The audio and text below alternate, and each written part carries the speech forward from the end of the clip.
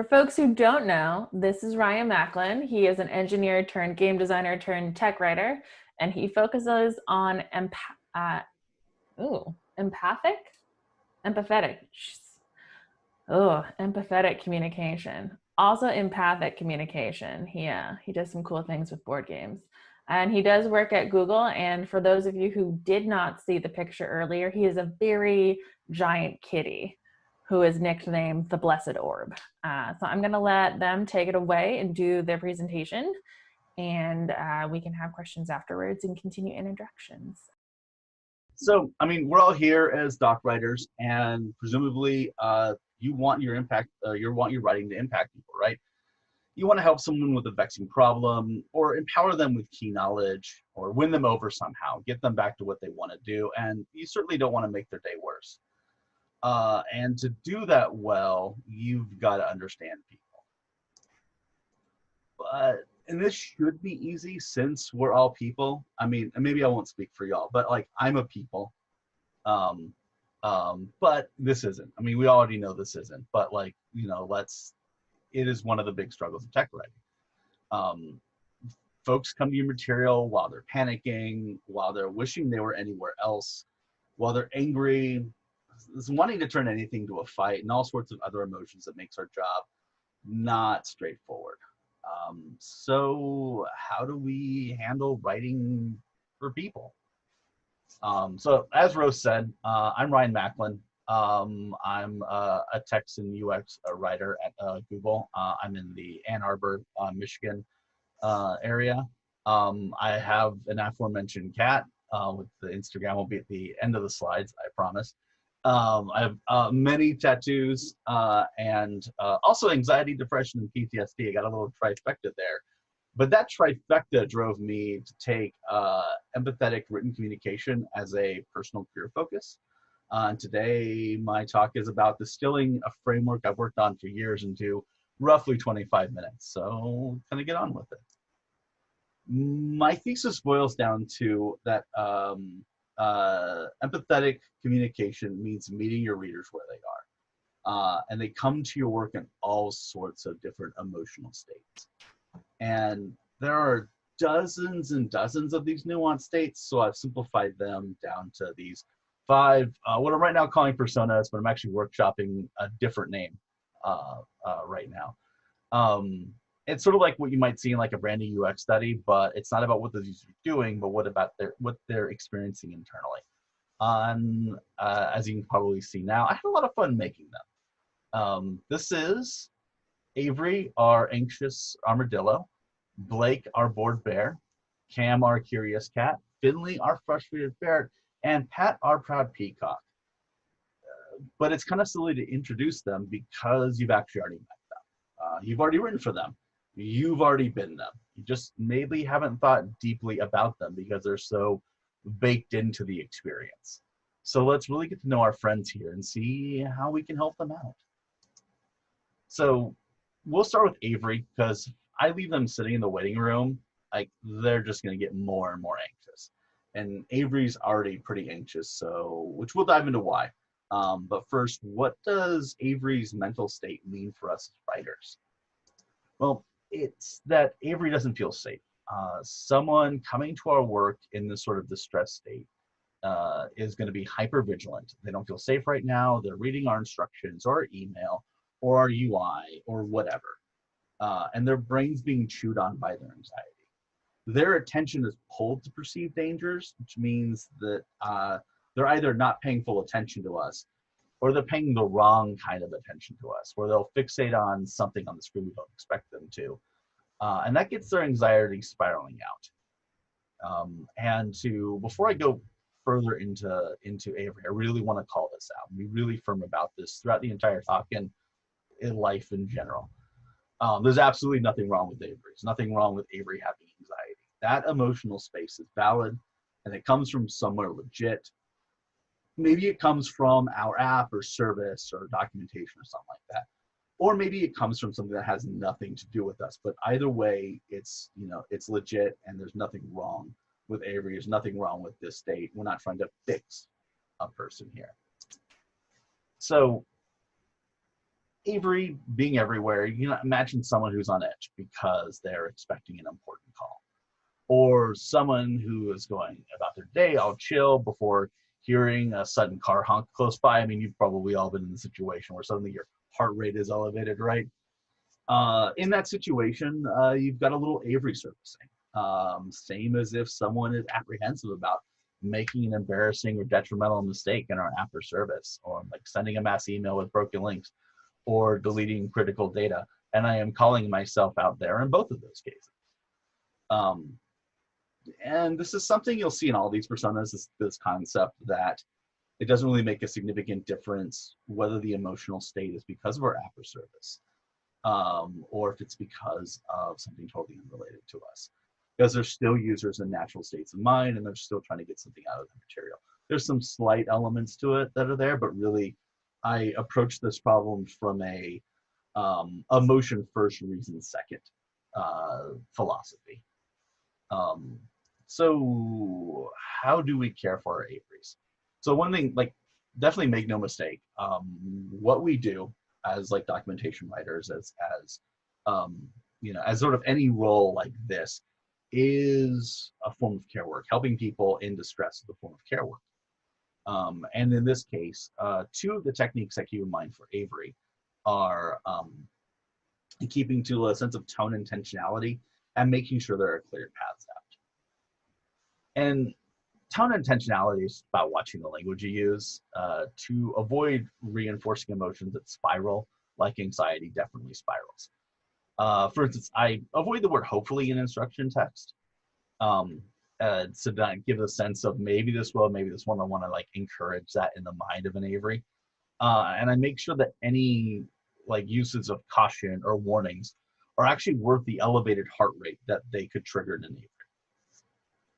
And the other technique involves making sure there's a clear escalation path, a path to some sort of support material, someone to contact, etc., in case the anxiety builds to a point where it feels impossible to process the information, where they can't really process the information by themselves, and they need or feel they need, which is effectively the same thing, that they need to get somebody else involved, or they get information that's framed in a different way that might help them break through sort of the anxiety barrier that's in their head.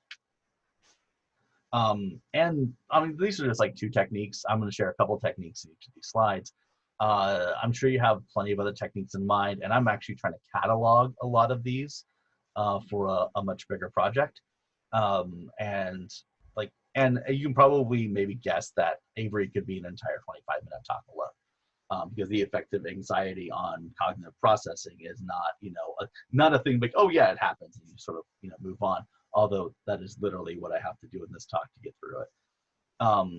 But yeah, like I said, so I'll stop here, and you'll kind of see as I go through this that the other techniques I mentioned will refer back to Avery, and some of these other techniques can be used in some of our other personas. So let's go ahead and move on to Blake then.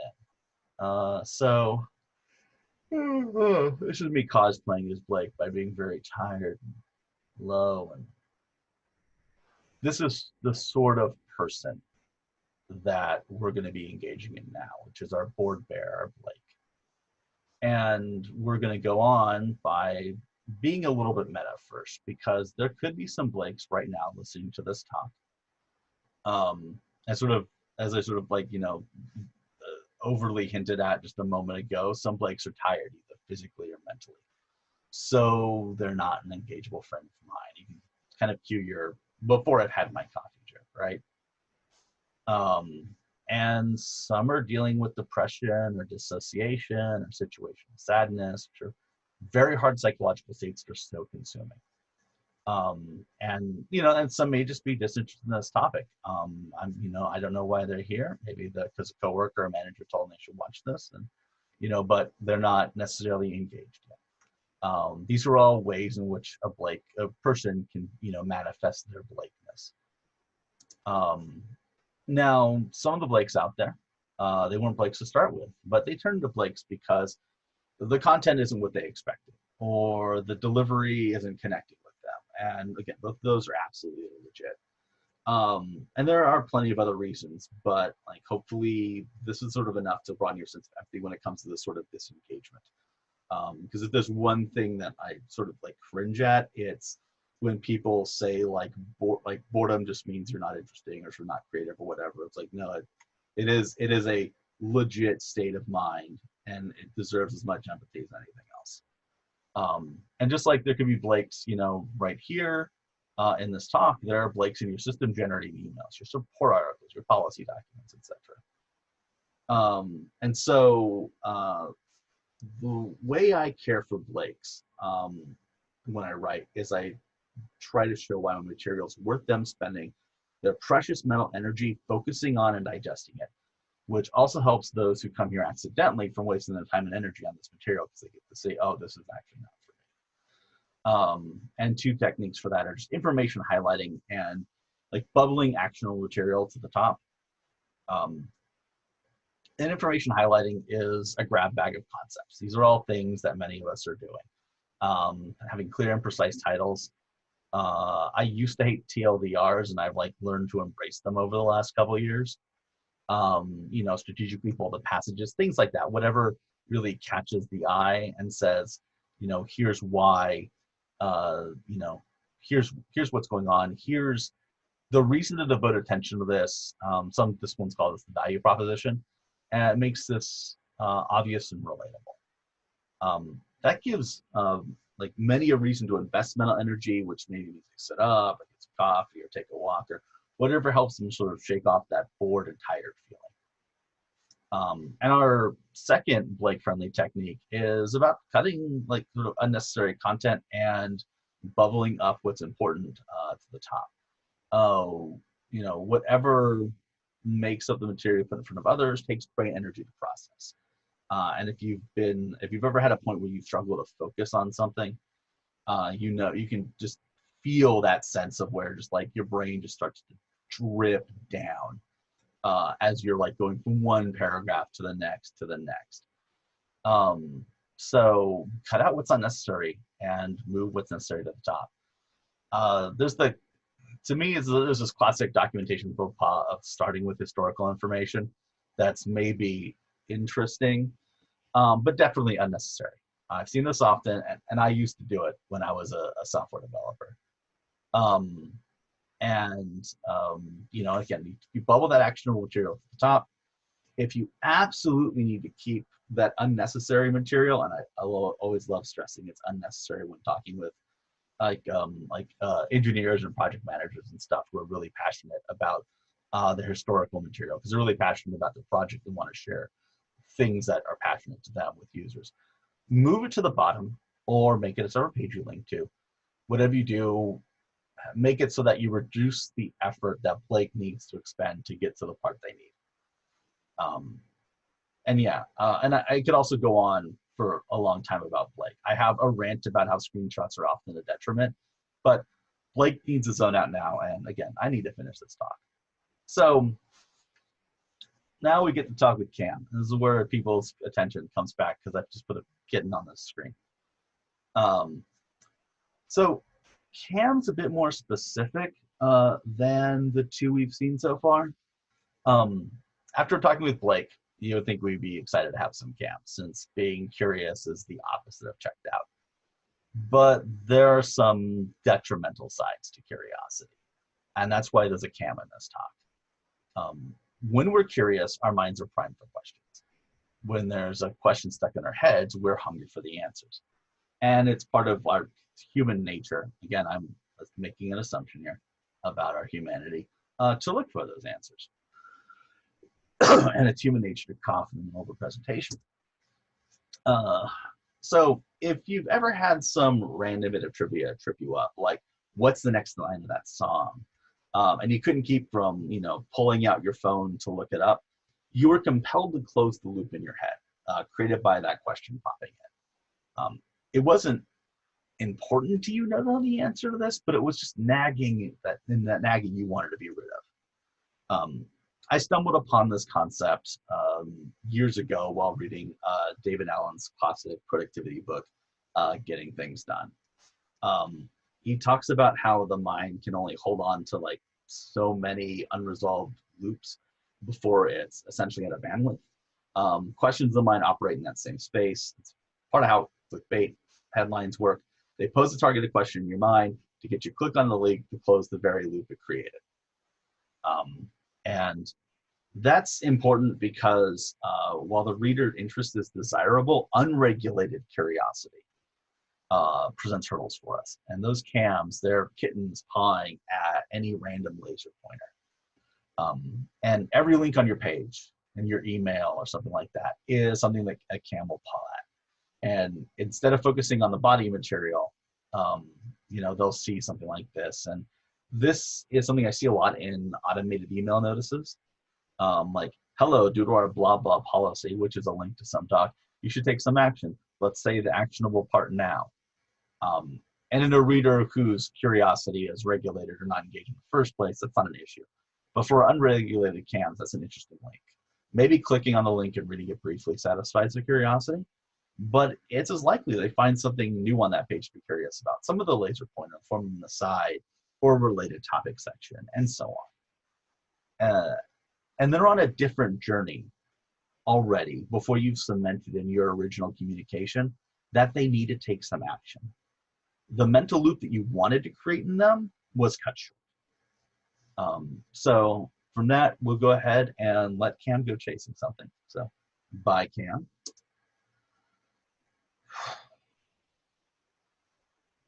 Now we need to be careful because we've left Finley, our frustrated ferret, on hold for a while, and they are not having it. Any of you who have ever worked in support like I have can probably already empathize with getting a customer who's been really frustrated and has been on hold for a while and is very happy to know that to start with.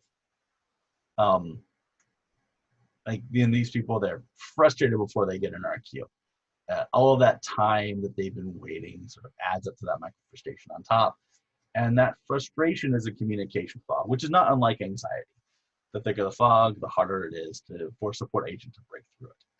So as writers, we want to diffuse the Finleys we're writing for. And when we can't do that, we want to at least not compound the situation with like adding micro frustration elements. Because that's just going to make that frustration fog harder for someone else's job. And Finley and Avery are cousins in a sense.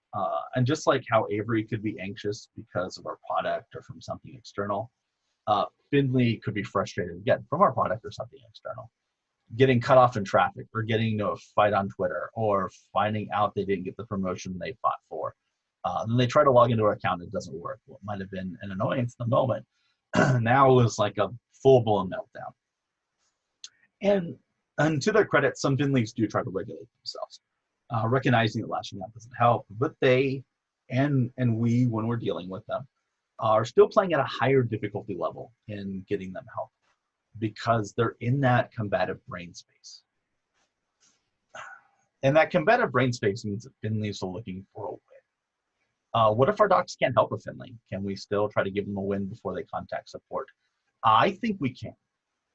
And this is where my first technique comes into play, which is about empathetic acknowledgement. You've probably encountered this with UIs that apologize for inconveniences or support docs that acknowledge a situation that what the user's dealing with isn't fun. And other places where passive text that we write tries to imprint the feeling of like, hey, your feelings are valid. Hey, we see you. This technique is also a part of support tactics for a reason. It's not a win-win form of solving Finley's problem, but even just being validated is a small win. And if that's enough to get a Finley to calm down, to get a Finley to help center themselves, that makes our job easier. And that makes any support agent who has to deal with them their job easier. And ultimately, it means Finley's job of helping themselves is easier. And like I said, you might know that, like I said, I've used the concept of centering with a Finley. I've used the concept of sort of like centering or regulating with Avery. And this goes for any agitated state of mind. And the further agitated somebody is, the thicker that communication fog that I mentioned is. So that technique about de-escalating Finley, the other technique I use, which really relates to communication fog, is to watch out for micro frustrations or micro confrontation. To avoid adding to Finley's frustration. That includes anything with a condescending flavor. Like things like starting a passage with obviously, or I've even removed like remember that from passages after sort of an experience over a decade ago of realizing that wasn't actually helping me. And as I mentioned earlier, and I think maybe at this point, hopefully enough users are pieced together, techniques for One Health persona help Finley, and like cutting unnecessary material and bubbling stuff to the top for Blake, or being mindful for outbound links for Cam. And they reduce the amount of time Finley spends before getting the help they need. That's great.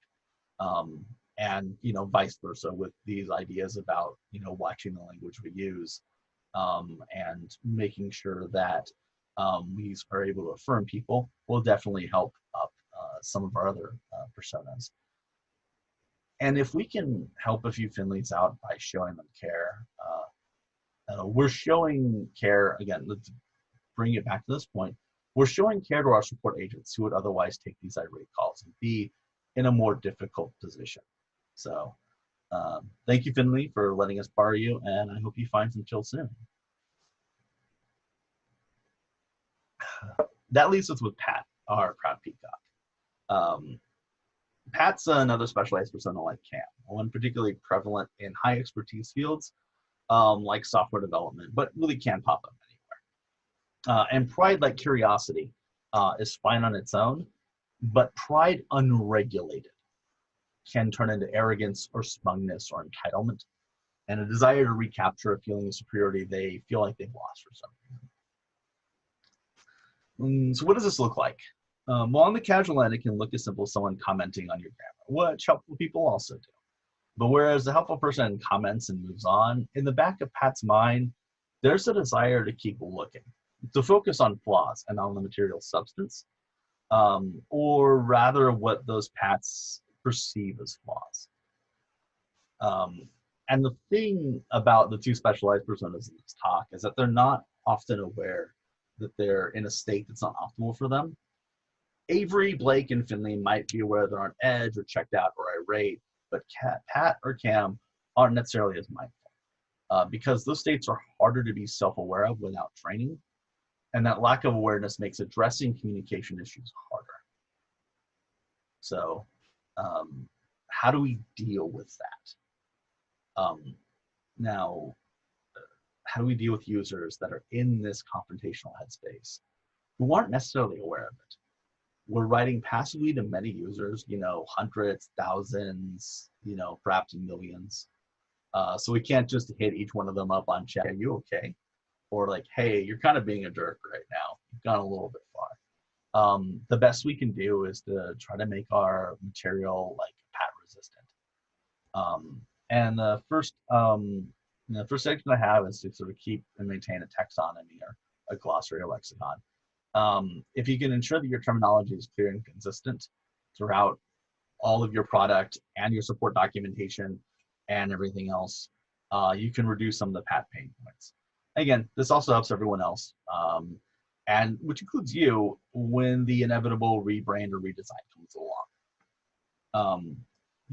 And if you want to build one, you don't even really need to start with like a full-fledged, like the word taxonomy can be like intimidating to some people. You really can just start with like a simple glossary, like, what can you do to ensure that your basic terminology is clear and consistent, right? Like ask these particular questions. What terms do you use and how often? Nouns, verbs, adjectives, or sort of identified as flexible, so you're using in the right part of the speech and you're not getting colloquial in some of the usage. What terms have subtle differences from the common language meaning versus what terms are pretty much the common language meaning, or what terms are really super not? Do they have synonyms that you want to use? Do they have synonyms you don't want to use? What sort of colloquialisms are you comfortable with, or do you expect support agents to use, but you may not necessarily want to use in your documentation sort of for official purposes? And when you know these key terms, you also know Wordzoid casually. For instance, a key term in your system is the word aspect. You shouldn't use that word casually, such as an aspect of Pat is literalism. The other suggestion I have is to get your examples reviewed by experts who understand your users. It could be code example on a dev site, which many of us are dev docs people. We have done this a lot. This is not new. But it could also be a business example for an ad tech help center.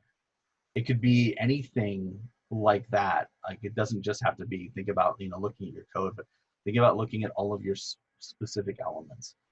Get them reviewed for relevance as well as accuracy. Hats can get hung up on the details, particularly with examples. So to get ahead of them, get these robust reviews, especially if an example is long and critical to understanding the doc. So that's enough about Pat. And in not a lot of time, I've walked you through 5 significant categories of emotional states. And I didn't include one like Ray the receptive rabbit, because as long as we're considering our other users, we'll handle our calm, respective ones with no problem. And for those of you who are familiar with accessibility and inclusive design, you might realize this is semi-secretly an accessible communication talk. And it follows like a similar philosophy to accessibility, which is where when you make your work accessible to more people, it benefits everyone, not just those people. One thing that happens when I give this talk, and I've given this talk a bunch, is that people map themselves just with one persona. They're like, oh, I'm totally an Avery, or yeah, I'll admit I'm a Pat. And that's too narrow a way to think about it. This is not a tag yourself meme. Like, take me. I'm a pretty anxious person, but I also get bored. I have plenty of times when I'm curious without focus. I definitely get frustrated, and I'm not proud to admit that I have my proud side as well. And we're all of these at different times. We're also all receptive at different times, being that sort of Ray the receptive rabbit. We're also those as well. And we're certainly other states that I haven't covered. You might feel like you genuinely lean one or two ways, but all of these are inside. So there's a couple calls to action. Like, this is all fine and good. It's all like writing philosophy. What do you do with it, right? Well, first, you can take something you've written recently. You can mark it up with how you think each of these 5 personas would take it, and maybe get 2 or 3 of you together to talk about what you found. And second, when you catch yourself in one of these states, examine that state. If it's combative or high heart rate state, center yourself. Note down if the material caused that state, or if you were already there when that happened. Were you there because of something related to the material, something separate, or a combination? What you learn from self-examining can raise your emotional proficiency, which raises your ability to tackle these sort of problems. And just to end again, that these emotions are valid no matter where they come from. That's really, really clear. Like, there's no shame in what our users are feeling. I don't want to, ever in sort of this talk or anything related, suggest that that's something that we should think about. So again, this is me. I'm Ryan Macklin. I just got back on Twitter. And again, my cat has an Instagram. And I also am the co-organizer of Write the Docs Detroit Windsor, which, like everything else, is online right now. So, check it out on Meetup. And here's like a little quick reference that I have here, which, since it's getting recorded out into the world, is there sort of some questions that I consider. Feel free to also, screen cap this if you like. I will go ahead and leave it up for a moment. That is my talk on emotional personas.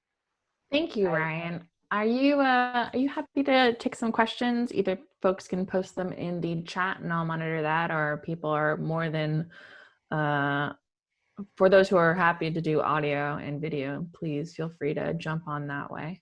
Yeah, totally. And did you want to record the questions as well? Yeah, I can record the questions. We'll see if maybe I'll cut them or not, depending on the size of the video. But yeah, let's go ahead and record them. Great. It looks like we do have one from the chat, and it says, where do you draw the line between harsh language choices versus straightforward imperative statements? So it depends on, for me, it would depend on the subject. The more serious the subject, especially if it's something where there's a destructive element to it, like you could, delete all your data from this.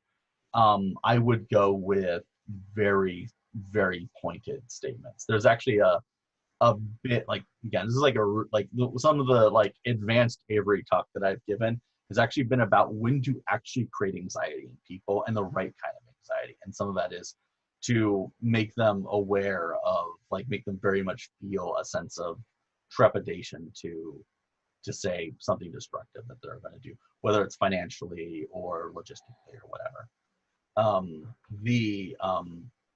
But like, it's still like, you can still do that and still keep with tone intentionality at the same time.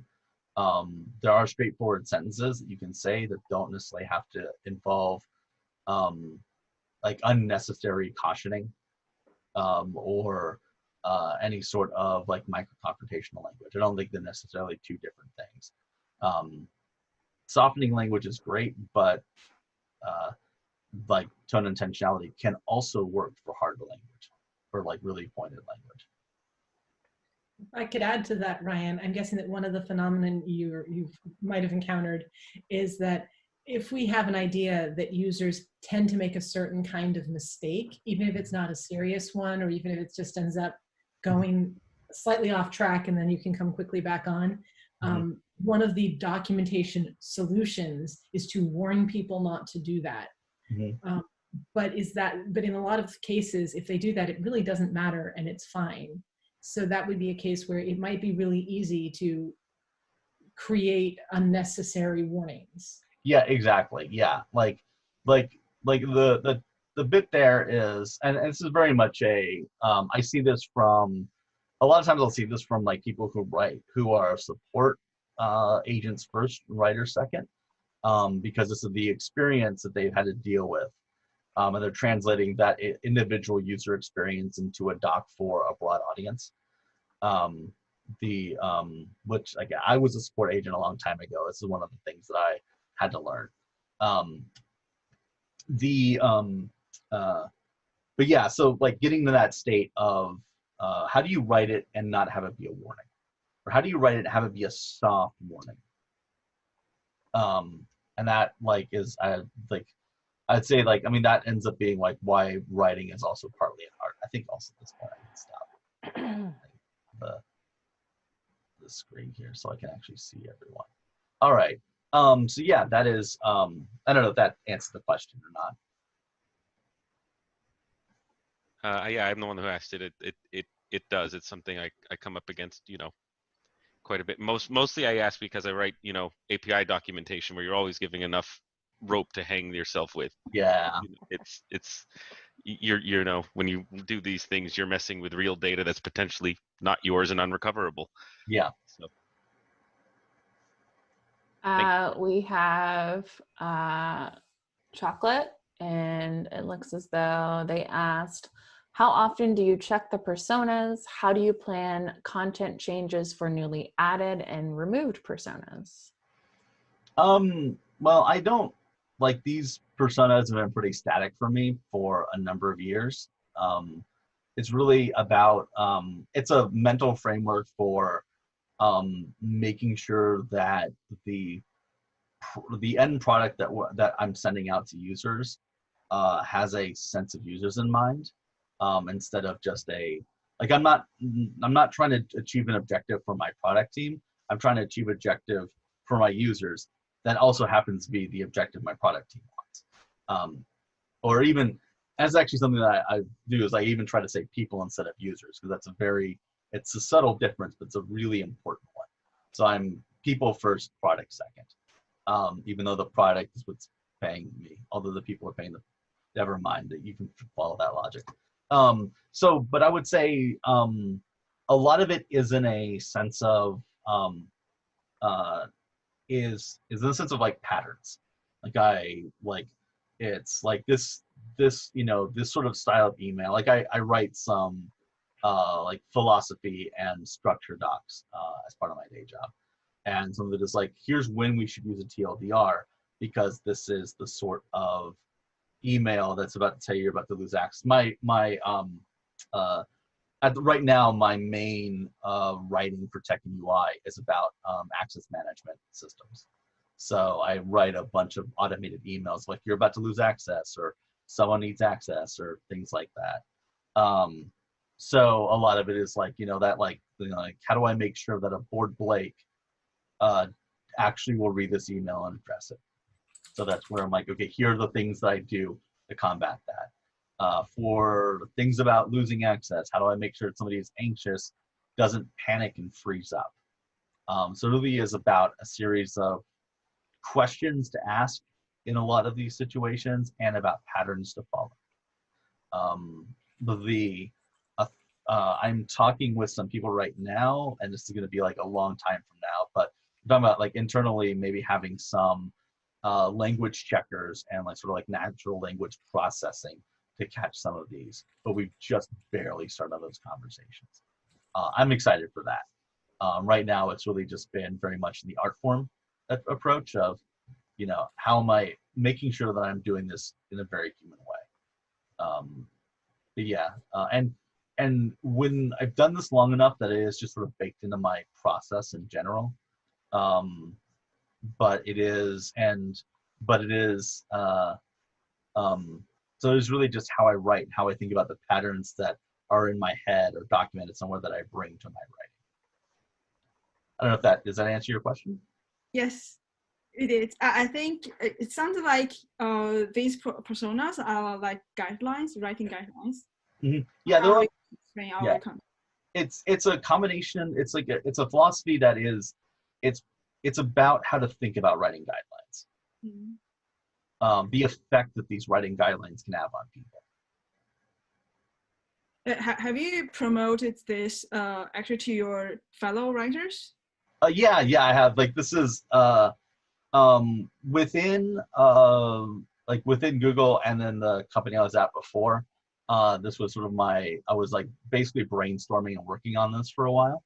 But yeah, this was and then everyone's basically said I should actually give this talk. This is the third time in like a month I give this talk. So I'm trying to get the idea out there. I have a lot of people who are interested in sort of in this as a framework to teach people sort of how to think about writing. And I'm looking at also how to turn this into material so that people who want to learn how to do writing, technical writing, can use it as a sense of philosophy. But that is like, a lot of these things are down the road. But this is a way to teach philosophy of writing rather than teaching just the mechanics of it. Please let me know when you actually roll out the material. I will definitely sign up. Yeah, definitely. That's probably what I'll actually use my Twitter for, so feel free to follow that. I like almost never use it. I left Twitter years ago, and my mental health was great after that. So I'm dipping back in because I'm a glutton for punishment, much like Rose is, but in a different way. That's why we're friends and get along. And I love how I just referenced something that's not actually going to be in the recording. Kind of, yeah, exactly. Yeah, so, well, yeah, I'll definitely let you know. I will not be quiet about it when I create something like that, for sure. Okay. Thank you. All right, looks like you had a question. Yeah, I just wondered if you had examples of the before and the after.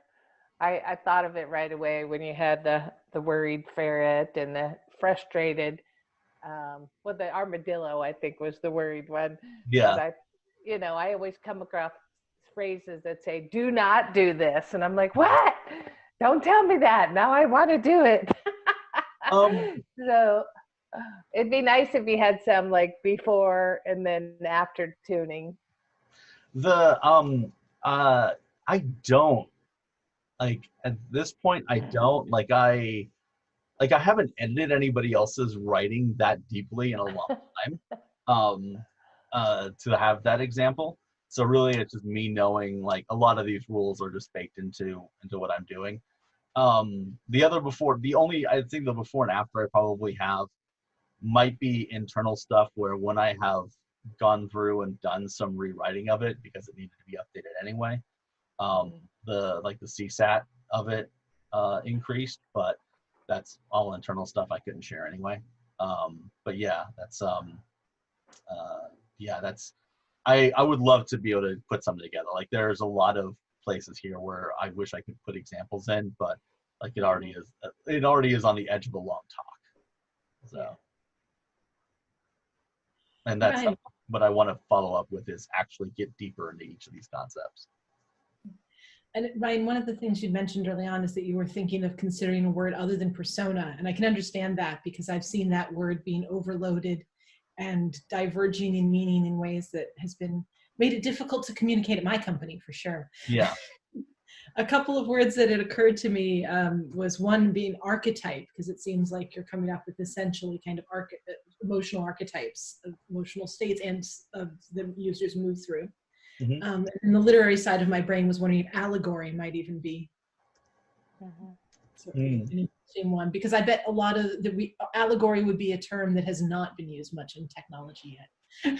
Yeah, like I originally called it persona because I wanted to draw people in for that reason of like what do you mean? But I think at this point I don't need that anymore. But I just haven't had another thing to call it yet. I've had some suggestions, like somebody suggested roles. Somebody suggested profiles too. But profiles thing has a similar thing of like kind of being overloaded, but it's still generic enough that it could kind of work. But yeah, no, I'll have to. I like those. I'll have to chew on those. I'm gonna spend a while on thesaurus.com one of these days and just, which is my one of my little joys is naming things. I will spend weeks figuring out the name for something and that I'm working on personally. And so it'll just be a lot of thesaurus.com and other searches and learning about words I didn't know about. Like if I a few months ago learned about the word ambit, which I'm not going to define for you. I'm going to say go search for AMBIT, ambit, you know, and maybe you can use it in your own stuff. Does that need a not safe for work tag? It is a legit, totally cool, safe for life Cool. and work. Great. Thought I would double check. I didn't Yeah, see I it, respect so it that. would No, be, you can but you yeah, know, it's a most of us Merriam-Webster, are no work machines, so it's a Merriam-Webster search, not a Urban Dictionary search. nice. Just noted, you said ambit, and I saw everyone's heads kind of swing that way. Yeah. I was guilty too. Yeah, it's my favorite new word. I had to since I'm still a game writer, and I had to come up with something for a game term, and trolling through the thesaurus. Yeah, that's what I came up with. It's a good word. Yeah. Yeah. Any other questions? I'm also happy to like turn it over to the Happy Times.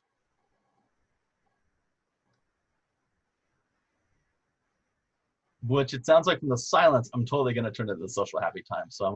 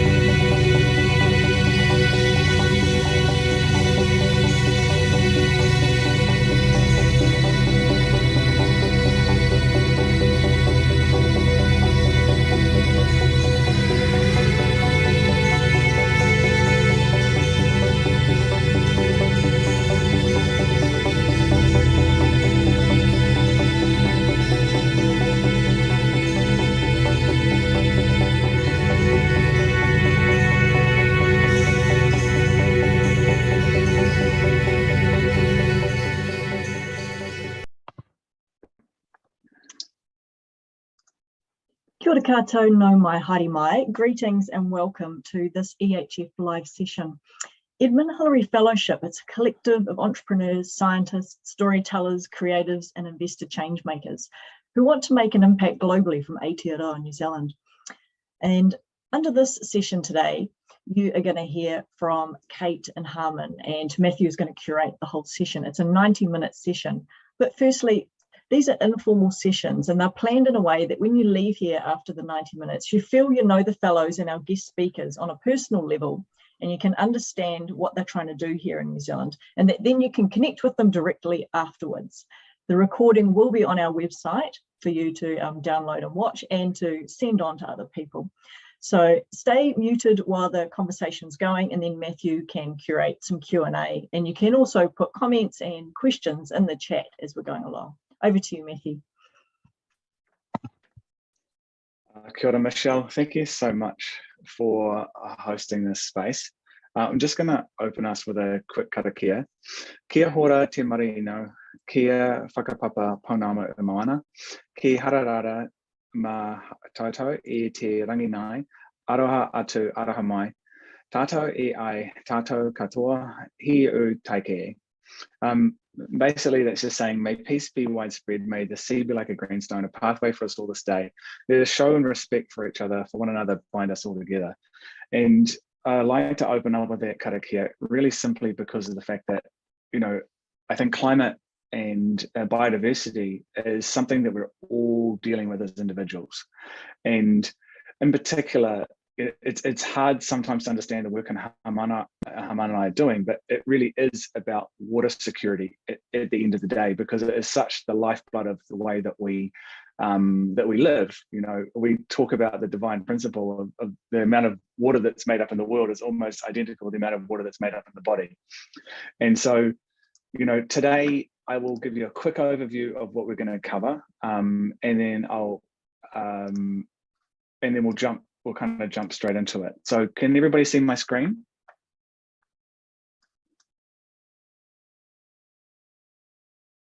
If you're muted, then I can't hear anything.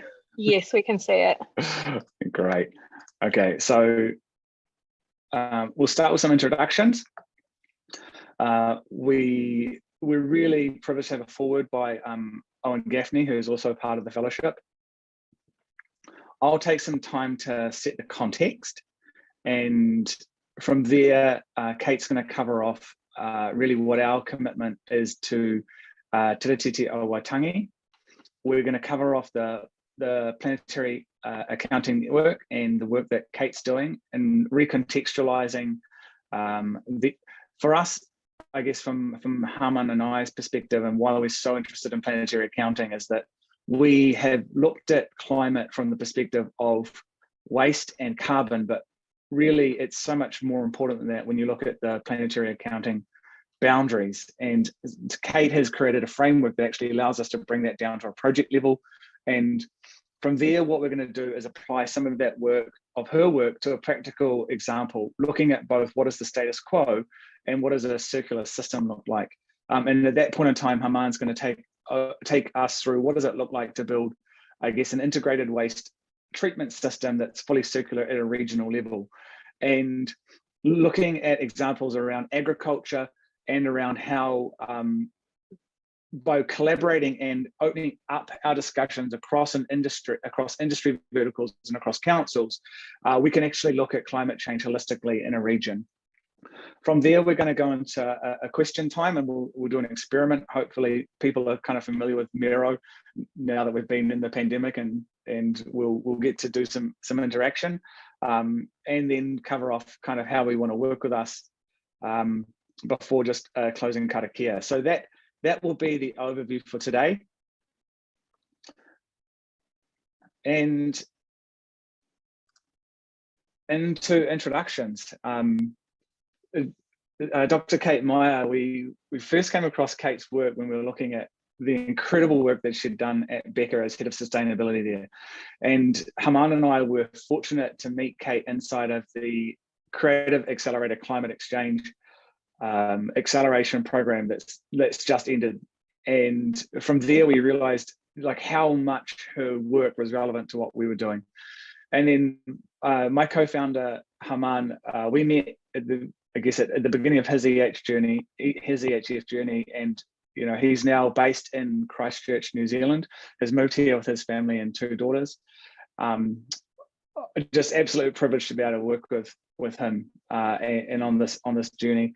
And myself, Matthew Jackson, toko ingoa, no koe ahau e waihara keke te waipunama o Aotearoa, ko Waikato te awa e maha nei aku maraharara, ko Tungaringo te maunga e te rai e taku nakau, e mihi ana kina toto kina toho nehe tamiki makare e wai anaho anu. I was born in Blenheim, which is where we're going to be building a demonstration plant, just a little bit to the side of that in Nelson. My heart cries because of the challenges we're seeing with Waikato River at the moment. And much like Kate loves her time on a mountain, Tongariro is where I like to snowboard and love my time, but now I respect the place I live in, which is Tamaki Makaurau in Auckland. So with that, I'm just going to share my screen again and let us open this space with a foreword from Owen Gaffney. Owen is he has been involved in creating the planetary boundary guidelines, works at the Stockholm Resilience Centre. He's also oh my gosh, I can't even recall the number of things that he's involved with when it comes to communications around climate change. But he's on the Institute for Climate Impact Research and the Global Commons Alliance. So a bit of a mouthful, but it's incredible the work that he's doing, and we're just really privileged to have him be involved in providing a forward. So I'll share my screen and let's see if we can get that up.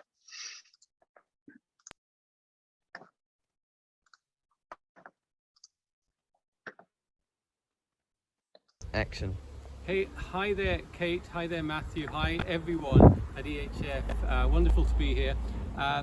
So it's been 13 years since the publication of the Planetary Boundaries Framework back in 2009, which was a landmark achievement. For the first time, we had an Earth system framework for a stable operating system for humanity, for civilization, a stable operating system for humanity, and that we know that for the previous 10,000 years, that's been the only state we know that civilization can thrive. And what's interesting about the boundaries framework is that it wasn't a single boundary identified, it wasn't 1,000 boundaries identified, it was 9 boundaries identified as the key priorities for humanity. But then, as it was published, we also announced that we'd crossed 3 of those boundaries related to climate change, biodiversity and biogeochemical cycles, our use of phosphorus and nitrogen in agriculture mainly. Since 2009, the boundaries has been updated in full boundaries assessment updated in 2015, and there we showed that in fact a 4th boundary had been crossed relating to land use, particularly deforestation. And now here in 2022, 2 new papers have emerged announcing that we've crossed 2 more boundaries, one for novel entities, chemical pollution, plastics, and the second for water use, for soil moisture, as the water cycle is changing as a result of human activity. So there we have it. So we have 9 planetary boundaries. We've now transgressed 6 of those boundaries. We're in the danger area. This is now a priority for humanity to come back within a safe operating space, which is why it is so important that we work to downscale the boundaries at national levels, at regional levels, and at the level for companies and businesses to operate within boundaries.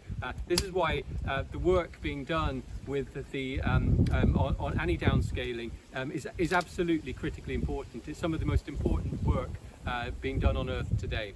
Thank you.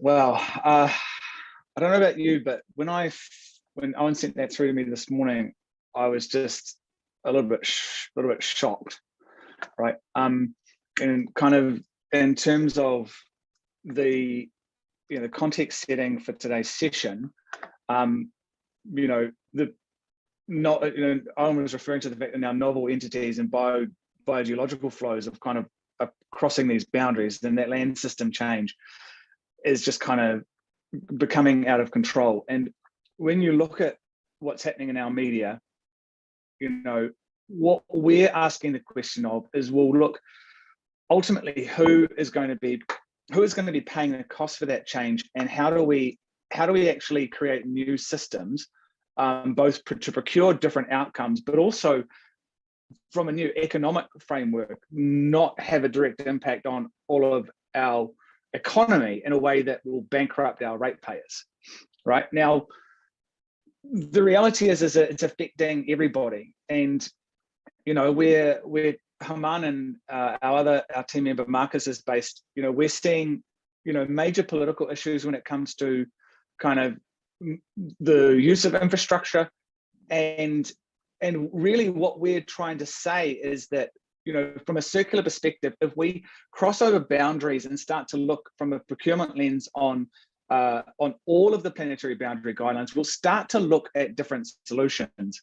And in the case of Canterbury, we can see that they're dealing with issues around odor, they're dealing with issues around the capital cost of new infrastructure, the emissions liability, and across the country, we need to transition to more clean and green energy, right? But at the same time, we're facing major problems in our primary sector, right? We're seeing this agricultural greenhouse gas footprint is now becoming something that's really relevant for and is actually going to start costing farmers over the next 3 or 4 years.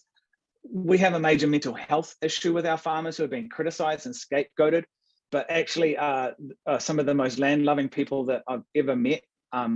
But we are seeing nitrates in our water harming public health, and expecting new water regulation and the consolidation of water infrastructure to make a huge difference on the way that we're managing infrastructure in New Zealand.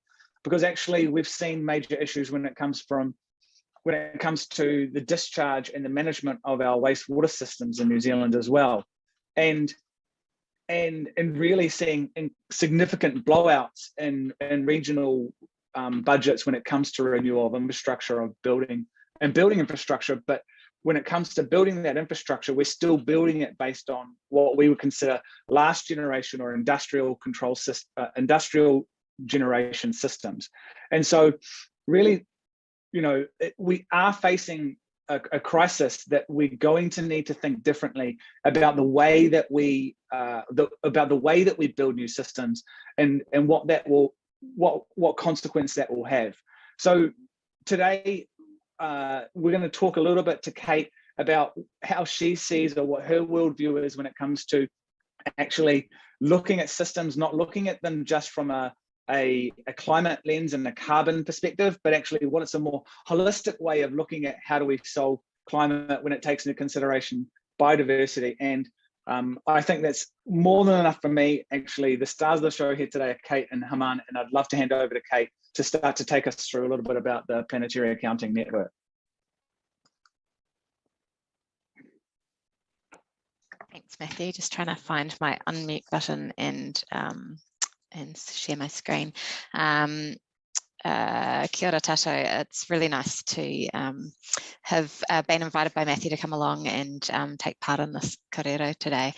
I guess just reflecting on that video, it's nothing new, that I operate in this planetary accounting space full-time, planetary boundary space full-time. But I have to say that just hearing that update from Owen was a little bit emotional, actually. I think every time I kind of go back and update slides that are more than a year or so old, the dial has shifted so fast that it's quite alarming. And actually, I was chatting to my 8-year-old about it a couple of weeks ago, and he said, Mum, I don't want to be a planetary accountant when I grow up, because it's just really depressing. And I think, while I try to, I think we all need to just maintain a really forward-looking attitude. It does sometimes actually get to me like that, and that was one of those moments. But really cool that he sent that through for us. I just want to, I guess, start today by sharing this whakatauki, Te Porahita o Te putaiao, which means the life circle of the environment. And so it goes, kia tō te rangi Māori o te rangi e tuiho nei, o Papatūānuku e takato nei, o te taiao e awhi nei, ki ranga i a tātou tihe wā Moriora. And what it sort of, the meaning translates to say that it's really only when the spiritual world and the heavens and the physical world are brought together by the active participation of the kaitiaki, of the guardians, can there be true peace and well-being. And I guess that's really the basis for all the work that I do. I think I was talking to an incredible lady last week from Ngāti Toa when I was up in Wellington for the accelerator program, and she was talking about her ancestors who were so in touch with the environment that they could accurately predict the weather about 3 years out. Not 3 years, that would be amazing, but 3 weeks, which is still pretty incredible. I live in Wanaka, and as Matthew alluded to, I'm a pretty keen skier, and I don't even trust the weather forecast a day out, that we're doing with these, quite advanced computer models. And, I think the problem with this whakatauki is that it's really true that we can only sort of succeed if we can all participate in that kaitiaki and that guardianship. But actually, that's very difficult to do these days. Life has become so removed from the environment. Our clothes arrive in buildings on hangers. We go into air-conditioned sheds or supermarkets to get our food, and so although I think there's this huge drive from consumers and businesses to shift the dial and move into that sustainability space, it's actually really difficult to do that. I think there are two major problems. I think the first is that many people are still very focused on climate and actually don't even understand that full perspective of the planetary boundaries. But then even for those that do understand it, actually, they don't have the tools to do anything about it.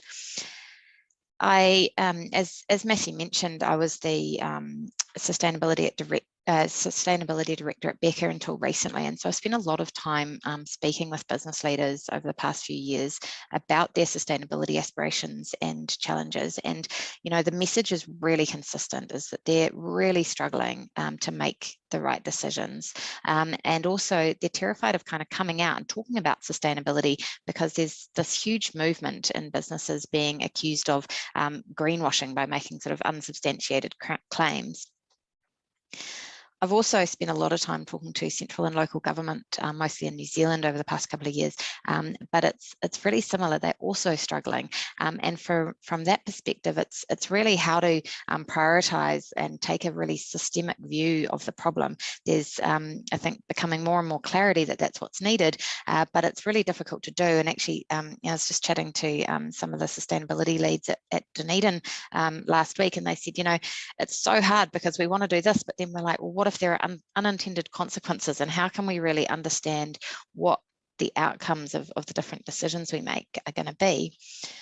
And then, speaking to consumers, and I've actually run some really interesting focus groups with consumers quite recently, and for them it's they're motivated to make better choices, but actually it's really hard to do that, and they're really concerned that they don't feel enabled to take action, but they're not seeing businesses or governments move at the pace that's needed. And so there's this sort of three different sort of player groups, if you like, all facing these really big challenges. And I think from my perspective, I've been working in the sustainability space for about 15 years, and really as soon as I started working in that space, I was like, man, what I've learned about sustainability through the science and what we're seeing people do in reality is just not really related at all. And I was, really quite concerned about that, and I actually started tinkering around in my spare time trying to create a little tool that would help to address this. But actually, the problem is huge. It's a huge gap and a really complex problem. And so in 2013, I left my job as a sustainable building designer and started to say, well, what could we actually do about this in real terms? And almost immediately landed on the Planetary Boundaries framework. And, you know, it was that, somebody's actually, you know, put the numbers around this. You know, my background is engineering, and I love numbers. And I think at that stage felt like if we could just quantify sustainability, we'd all be okay. And, you know, and then, you know, I guess it just emphasizes that disconnect that the Planetary Boundaries was published in 2009. And it wasn't until I actually went from the business world into the academic world that I heard of them, because it was such an exciting thing for me to say, okay, well, we've quantified it, so now what do we do? And I think the Planetary Boundaries work is perhaps the most important sort of publication that there is, because it really sets out the challenge very clearly. We need to respect these 9 priority areas if we want to avoid, you know, fundamentally changing the planet. The problem is that this is an incredibly important health check, but it actually doesn't really help to unpick what to do about it. And so, you know, and Owen talking about, you know, this downscaling, there's a need to take these from that global scale and say, okay, well, what do we do about it? And I think the best way to sort of understand that challenge is to imagine you were going to visit the doctor. And the doctor would, you know, measure your heart rate and your blood pressure and weigh you. And then, you know, imagine if she turned to you and shook her head and said, oh, you know, it's very bad news. You're obese. Your blood pressure's through the roof. You have tachycardia. And then said, okay, thank you, have a nice day, and sent you out the room. And I think, you know, the Planetary Boundaries is that health check. It says, you know, we have a really big problem and this is where the problem is, and here are our focus areas. And so what I set out to do once I discovered it is to say, well, okay, so what is the prescription? What are the tangible actions that we need to do so that we can translate that to the scales that we actually make decisions? Because I'd say nobody in the world is making decisions at that global scale. And so I came up with a framework that I called planetary accounting that helps people to determine what they can do to play their role in returning us to within the planetary boundaries. And so it works at every different scale, addressing that business level, those government levels, and those individual levels. And so I was working on this, and then I thought, man, this is pretty neat. I think this could be amazing, but who am I to try and translate this incredible global framework that was developed by all these incredible scientists? And so I actually started calling them up and said, I'd like to come and visit you and get your input on this framework. And there was such a positive response from the global scientific community. It was actually blew my mind how warm and welcoming everybody was. And so my husband quit his job and we packed our children into a caravan, and we spent a whole year traveling around Europe to go and visit all of these incredible scientists. And so I got to spend a couple of weeks with Will Steffen and Johan Rockstrom, sat in Johan Rockstrom's office for a few days working, and so I got to be a fly on the wall for some meetings. And man, he's a pretty incredible person, but also took the framework around social scientists. Catherine Richardson at DTU, who's also one of the lead authors of Planetary Boundaries, the Water Footprint Network, Nitrogen Footprint Group, to really make sure that it was really scientifically rigorous what we were doing, but also that it was really connected into the social sciences around behaviour change and how you can actually, take science and put it into action with businesses and governments and people. So the way that it works is it basically translates the outcomes of the planetary boundaries into global budgets. Now it looks really nice and simple with a little pink arrow, as if that was a kind of a linear translation.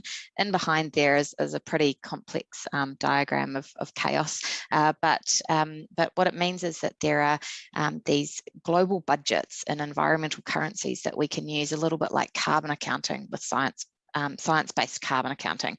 So like carbon accounting, we can say, look, we want to avoid global warming of 1.5 degrees. And so here's a global budget, and then we can start sharing it up and we can look at the carbon footprint of a product or a project or a company or a person and compare that with those global limits.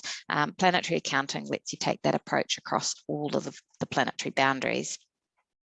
And so I guess for those of you who don't sort of sit in the environmental accounting space, there's two reasons that that planetary accounting really is a bit game changing. What you can do at the moment is you can either do something like a life cycle assessment, or you might have heard of environmental product disclosures, where you get a whole host of complex environmental data and lots of complicated metrics, but there's no context. And actually, to be honest, you really frankly need a PhD in environmental accounting to even understand it at face value.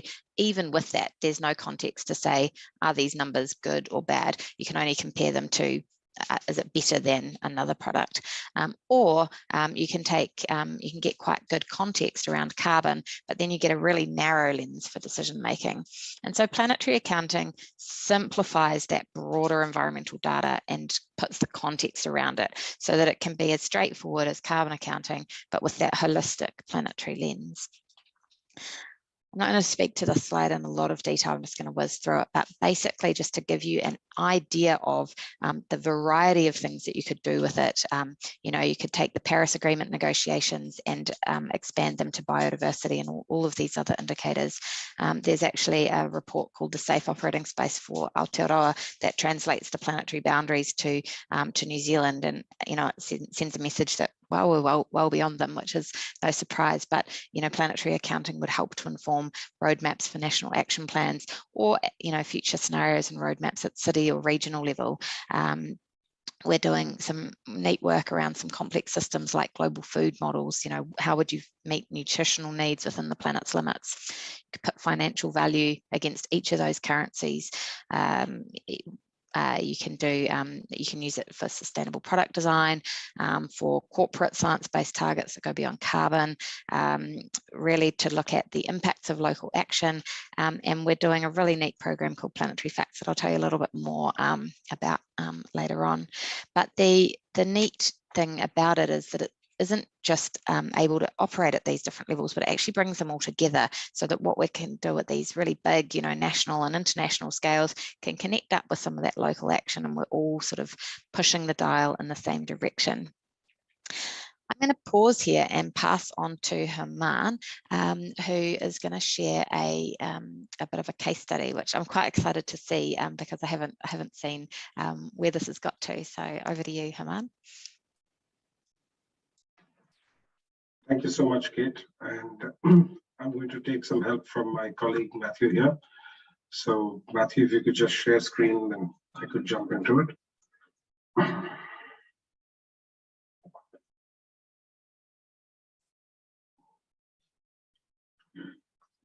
Right, so the fascinating thing about the work that Kate's been doing is when we were engineering a solution, there were some things that we knew intuitively, but which we struggled to quantify.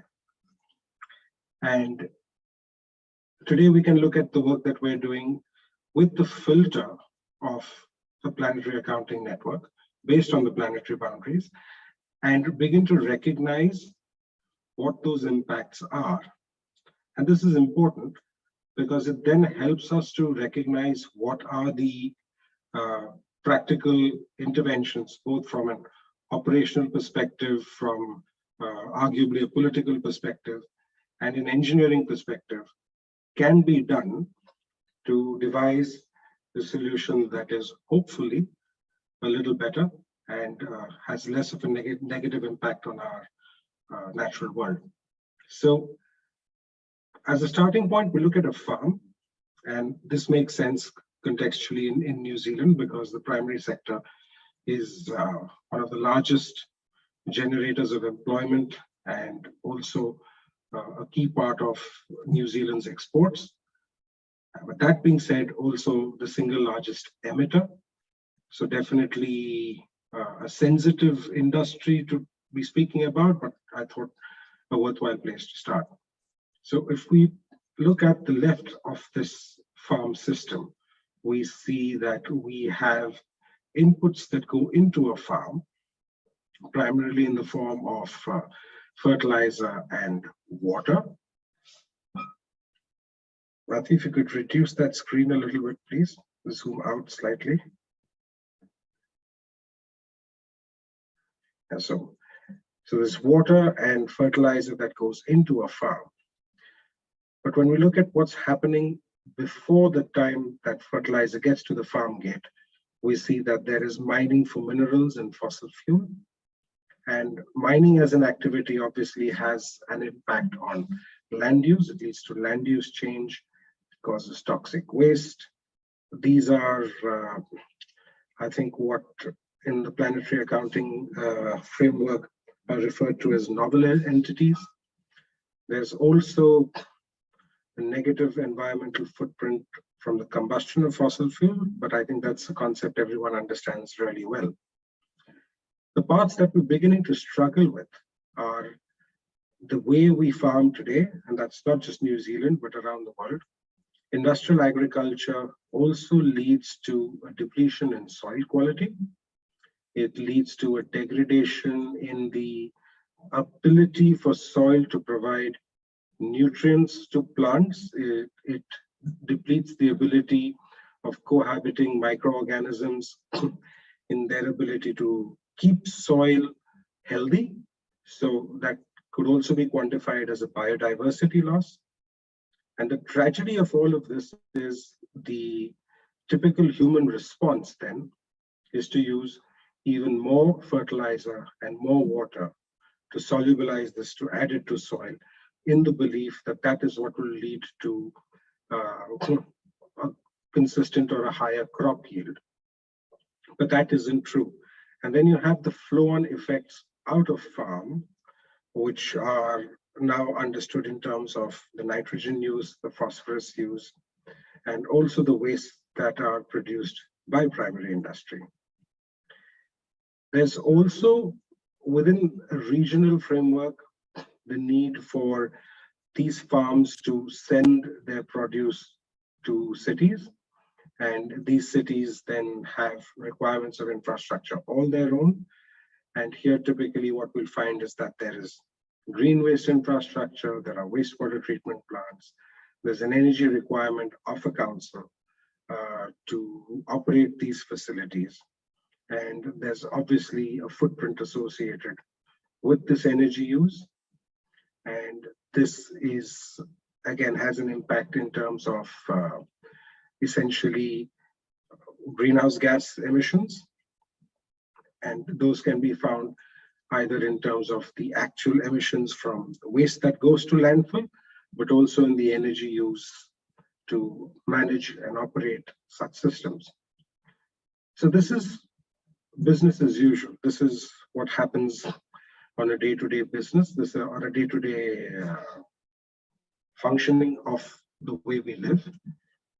But when we look at it in the context of planetary boundaries, we begin to see that these impacts are now felt on the local ecology. There is water use, there is a decrease in biodiversity, there is an increase in emissions.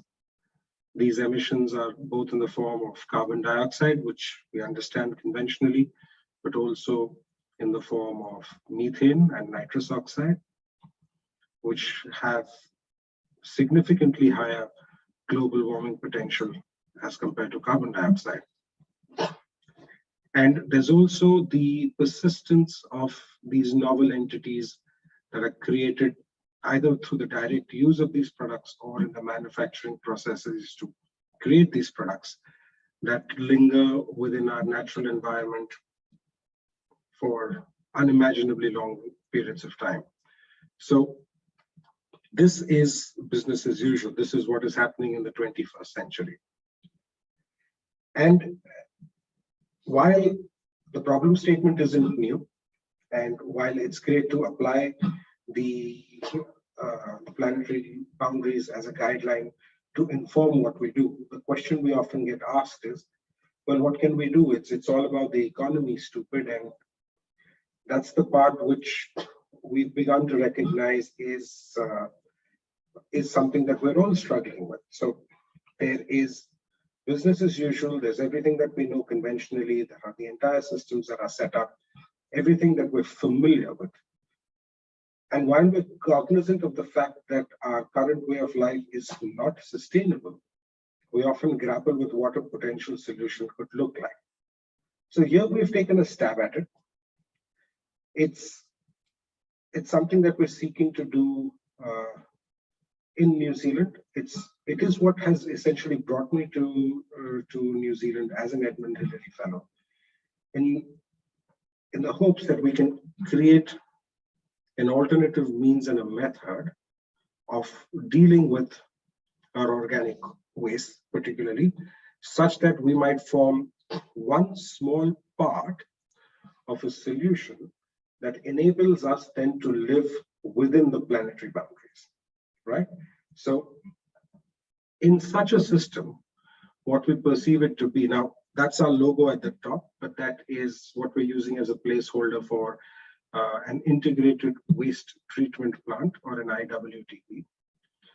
So as the name suggests, what an IWTP does is it processes all the organic wastes that are available within a region.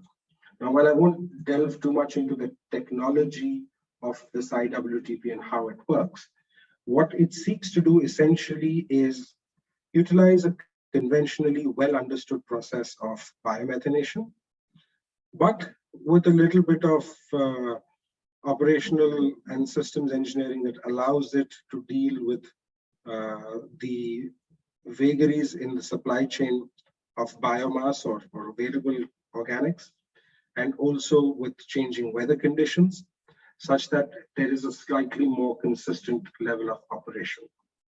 Now, such a system, what it does is the inputs to this integrated waste treatment plant come both from the city level, which includes the likes of the green waste and the wastewater sludge that comes from councils, but also the waste from farm, which includes manure, which includes crop residues, which includes some degree of spoilage of produce, and also significantly from the primary sector, a large part of the waste that the primary sector generates.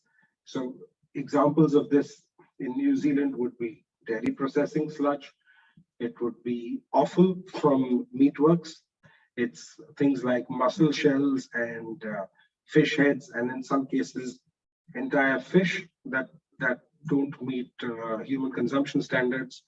It includes crop residues, of which a significant quantity is burnt every year.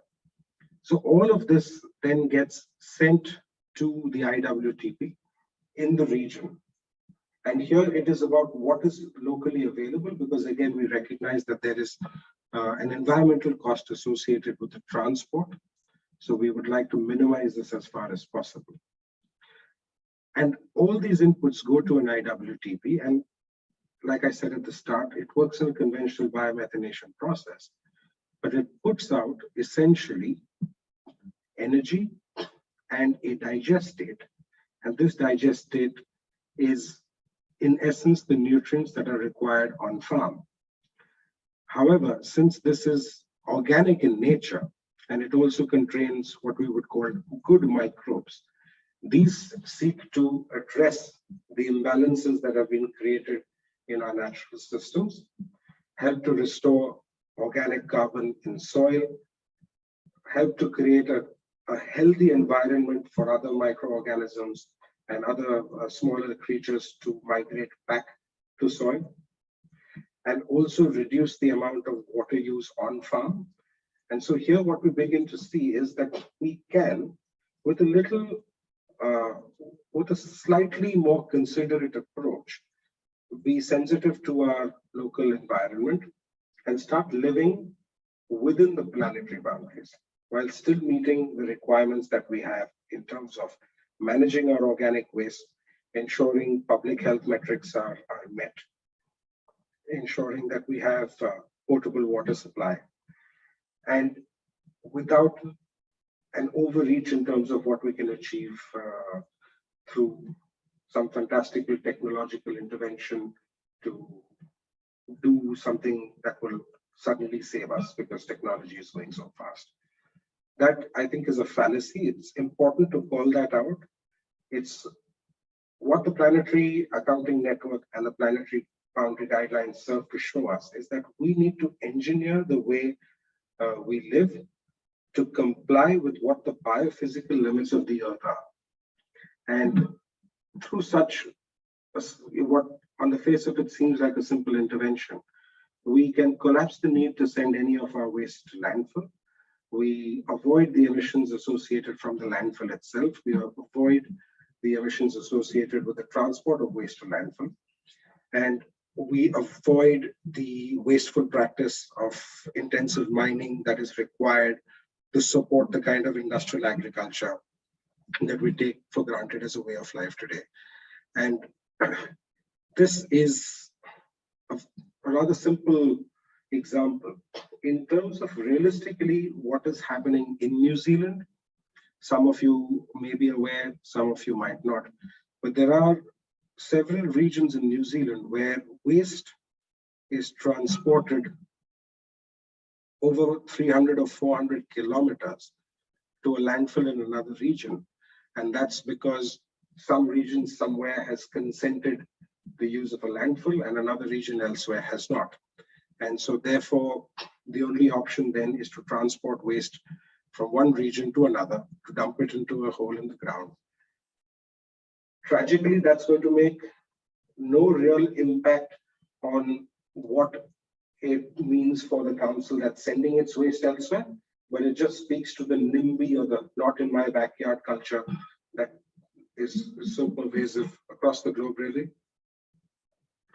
With that, we can now look at perhaps taking any questions that the audience may have. If there are any specifics that anybody would like to ask Kate or Matthew or myself, then we're happy to answer these.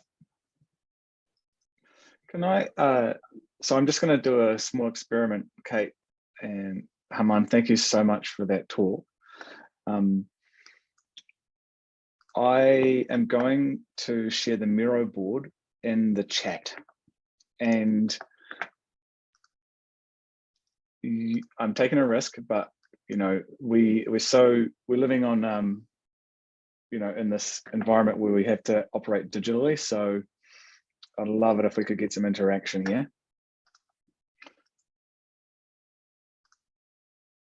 And I highly encourage you to participate by clicking on this link that I've just shared with everybody. Now, I'll give you another one just in case that one doesn't work.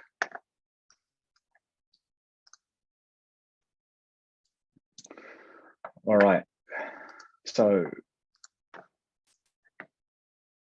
share screen.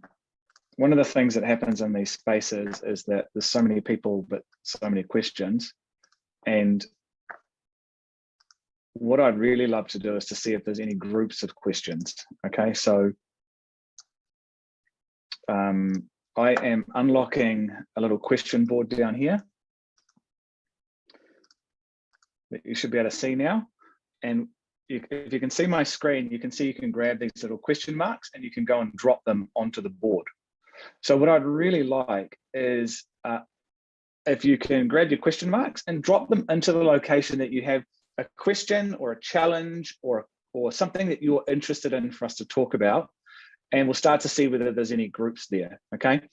And my request is that we do this for 2 minutes and you've got 3 question marks.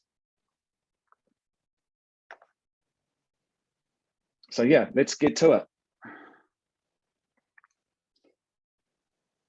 Great to see some visiting artists.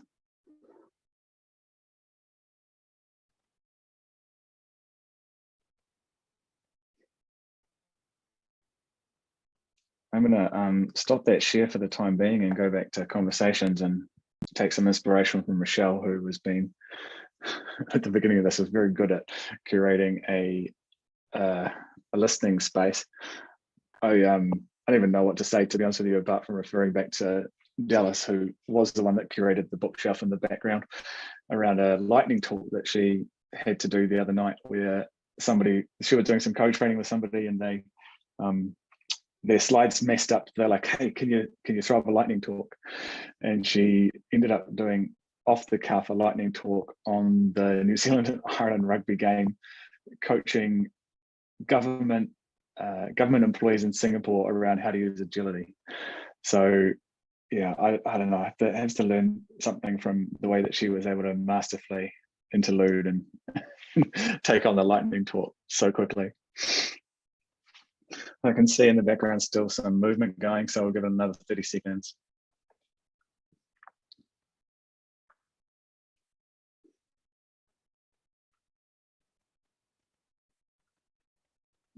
Oh, I may not have dropped or locked all of the boards.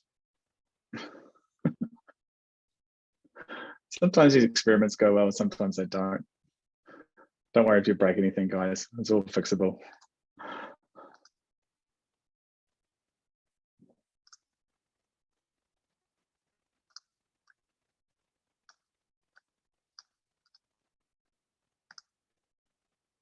Okay, are we seeing any trends yet? So we've got some questions around sludge.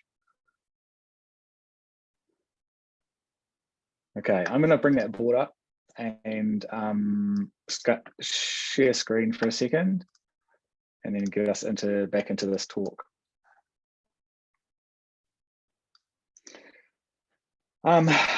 Okay, so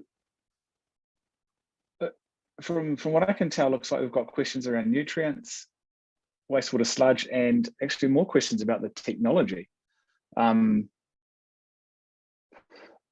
Does anybody want to come off mute and ask the question about the technology that they were interested in?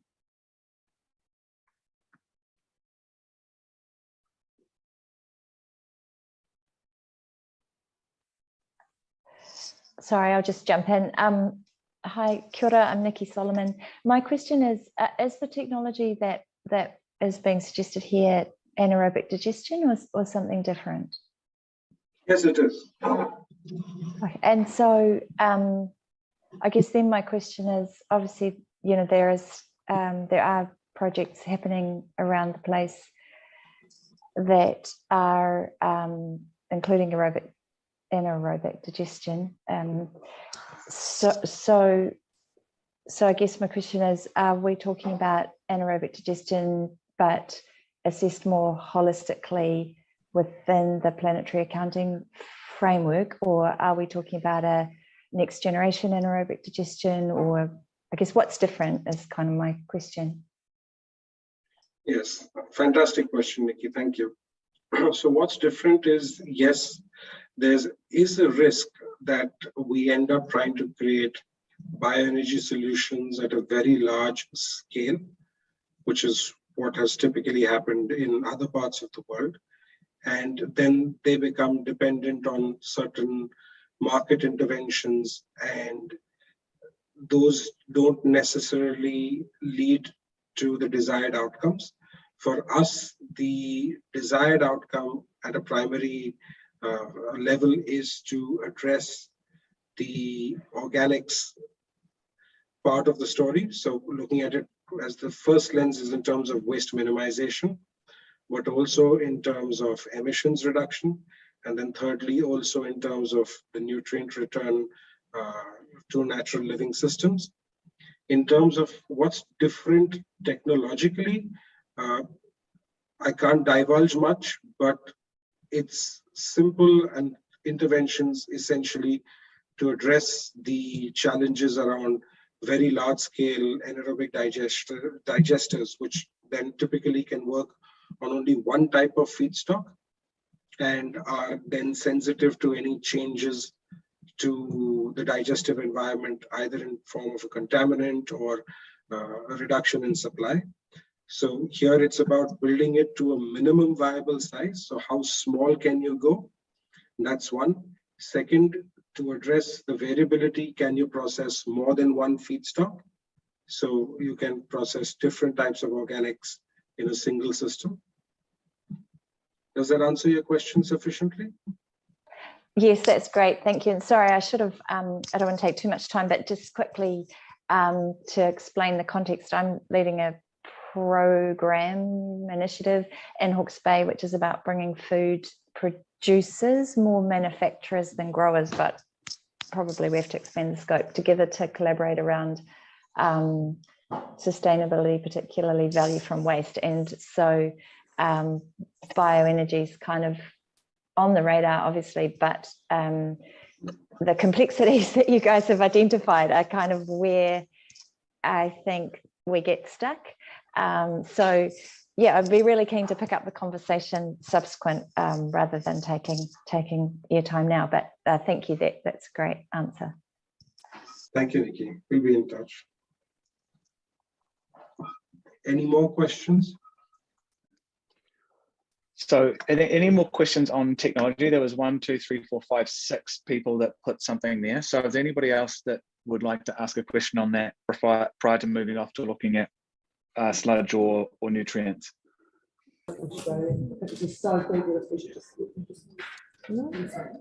Hi, Tony Moore, Christchurch City Council. Just a real quick question. You've obviously proposed, you've got a new technology or solution there, and I just wonder if you could share where it's been used and what the results have been. So is it actually built, in play, running, operating, and how that's going? Yes. Hi, so we're currently in the process of building our first technology demonstrator for a council in New Zealand. I don't know if I'm at liberty to name names. I'd probably defer to Matthew for that. But yes, we're building our first technology demonstrator in New Zealand as we speak. Yeah, I'm happy to cover that as well. Hey, thanks, Tony. That's a really good question. It is also one of the challenges that we have and why we're trying to apply a new lens to this, because we found over the last 12 months to try to address climate change conversations inside of council is actually quite difficult through what we would consider the RFP process. So while we're looking at anaerobic digestion in New Zealand, it actually hasn't had a big uptake because of the fact that the perceived return on investment is very low. So we don't see anaerobic digestion in industry because of the fact that they're processing a single feedstock, and then they don't want to necessarily to take a feedstock from a council to combine it. Whereas, and if you look at what the intention of the Edmund Hillary Fellowship is itself, is to bring, patent ideas and UN Sustainable Development Goal focused projects to New Zealand, to incubate them in the New Zealand environment and export them back to solve global problems. And so, one of the challenges we see as well is that Haman's background as a part of a significant consortium in India that has built and is building right now an anaerobic digestion system that's nearly 200 tons in scale. So when you're asking that type of question, we see 2 types of results depending on kind of where somebody's come from. Has it been built here before and therefore is it proven, or it hasn't been built here, therefore it's not proven and therefore we won't accept it. And what we're saying actually, and especially inside of the Climate Accelerator program with Creative HQ, is actually we need to take a step back and stop procuring our solutions based on the same frameworks and think about them more from an agility perspective, and look at what is the problem that we're trying to solve and how can we solve that iteratively rather than trying to solve it all at once. So for example, in Canterbury, we have a dairy producer that wants to get rid of DAF sludge, and we have a council with a green waste system that needs to be replaced. How can we work collaboratively with industry and council and then Environment Canterbury, for example, where there's a nitrates issue, to say, how are we all going to come together to leverage the R&D budgets that are coming out of government around emissions reduction, waste reduction, process heat, and sustainable land use, to do new types of projects, right? Leveraging the aims that council has, the R&D that can be done out of a site like Lincoln, the community, where the industry is going, we know we need to reform. So there's this momentum to do this type of work. But, you know, for example, with the council, we would say, look, what we're interested in is a piece of land and a waste stream, and then we'll take care of the rest. And those private-public partnerships really haven't been proven in that waste industry space yet. And so, you know, there is a lot of things to take into consideration that don't really get asked through that traditional procurement process. And that's why we're holding these types of talks to start to reshape how we have those conversations. Nice, thank you. Good explanation, Matthew. Matthew, I have a question here from Gary. So your system is primarily focused on solid organic wastes, and the Nelson pilot will be a great example for others once that's going. What do you think should be done with regard to recycling precious water as a non-potable water source for industry and agriculture across Aotearoa?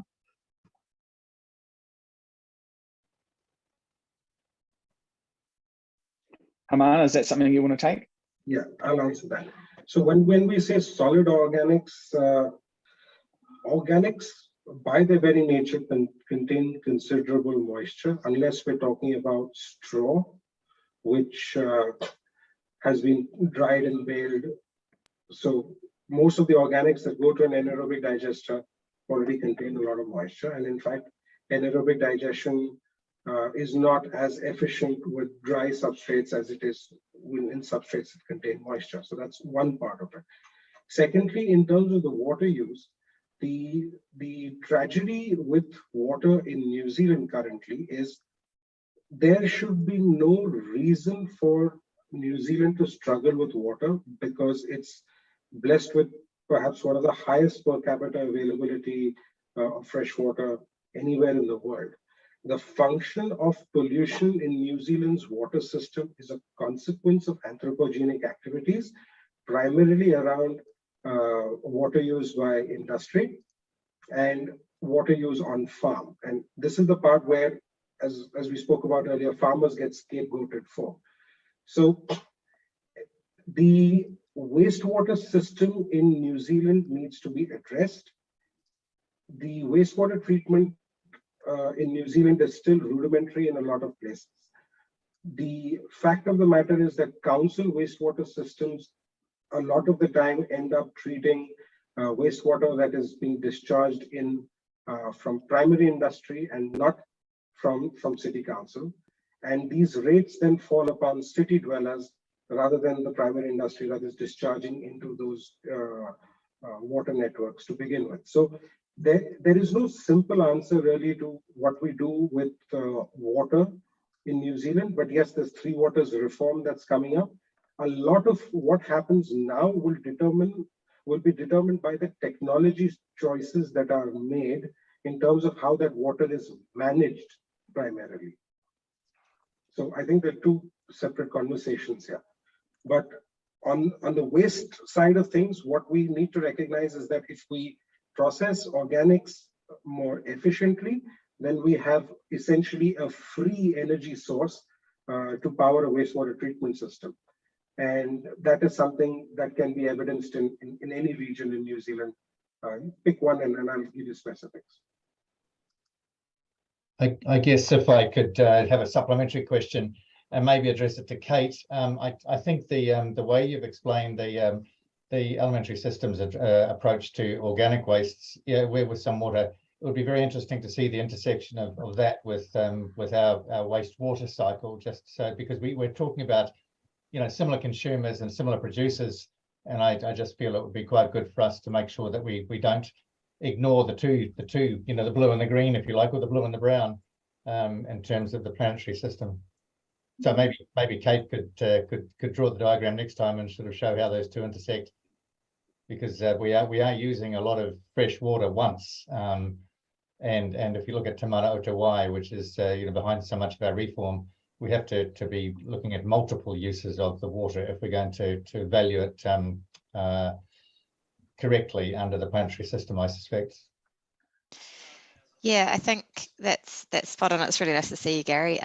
But I guess to that point, one of the things that was most debated in the development and planetary accounting is that addressing of sort of green, blue and grey water. And there's, you know, I guess a couple of different schools of thought about how you look at water systems and, you know, whether green water, so rainwater coming down, gets counted or not. But actually, when we are using green water, we're extracting that from the natural system, which I think is exactly the point you're making. And so the way that we quantify it in planetary accounting does include that green as well as blue. So water extracted from lakes and rivers and water aquifers and grey water, so the water pollution, I guess, if you like. Yeah, I have long discussions to be had on this subject, but others Yes, are on the calls. absolutely. Not on this call. Thank you. Liam, I see you have your hand up. Yeah, thank you. Kia ora koutou. I'm Liam. I'm a zero waste and circular economy advocate and researcher. Really appreciate the chance to have this kōrero. Thank you. Really interesting, fascinating and inspiring in some ways. But I just wanted to ask around how the system manages contaminants, speaking about this novel entities issue that we're talking about in the planetary boundaries framework, because one project I'm involved in at the moment, I've been looking at contamination of organic waste streams, and in particular, sewage sludge seems to be a very risky feedstock for these types of systems. And so I'm just really curious about how an integrated system, because I understand the rationale behind an integrated system, but how you would manage once you sort of stick everything together into an integrated facility, how you actually manage those novel entities not ending up coming out the other end, especially if we're using this in our food systems and agriculture and that sort of thing. So yeah, wondering if someone could speak to that issue. So Kate, would you like to address that first, or? I think that's a technology one for you, really. Thanks, Liam. That comes up very often. And yes, it's a great point. It is something we're mindful of. So what we focus on in terms of contaminants are largely pathogens, heavy metals, hormones, because that's increasingly something that we observe. And we are obviously mindful of novel entities as well. Now, there are a couple of things that happen within the system which involve mechanical pre-processing, thermal pre-processing. There's also a dilutive factor. There's an anaerobic environment. And then there is a dehydration of a product at the end, which then allows us to develop something which, while it's still not yet tested in New Zealand, it is part of the work that we're doing currently in terms of assessing its use in agriculture, right? So it is something that we're mindful of. We know the direction we need to take, and we're addressing it in a phased manner.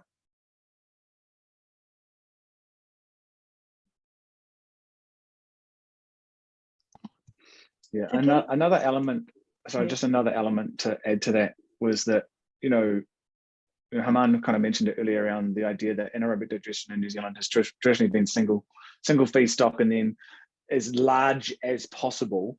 And then when the souring occurs, because of that contamination, that whole entire feedstock goes into landfill.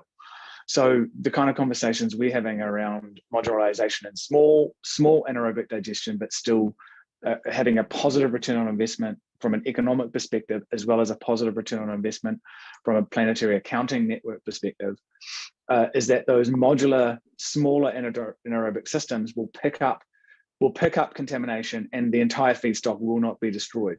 And so, when it comes to minimizing what goes into landfill, it absolutely is along those lines.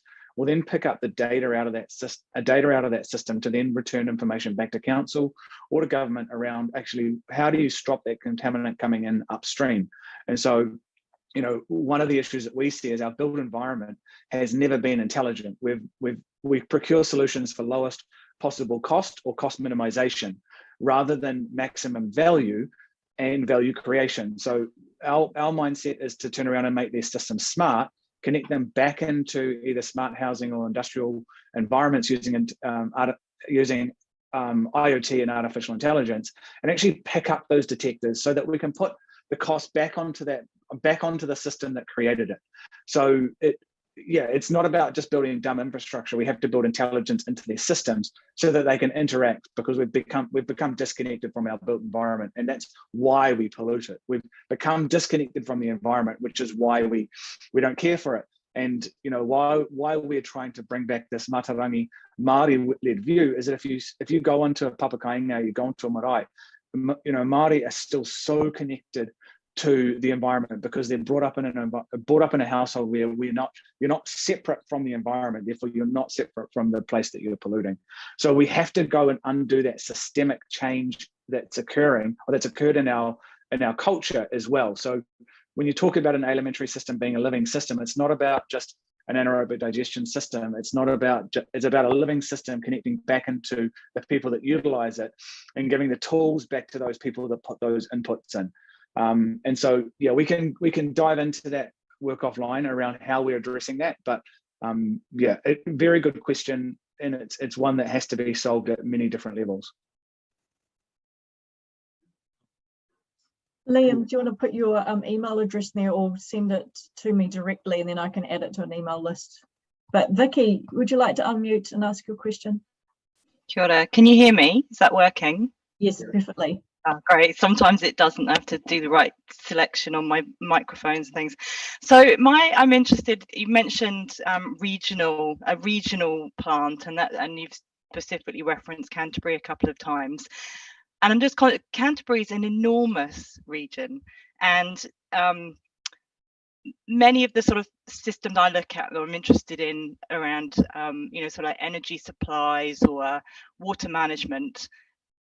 To me, many of the more sustainable options now are looking at ever decreasingly small, more small, located locally, disseminated systems. But you seem to be talking much more here about a much larger system that's bringing waste in from different streams, like all the various farms. I mean, I went to Ashburton, which is the other day, which of course is one of our big, more industrialized farming areas, and it's a good hour and a half away from Christchurch. And of course, moving all that, many of the farms at the moment don't in Canterbury, because we have such permeable soils, don't necessarily have as much effluent storage or collection systems as what you might have in some of the areas with lower permeability soils. Hence, of course, the problems we have, because it soaks straight through the ground and it goes to groundwater. But it means that there's a whole load of infrastructure required if we were to be able to collect up all that effluent on these farms and put it into some sort of transport system to get it to a centralized place. So there's some aspects there that to me don't actually sound as sustainable as a more disseminated farm-based waste management system solutions. And also I've been listening to a lot of regenerative agriculture podcasts, which there's an ability potentially here to shift to farm systems where essentially they are managing their nutrients and their feed growth and so on without needing imports. And so that in itself is completely self-contained. So I'm not saying there isn't a place for example, anaerobic digestion, but I'm not sure that an entire regional scaled solution with all that transport that's associated with it and collection systems and everything else is necessarily, the ideal option. So I just wonder, am I misunderstanding here what you're pitching? Because that disseminated system seems to me to have a lot of benefit from a lower energy input, more resilience in longer term, less carrying moisture around, which is heavy, of course, and so on. So perhaps you could answer that question. Thank you. Yes, and I'm happy to respond to that. So close to Ashburton, there's the town of Methven, and we've actually carried out an assessment on farm. What we recognize today is that if we were to provide an on-farm standalone solution, then the effluent from a dairy station, from a milking station that's milking about 500 cows, that effluent would be sufficient to produce, would produce sufficient energy to chill the milk at that dairy station ahead of transport, right? So that is one example of a problem statement of solving at a farm level. So that is one thing that we can do. And which is better for the environment as well, because then you don't have that effluent being pumped to ponds. But when I say regional level, I'd also like to bring your attention to what happens at dairies, where now these farmers have transported milk. And now there's milk that's coming in not from 500 cows, but perhaps from 50,000 cows or 100,000 cows to a single dairy plant.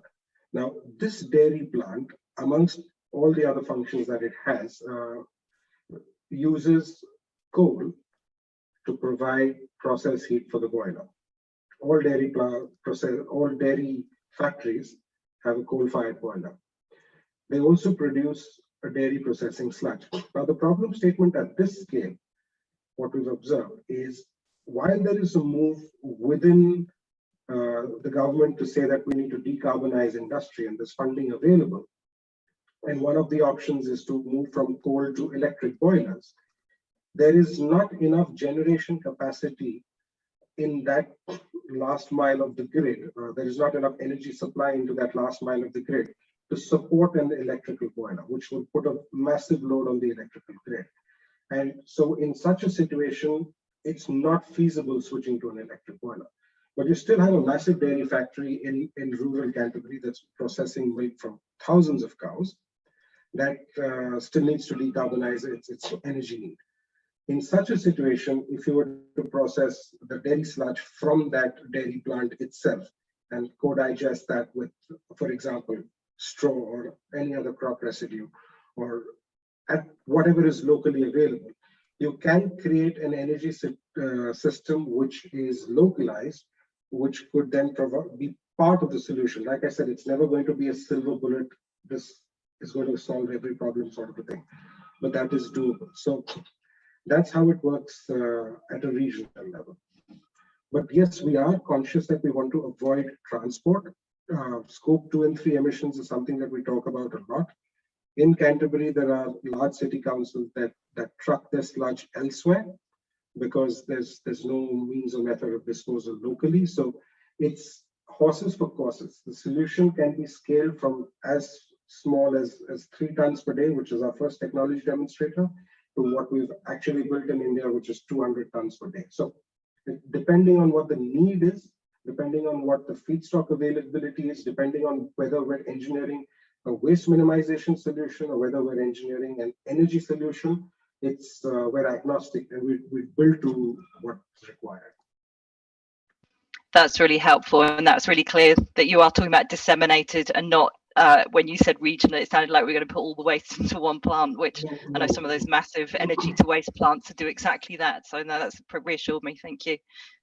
No, but it is part of the problem, and why. And we're not trying to pick on Canterbury, but it's where we see such incredible opportunity to pivot what is industrial agriculture into a more sustainable land use. And specifically, when you look at Canterbury, creating resilient infrastructure has to take into consideration some of Canterbury's history as well. So we're opposed to large infrastructure. We don't think building 100-ton plants is the future. You know, we think the sweet spot is around 8 tons to 20 tons, and to have these is co-located as close to where that gas or energy offtake could be utilized. And so, no, we're absolutely opposed to large pieces of infrastructure. We don't think that's the future. We think that's what's been done in Europe. We don't think that can be commercially viable in New Zealand. And we think that there's evidence of $100 million projects that are doing that at the moment. And and we did a talk with Ariake around resilient infrastructure. It needs to be local, needs to be locally owned, and it's more than that. It's not just about locally owning it. The reality is if we don't have iwi involved in and tie the water plan to a 5-year plan to a 100-year plan, our procurement really isn't looking at what's the cost of water going to be in 10 years' time, right? That's the point of the planetary accounting network and the standards associated with it. It starts to ask different questions. You're asking questions about how can our organics look at nitrates. You're asking questions about how does a procurement of an organic system actually start to impact our land use, right? So if we start to apply that Māori worldview, then and look at context of place and well-being, we're not just looking at, okay, well, how much does it cost and what physical location does it need to be in? So it's significantly bigger than just, are we building a single plant? We have to look at ownership models, and we have to look at, what are the underlying well-being elements of it. So I hope that provides a bit more context. Now, I'm just conscious of time, and does anybody else still have a burning question that they want to kind of present, and what it's just kind of on the tip of their tongue, they need to get it out? Well, I think we have time for one more.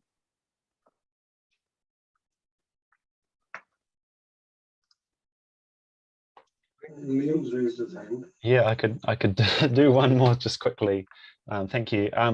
I just had a question about digestate in general. My understanding, my sort of lay person's understanding, is that digestate, through the process of digestion, is stripped of a lot of carbon, and so it's high in nitrogen. And so I'm just wondering, how do we, if we're using that as a fertilizer, how do we address that affecting, exacerbating the nitrogen cycle, which we already know is being exceeded as a planetary boundary? So excellent question, and again I'll answer that in two parts. So but I'll answer the part around the planetary boundary first. The problem we have with nitrogen runoff is that the way we provide nitrogen to plants in terms of solubilized urea solutions limit the ability of the soil for the plants to absorb that free nitrogen. Plants can only absorb nitrogen when it's in the form of a nitrite or a nitrate, and that requires symbiotic microorganisms in soil. So there is bacterial activity, there's fungal activity, which then converts that nitrogen into something that plants can absorb. Now, that nitrogen cycle, it doesn't rain nitrogen from the air. So that's why we have the runoff and leaching from nitrogen. The second part with it is in terms of the emissions thereof, in terms of nitrous oxide, which then is a greenhouse gas again, which causes its own share of problems. Coming to the digestate side of things, your point is excellent, but that's some of the key part around our IP, is that we optimize carbon nitrogen ratios of the input feedstock ahead of loading the digester. And what that ensures is not only a far more thorough digestion process, it also means that we have a digestate product, which, if it requires land application, then will ensure that those ratios aren't out of whack.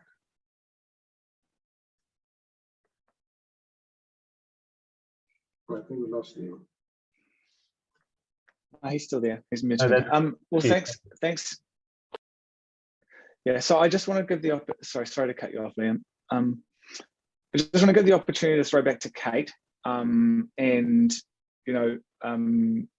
Look, Kate, I'd love you to apply and wrap us up, and just kind of looking at, apply your lens to this. And then I'm really keen, because these questions that have been asked are completely relevant to, how we can start to look differently at solutions. And so we're really interested to find out about what we can do to use Planetary Accounting Network in real use cases.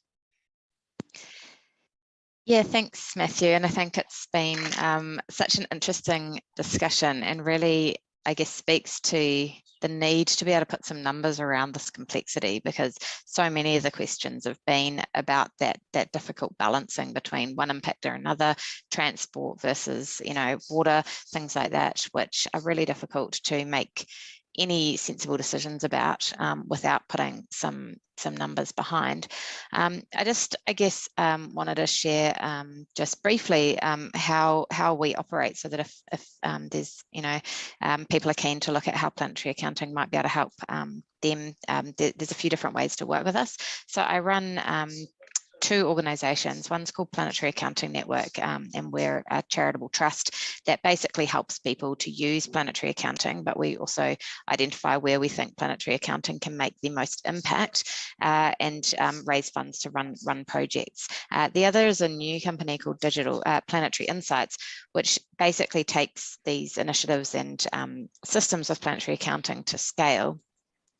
So PAN's about 4 years old, and we're a pretty rapidly growing network of organisations. So all these organisations are working with us to either use planetary accounting for their own decision making or to test and support our work.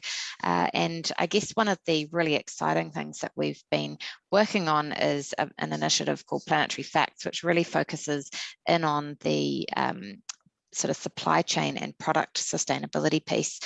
So we've been developing a standard with a few quite big NZ Inc firms like the Warehouse Group, and it's a new way of being able to communicate sustainability performance, but also to quantify it. So it's inspired by nutritional facts labels on food products.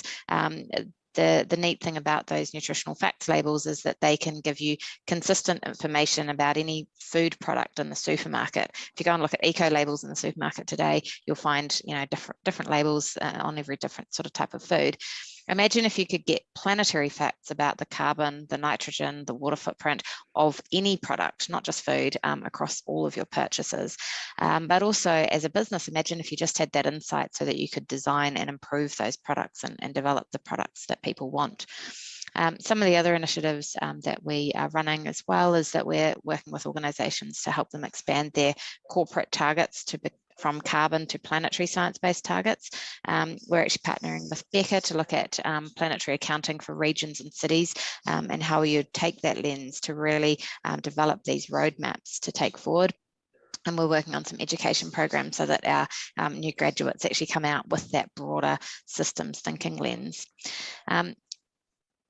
Planetary Insights is really focusing in on that planetary facts side of things, so that supply chain piece. And we've just opened a beta program, which is pretty exciting, where companies can come and be part of the development so that they can get insights about their whole supply chain across different product categories. So I guess at the moment, the biggest opportunities to work with us are really to become part of the Planetary Facts program with PAN, where you can, there's an opportunity for 10 companies to work with us and pilot our labels on the shelf with real customers over the next 12 months, and also to be part of our beta cohort to actually get those detailed insights about products, and you know, how you can actually improve the design of these. So, you know, I think the discussion today really does just emphasize how much we really need environmental data to support decision making. And so if you're interested to sort of chat with us about opportunities to take that data and apply it to projects that you're working on, I'll leave my details here, and I'd love to hear from any of you.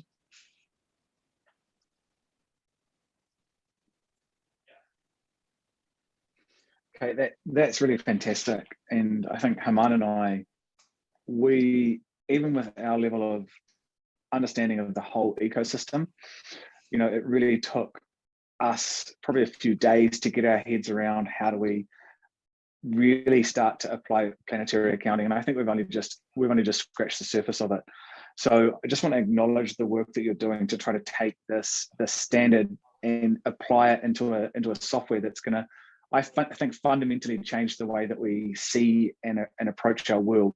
I love the work that you're doing. I think it is at a level that it's at a level that I think if we were able to apply this framework into New Zealand, it would begin to show the world that we're a better trade partner, and that we would actually turn and pivot our, you know, we used to be a clean green country. I think that is no longer the way the world sees us, right? But if we were able to use something like PAN to start to pivot and turn that back around, we would actually start to see that it would have a huge impact on our economy, not just on our ecology.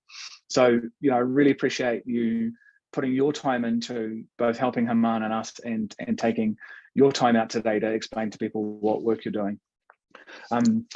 Germán, is there any words you'd like to say in closing before I wrap us up?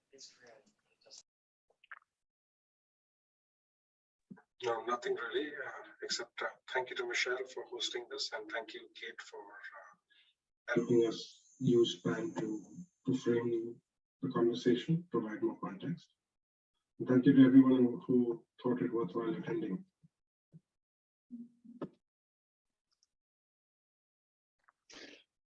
Yeah, and also for the patients during the experiment around using Miro for collaboration in the middle. I really do enjoy these EHF live sessions because it does bring us into a conversation. I hate so much the one-way interactions. So appreciate you suffering a fool that likes to play with new things. So look, with that, I'm just going to close this off with a karakia. Kia tau tau rangamari e, kia ranga e ngā iwi o te ao. It's basically let your peace reign on all the people. Recently, I decided to do a crazy experiment with the IELTS test. I went down to Dublin about 2 hours from where I live, and I did the real IELTS test because I wanted to test something that has been bothering me for many, many years. Do me a favor, don't skip ahead and look at the results, all right? Don't skip ahead and look and think, oh, you got that result. Well, you know, a native English speaker who teaches IELTS for a living should be getting a band 9. So, you know, it's kind of like Lewis Hamilton doing the driving test and passing the driving test. It is not such a big deal because this is my job. Instead, what I decided to do was this experiment. So the IELTS test is divided into 4 parts: listening, reading, speaking, and writing. What I decided to do was, for 2 parts of the test, go and look at the most popular advice, the most popular tips and tricks for that part of the test, and follow that blindly. And for the other 2 parts, I looked up the common advice, the most popular tips and tricks for those 2 parts of the test, and decided to do the exact opposite. So don't follow the advice, do the opposite. And then let's see what the scores should be. So let's check out what happened. So starting off with the listening test, the 2 most common tips that you see on popular blogs and YouTube videos are, number 1, really focus on keywords. So when you're looking at the questions, focus in on the keywords. The keywords will reveal the correct answer to you. And the second tip is skip ahead. When you finish a section, go straight away and read the questions and try and find those keywords. So it's a very keyword driven way of doing the listening test. And this is the most popular advice out there. It's not the advice that we give at IELTS Advantage, but it's certainly the advice that millions of people use every test day. So for the listening part, I followed the gurus, just did exactly what they said. And I had to abandon that strategy after the first section, because I found it nearly impossible to focus on what I was doing. A huge part of listening is focusing and being able to focus on the question and focus on the listening at the same time. And you really have to do 3 things. You need to read, listen, and think, and decide the correct answer all at the same time. And I think that I got the first question wrong, because I was really focusing on keywords and then skipping ahead and trying to think about what is happening next, instead of really just doing what I should be doing, which is looking at the question and waiting for the listening and thinking about it more holistically. So I think that I got the first question wrong, and it was an extremely simple question. It was a registration number, a number plate on a car. And I think I got that wrong, because what I was doing was really focusing on keywords and thinking about what was coming next. And what that did was it stopped me actually getting this really simple answer. Like, the first question in the listening test is the easiest one. And I think I got that wrong. And I paid a lot of money for this test and this, this experiment. And I was thinking to myself after section 1, I better abandon this strategy of focusing on the keywords and then skipping ahead because my mind was going blank. I couldn't think straight and I couldn't focus on what I was doing. So here's the result.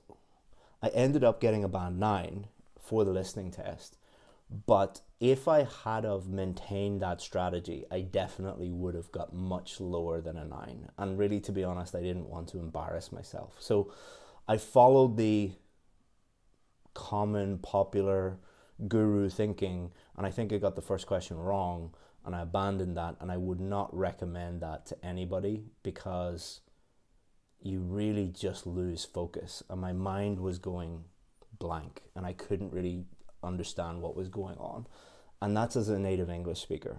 So I did get a band 9, but it was only because I abandoned the strategy after the first section. So a pretty good start, a band 9 so far, but it was quite shocking how difficult I found the first section, and the first section is the easiest section. Moving on to reading, the 3 most common things that you will see online about reading, the popular tips and tricks are skimming, scanning, and keywords. So all you have to do is skim the text, scan the text, look at keywords in the questions, and then magically you're going to find the correct answer. This is all kind of designed to trick your way into getting the correct answer somehow and to focus on doing it as quickly as possible. It's really about time management, that advice. And I totally disagree with that advice because it is not a time management test. It is a reading test. So what I did instead was basically the opposite of that. I didn't do any skimming. I didn't do any scanning. I did no keyword highlighting or anything like that. What I did was carefully read the text, like really, really carefully read it. Then I went to the questions and I basically applied the strategies that I teach for each of the different types of questions, thought about them very deeply, read very carefully, no skimming, no scanning, really thinking about the correct answer to each question.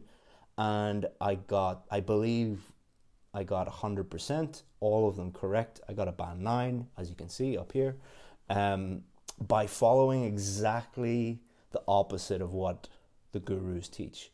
And not only that, I got it all done in about 20 minutes. Now, that is not bragging. Anyone who is a native English speaker should be able to get a band 9 in reading by doing that. But if I was skimming, scanning keywords, I think I would have messed it up because a lot of the questions, skimming is a waste of time. A lot of the questions, looking for keywords is a waste of time. So by focusing on time management, I actually would have wasted a lot of time, ironically, because good time management is not really about time management tips. It is about becoming better at reading and reading carefully and deciding the correct answer based on your understanding of the text and your understanding of the questions. And all of that skimming, scanning, keywords, that kind of gets in the way of it. Now, some of the strategies that I use do deploy some of those things, but in a very limited way, not answering every question in that way. So doing the complete opposite of the gurus, band 9. The next one was speaking. So I did the opposite of what I was supposed to do in speaking, the opposite of what the top tips and tricks. So again, what I did, what are the most common, most popular tips and tricks for speaking? They are, for part 1, memorize answers. You're going to get questions about your job. You're going to get questions about where you live in your home. So memorize some answers. I didn't do that. Use idioms and phrasal verbs and things like that. I didn't use one single idiom the entire time. I was told to use idioms, didn't use them at all. Use a very high level vocabulary, didn't use high level vocabulary. What I did was just answer the questions in as simple language as possible and only use high level vocabulary when I absolutely had to, when there was no simple way of saying it. But, you know, where are you from? I'm from the place that I'm from. I didn't say I reside or I dwell in, like, I wasn't using really high level words when I could use simple words. Complex grammar, didn't really focus on using the most complex grammar, the most complex sentences, or the most complex tenses I could think of. If they asked me about the past, I used the past tense. If they asked me what I thought about the future, I would say, like, I think they might be doing this in the future, or I said Elon Musk has big plans for this. Like, I wasn't using really complex standardized grammar that you'll see online. Number 5, I was told in part 2, using these popular strategies, you must focus on the bullet points in part 2.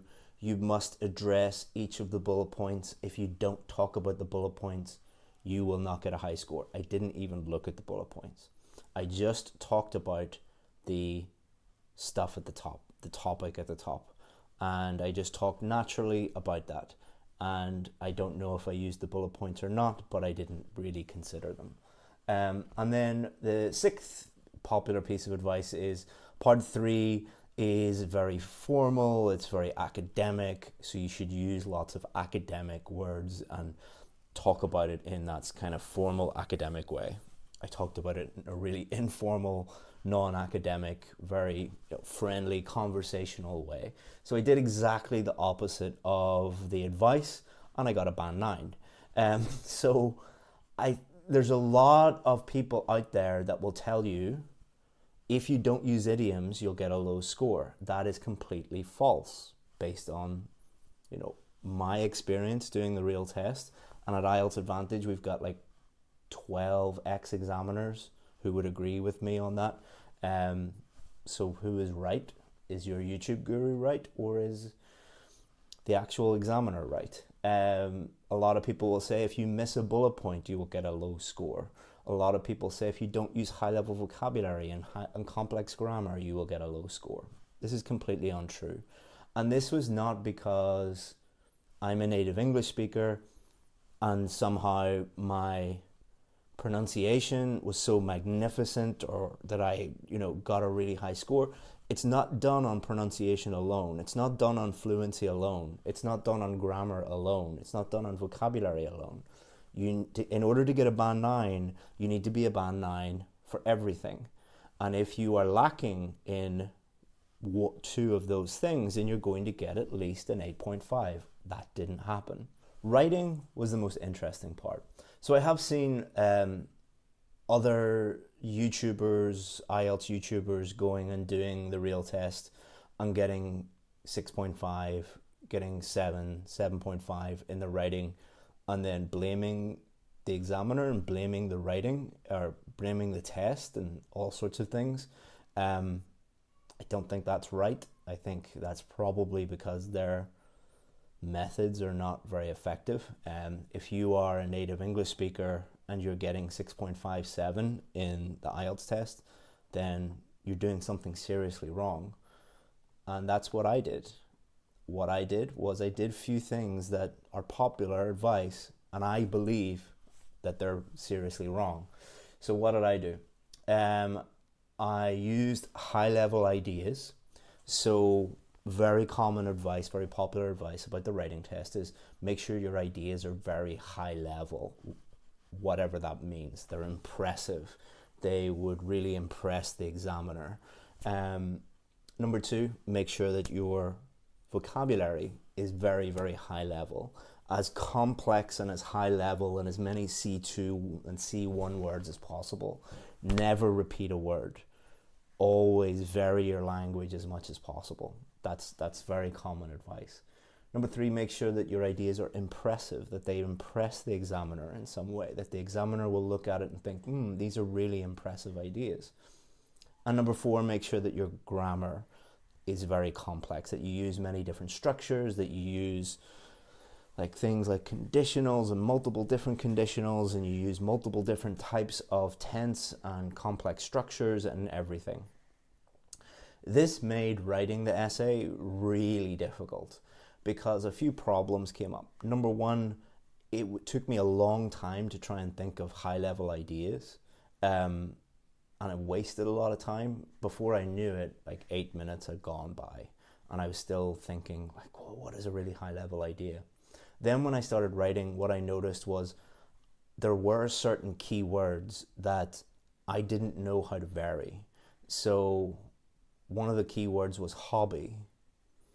Now, there's only a few ways that but it was some people like high-tech hobbies, some people like low-tech hobbies. So the whole thing was about hobbies. So all I was doing while I was writing, instead of thinking, how do I write a clear essay? What I was doing was thinking, how do I change hobbies? Which really isn't that important. The examiner is testing your writing, and clear communication in writing. They're not testing how many different variations of the word hobby can you put down. So that made my job really, really difficult. For part one, I was trying to think of something that would impress the examiner. So I was trying to think of something that would be really interesting. It was write a letter to your boss about the dress code. So to impress the examiner, I wrote that I was working in a restaurant called Hooters. Don't know if you know this, but Hooters is like a restaurant where all the ladies wear very skimpy outfits. So I pretended to be a Hooters girl and complain about my outfit, and the men were harassing me and everything. I thought that was funny, impressed the examiner that way. And I tried to use really complex grammar. So what I was doing was actually deleting good, simple sentences with really effective, simple grammar in it and trying to make it more complex. So everything that I did by following the common advice, the popular advice, that made my job much more difficult. And I got a band 8. So I should have got a band 9, but because my job was made so much more difficult, I was a full band below where I really should be. And that's something that you should really think about. You probably deserve a much higher band than you are currently getting. But if you are doing even one of those things, you're not bad at writing. You're just making your life more difficult by following popular advice on YouTube and on blogs that doesn't really help you get a high score. Because what you should be doing is, instead of thinking of high-level ideas, try and think of simple ideas. Simple ideas are easy to write about, easy to think about, easy to explain, easy to think of examples for. High-level vocabulary actually lowers your vocabulary score because you're trying to think of ways of varying your vocabulary and making it more complex and making your job more difficult, and probably your writing less clear. Impressive ideas, it's just an extra thing that you need to think about. You're running out of time. You don't have time to check your work because you were spending all that time trying to think of impressive ideas. And you're probably making grammar mistakes because you're making your grammar more complex. So have a think about that. By following the advice and listening, I nearly messed up my listening test. By doing the opposite, I got a band 9 in reading in 20 minutes. By doing the opposite in speaking, I got a band 9.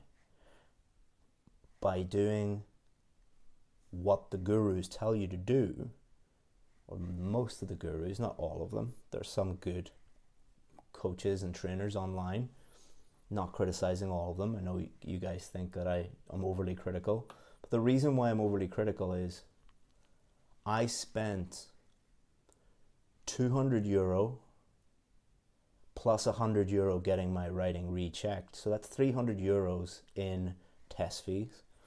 I spent €160 on a hotel.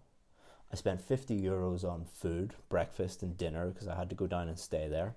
Spent another €20 on petrol. I took half a day off work. That cost me probably about €500. So I'm close to €1,000 in just doing this test. And I know that you guys spend an equivalent amount of money, and it makes it even worse for you guys, because if you don't get the scores that you need, that means that you can't go and work in that country of your dreams and achieve and earn the money that you deserve. It's easy for me. All I had to do was drive up the road and I'm back into my big house, working in my nice job, getting paid what I deserve. Most people doing the test, when they follow this advice, don't have that choice. What they are told is, you failed the test, your scores are lower than you hoped for. We're not going to tell you why. And what people normally do, what their normal reaction to that is, I'm dumb, I'm stupid, I need to go and do more tips and tricks, make things more complex, more impressive ideas, learn more idioms. And then they go and fail again. Okay, I need to find another guru and learn even more tips and tricks and hacks and shortcuts, and then they fail again. This is why I get so passionate about this, because we get emails every single day from students saying, I failed because they followed this advice, this common advice. If this common advice can make a native English speaker fail the test by getting a band 8 in writing, and doing the exact opposite leads to a band 9, that might make you think. And if you think, oh, my expertise as an IELTS teacher and as a native English speaker and as, you know, an educated person from Ireland, that means that, you know, of course you would have got a band 9. Go and look at other IELTS experts from native English speakers who've done the test for real. They're not getting band 9 and everything. So makes you think, doesn't it? So hopefully you find this interesting. If you did and you have questions about how do I actually get the scores that I need, well, you just follow exactly what examiners should show you or would advise you to do, which is do the opposite to most of the stuff you see online. Why is it popular? Because that's what you guys want. You want tips and tricks. What you need is something completely different. If you want something completely different, feel free to get in touch with us and we will help you out as much as we can. Thank you very much. Hope that you find that interesting. Special thanks to the people at the IELTS Test Centre. They were amazing. They made me feel really comfortable, really professional. They did their best to reduce nerves amongst the other candidates and things like that. And it was really, really professional. I'll probably make a follow-up video on what it was like to do the computer-based test. If you want that or any other videos in the future, feel free to subscribe or unsubscribe if you don't like the channel, and feel free to give the video a like or a dislike if you didn't think that this video was helpful. Thanks very much and hope to hear from you soon. Bye bye.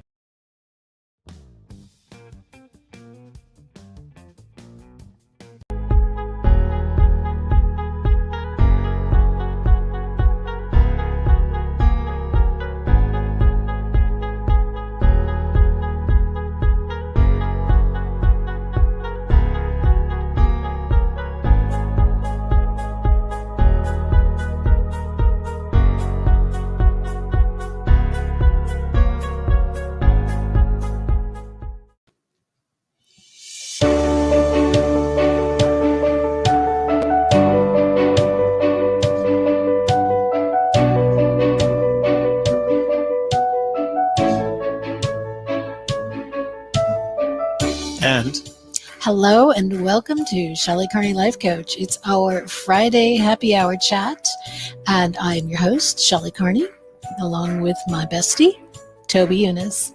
Today we're going to talk about active listening. How does it make you feel when somebody really listens to you? I believe you cannot move forward in any relationship unless both people feel they've been heard.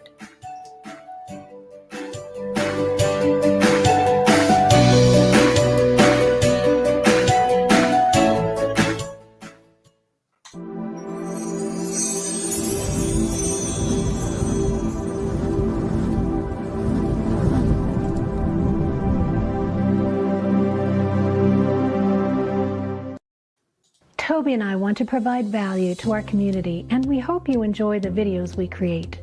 We appreciate you being here to engage with us. To help us in return, you can share your ideas and appreciation by clicking on the thumbs up like button, subscribing, clicking on the bell to receive notifications, and writing a positive comment. Then share our videos with your family and friends so we can grow the channel and reach more wonderful people in the future. Thanks. All right. Thanks for joining us today. Again, I'm Shelley Carney. I'm a podcasting and live streaming host, coach, and consultant, personal development expert, an interviewer, an author, a presenter, an introvert, and a 9 on the Enneagram.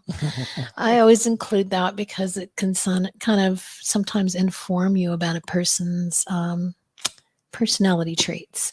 And we're going to focus a little bit today on interviewer, what it takes to be a good interviewer and to actively listen. Are you paying attention or actively listening? And what's the difference? Do you know the difference? So I'd like to believe that actively listening ensures that you're engaged in the conversation, as opposed to sometimes like you're sitting in class. Mm-hmm. When you're sitting in class and you have a recorder with you, digital recorder, that's participating in a kind of non-committed sense. You may not be ready to engage in the conversation. So if you get called upon, for example, the professor says, hey, Toby, what exactly do I mean by a composite? And if you weren't actively listening, you were just kind of, there. You may not get it, but if you're actively listening, you're engaged in your side of the conversation. So every once in a while, somebody will ask me, what do you find most interesting? What do you find most attractive about a woman? And my response has always been, I like the idea that she can hold up her end of the conversation. And part of that holding up your end of the conversation is actively listening. Yes. Now, another way of looking at that, when you brought up taking classes, is if, for instance, I'm taking a training with somebody, if I am actively taking notes, even if it's just a recorded video, if I'm actively taking notes and planning on putting things into action that they're explaining to me, then I believe that's a more active listening rather than a passive listening of just, hearing what they say, but not planning to take action on it. But why should we listen? What's in it for me if I listen to other people? We can build our relationships and deepen that bond. We can increase our empathy for others when we hear their side of the story. We enhance our own understanding and people understand us better. And we can learn and develop knowledge. So if they tell me something and I don't know anything about, for instance, when Toby tells his stories about Vietnam, that is not in any way anything that ever happened to me in my life. It's totally new. So listening to his stories informs me, educates me. I get to understand and learn about what it was like for a young man to be in Vietnam during the conflict there. Helps us to solve problems. If we go in already knowing that guy's an idiot and he doesn't know what he's talking about, we're not going to listen to him. We're not going to be able to solve the problem between us. If we come in with an open mind and truly actively listen, then we actually have a chance of solving that problem. And then we inspire positive feelings. When I am listened to, I feel like I'm validated. I feel appreciated. I feel heard and acknowledged. And we can do that for the other person, and we back and forth raise our vibration together. So is this a good time to interject my sentient sales course? The whole course? No, just to talk about what Sure, it was. go ahead. So there was a period in time. If you want to go to full screen when you're talking, that would be good too. Okay, let me do that. So there was a period in time where when I was in Washington, D.C., I was helping other contractors learn how to sell to the federal government. And over a period of about 3 or 4 years, I developed something called a sentient sales course and Sentient Sales Technique. And basically the Sentient Sales Technique said that when you went in to make a sale, that you did as little talking as possible, that you asked open-ended questions and allowed your prospective customer to speak. And not only did it work as a sales technique, I discovered quite accidentally, actually, that it worked as a relationship development technique. So you could meet someone in a train station. You'd start talking. The more you listen to them, the more attached they become to you in kind of a pseudo-emotional way, right? They just want to hear more of your stories, yet you haven't told any of your stories. You've just asked questions about them. So that's why I called it sentient sales, because it works on that side of the individual. The more you listen to an individual, the more they become kind of connected to you. And you don't have to do anything. You don't have to tell your war stories. You don't have to tell your success stories. You don't have to do anything. You just have to ask them about them. And the more you do that, the more connected they become to you. That's right. People's favorite subject is themselves. Yeah. And that's what Dale Carnegie said in his book, How to Win Friends and Influence People. Is the most popular person at the party that everybody likes so much is the one who just went around and asked everybody questions about themselves and then listened. So Dale Carnegie and I are like that. Yeah. So next slide. Are you actively listening? Robert Baden-Powell said, if you make listening and observation your occupation, you will gain much more than you can by talk. That's a great quote. Yeah, I thought so. If you make listening and observation your occupation rather than sales or live streaming, it's an interest. It's a good quote. I like it. That's right. You can learn a lot. How to listen. So we're going to go over these one by one, but let's, this is what's coming up. We're going to talk about how to eliminate distractions, physical engagement, how to be physically engaged in the conversation, how to give reflective feedback, how to put aside judgment so you can have an open conversation, and how to share similar experiences and why we want to do those things. So this picture that you selected from Pexels, it's interesting because I've seen that young woman a lot. A lot, yeah. Yeah. So whoever that photographer is, that's like friend is a photographer. Yeah, apparently. But the other thing I just noticed is they're wearing exactly the same coat, reflecting one another. I wonder if that was intentional. Yeah. Are you actively listening? Malcolm Forbes said the art of conversation lies in listening. And if Malcolm Forbes says that, then it's pretty important. For me, yeah. I'll take it. Yeah, it's pretty. These are people who are highly regarded in their respective industries. So you have to accept the fact that they probably do a lot more listening and talking, as part of what made them successful. Exactly. Well, and a big part of leadership is being able to listen to the people around you and take that information and put it to use. First, eliminate distractions. So as you can see, this young woman sitting at a table, waiting to have that conversation. She doesn't have a phone or device out, so she's put away all her devices, cleared her mind. She isn't trying to read the paper or study or look out the window, and she's cleared her mind. She's ready for a conversation. She has allowed the time necessary. When somebody wants to talk to you, make sure you ask them, how long of a conversation would you like to have, or how much time do you need? And then set that time aside so that you're not in a rush to get away, or you're distracted because you have another appointment coming up. Find a quiet space so that you don't have a lot of noise interrupting your conversation, and get comfortable. Use the bathroom, make sure you're not super hungry or super thirsty. Be ready to be present. I was I'm going to do this because I thought that was a good idea. I was having a meeting with my good friend Janet, and we were going to meet at a local restaurant, one that's in Corrales, which is where we often meet. It's not a formal place; it's a very informal, casual restaurant. And there they've implemented social distancing things, so Mhm. you can't. The tables are not close to one another, so it really wasn't noisy. As you actually in comparison to how it usually is, right? Pre-pandemic and hopefully post-pandemic. I look forward to going back to when it's just a noisy place, And as usual, I got there a little bit earlier and she was walking up and I saw her. And usually what I do is I ask her if she'd like some coffee or something to eat. So I put away my stuff. And the last thing that I was doing was I was putting away my phone. Mhm. And she said, "Oh, you don't have to put that away." And I said, "Yes, I do. This is your time." And she just smiled and said, "Thank you."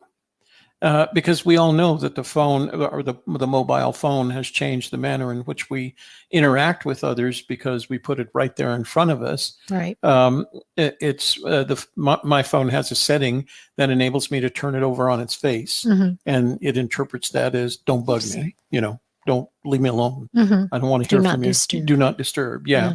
And I find that very handy because the last thing I want to do, I think it was Frank Sinatra that when asked once, I can't remember the question, but what is it that you don't do on a date? And his response was, "You don't look at your watch and you don't yawn." That was his thing. Right. I added to that, and you don't pick up your phone. Right. And if necessary, you put your phone in your pocket. So don't look at your watch, don't yawn, and leave your phone alone. Right. So it doesn't even have to be a date, just a conversation. And that's just showing respect and caring for the other person. Yeah. Are you actively listening? M. Scott Peck said, "You cannot truly listen to anyone and do anything else at the same time." So good thing to remember. Especially sometimes for parents, we need to think about that because our kids pick up cues from what we're doing. And if we're trying to be on the computer or play with our phones or a tablet or doing something else, and they have something important to talk about, then it's time to put that to the side, at least for a few minutes, and just look at them and let them talk, because that's training them to do the same thing if you want to talk to them. If they grow up seeing you looking at a device or doing another job while they're trying to talk to you, then they'll get the idea that, oh, that's what humans do. That's what people do. That's what I should do. And then when they're a teenager and they won't listen to you because they're playing with their phone, you can remember that you helped to teach them that. Yeah, it's kind of your fault. Well, and and I don't blame people because these things happen, but just keep it in mind. Slides. Yeah. Next is physical engagement. You want to face the speaker. This is really helpful to engage your body in whatever primary activity you are engaged in. Is face the speaker. That's going to put your body into the conversation. Eye contact. Look into their eyes as they're talking whenever possible. Lean in. When you're listening closely, sometimes I even turn my head if I'm not hearing them well. I turn my head to make sure that my ears can pick up all the sounds that are coming my way. Nod and smile to let them know you are listening and paying attention to what they're saying, and that you are encouraging them to continue with their talking. If you disengage suddenly, they might stop talking and wonder what's happening. Why did you look away? Or if you stop nodding and smiling, they might think, did I say something that upset you? So continue to nod and smile if you want them to continue to talk. Voice your agreement by just to let them know you're there, especially if you're on the phone. You're going to want to do that because they might think nobody's there. Did my phone cut out? If you're not making any sounds. Also just that extra little bit of encouragement to keep them going, and then touch people when appropriate, mostly on the arm and shoulder like this. would be good if you are having a conversation where you're giving them support. They're feeling sad or down in any way, that extra little physical touch can help them to feel more comfortable sharing more openly. Peter Drucker said the most important thing in communication is hearing what isn't said.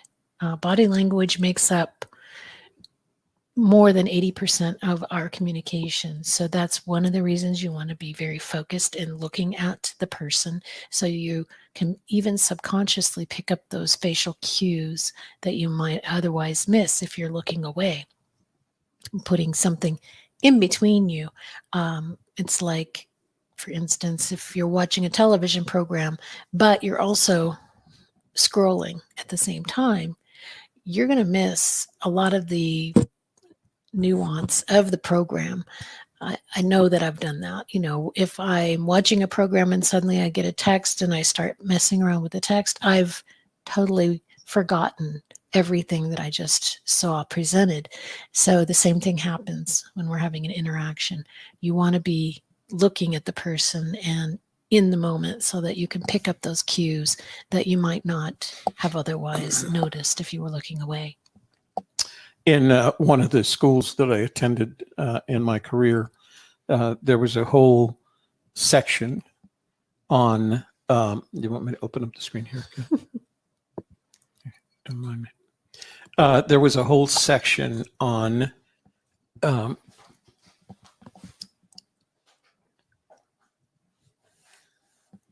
how to use a conversation with an individual as a complete exercise in intelligence gathering, from recalling making notes afterwards, recalling the clothes they wore, how they were sitting, how their face looked, what their expressions were, not just what they were saying, how they were moving their hands, whether or not they kept their hands in their pockets, right? Whether they smoked at the time, right? So it literally was an exercise in collecting intelligence on the individual. And I brought that into the sentient sales technique as a method. I didn't call it collecting intelligence, basically analyzing the individual, going beyond just what you're hearing and using what you're seeing or even smelling. You could always, you know, when you walked into the office of someone who was a smoker, you could smell that, you know, and you wanted to make sure you didn't say anything offensive, even though you weren't a smoker. So it was a complete analysis of the individual and an important part of this listening process, because it's absorbing a lot of other things, but not just what you're hearing. So, and you have 5 senses, you know, so you might as well use as many of them as you can. You mentioned touch, right? I don't expect that you're going to go up and taste them, but maybe they could offer you a Tootsie Roll Pop or something. I don't know. Reflective feedback is next. This is basically, you're not listening to somebody so that you can formulate your reply or what you would do in that situation or give advice. You're listening to understand. You're listening to learn. You're listening to get their information. And in doing that, one of the things we can do is offer that reflective feedback of repeating back what they've said, paraphrasing, saying it in a different way. So what I'm hearing you say is this, is that correct? Check for clarification. Ask for those clarifying questions like, I didn't understand what you said there. You said you started work when you were 21, and what year was that? You can do those clarifying questions just to help you get that information straight in your mind, what they're talking about. Additionally, it's a great opportunity to empathize with somebody, and you could give them feedback such as, that must have been really hard, or I see what you're saying. I hear that. I can understand what you're talking about. Just that empathy without saying, I know exactly how you feel, because of course nobody knows exactly how anybody feels except for themselves. But to empathize is just to give them that support that they're looking for so that they'll continue to speak. So one of the techniques that I've used in that case is when I can't empathize, if I don't have a similar experience and I'm not able to empathize with the individual, I want to reflect back to them that although I can't empathize, you're telling your story in such a way that I can feel, you're making me feel something, right? And it's not quite empathy, but it is like, that's such a good story. You touched in something inside of me. And I think that's a good way to reflect when they've had an experience that you can't even imagine. You've just never had that kind of thing. I've noticed on Clubhouse where people get up to tell their stories, some of them I can't empathize. I didn't lead that kind of life. But you think to yourself that that story is so well told that you can see how it changed them, how it made them better, and how they seem to have recovered from it. Then, and that creates a good feeling. A sense of good feeling. Ralph Nichols said, the most basic of all human needs is to understand and be understood.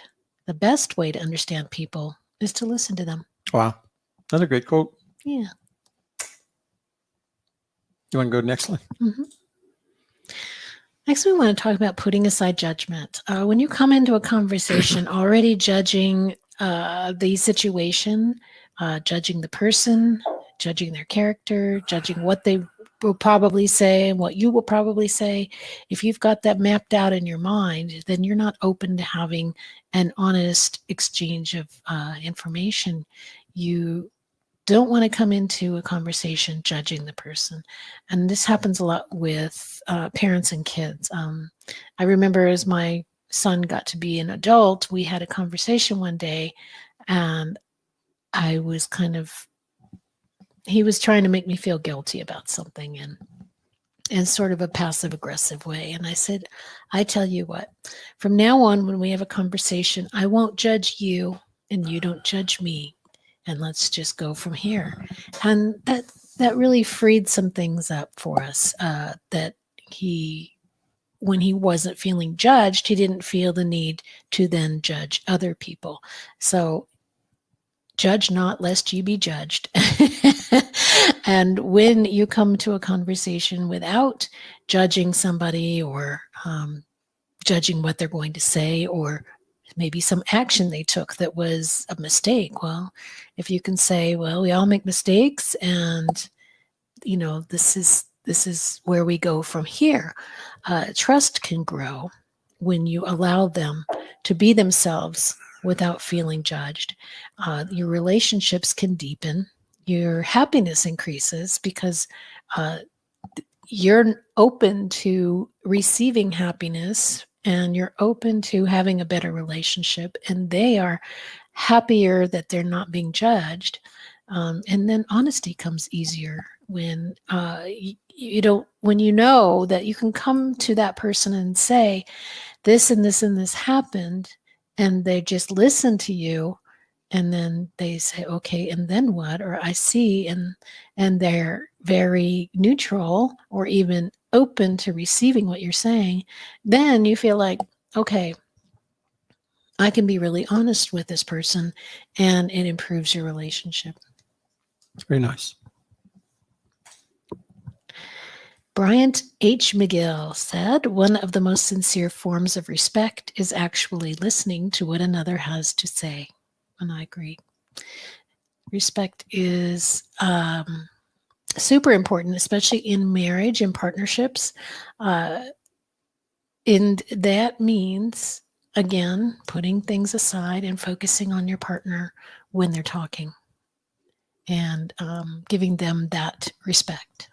Do you feel like I listened to you enough? Yeah. I'd let you know. Yeah, you would.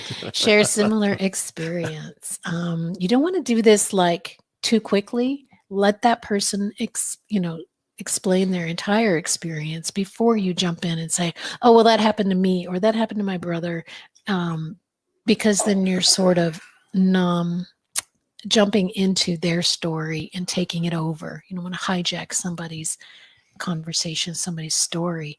You want them to be able to tell their whole story, and then you can show understanding and empathy by saying, oh, I hear what you're saying, and something similar happened to me when I was that age, and I made a mistake, and I didn't do it any better than you did. So that would reduce their shame and guilt, knowing that you accept them as they are. You're not judging them.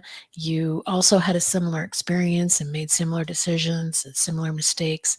Then they feel like they are being understood, and it strengthens that bond and reinforces the learning.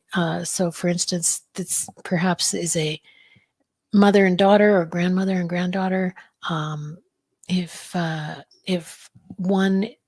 If the younger one came to the older one and said, I had this bad thing happen, maybe the boyfriend broke up with her or whatever happened, something bad happened, and the mother or grandmother listened to her and then said, when I was your age, something similar happened, and here's how I handled it, and here's what I thought and felt and did, then the younger one could learn from that and see maybe a path forward, whereas before they may have felt like, life will never be better again. And when they hear, oh, they went through the same thing, and look at them now, they're doing great. So we can have that reinforcement of learning and hope for the future. So I actually have mixed emotions about this one. Mm-hmm. And the reason is I feel like social media has had an impact on that kind of structure, I'm not a big fan of bearing your soul on social media. And I know people who do, and it upsets me that they do. Not upsets, I'm not gonna, there's part of me that wants to say, don't talk about that on social media. But one of the reasons is, one of the things that I've noticed about social media is when we're not together like this, where if I'm telling you something, you start empathizing, or at least being aware of what I'm talking about, you can respond to it without saying, respond to it in a way that enables you to say, you know what, I went through that same experience. And not saying, oh, well, here's what happened to me. Mm-hmm. And I think one up you. Right. I think that's what happens on social media. And because it's on social media, no one says, I went through a similar experience. Here's what I did. Right. Right. Hoping that they could reinforce that. And sometimes it doesn't do any good to do that. But and it's a lot easier to do when you're face to face. On social media, it's easier to say, really? Well, here's what happened to me. Mm-hmm. And then what did you call it? One up your story, do a one up your story, level up your story, so that now your story becomes more important than whatever pain the person is experiencing. Right. Now, again, I'm not a big fan of bearing your soul on social media. Right. If you have a problem, call me. Yeah. Let's talk about it. And I promise you, what's not going to happen is I'm not going to one up you. Yeah. I'm going to suggest that I had a similar experience, and here's what I did, if you're open to that advice. Right. So social media has an impact on this. Yeah, I would save things like technical things, like I was trying to learn how to do such and such, and I bought this piece of software and it's not working, and I need some help. That's great. That's great. Share that stuff on social media, because people can honestly help you with things of that nature. But if it's something personal, like I'm going through a divorce, or my kid's on drugs, or things of that nature, then you're going to want to talk one-on-one with somebody. That's a coach or a therapist or a best friend or a parent or a sibling or whatever.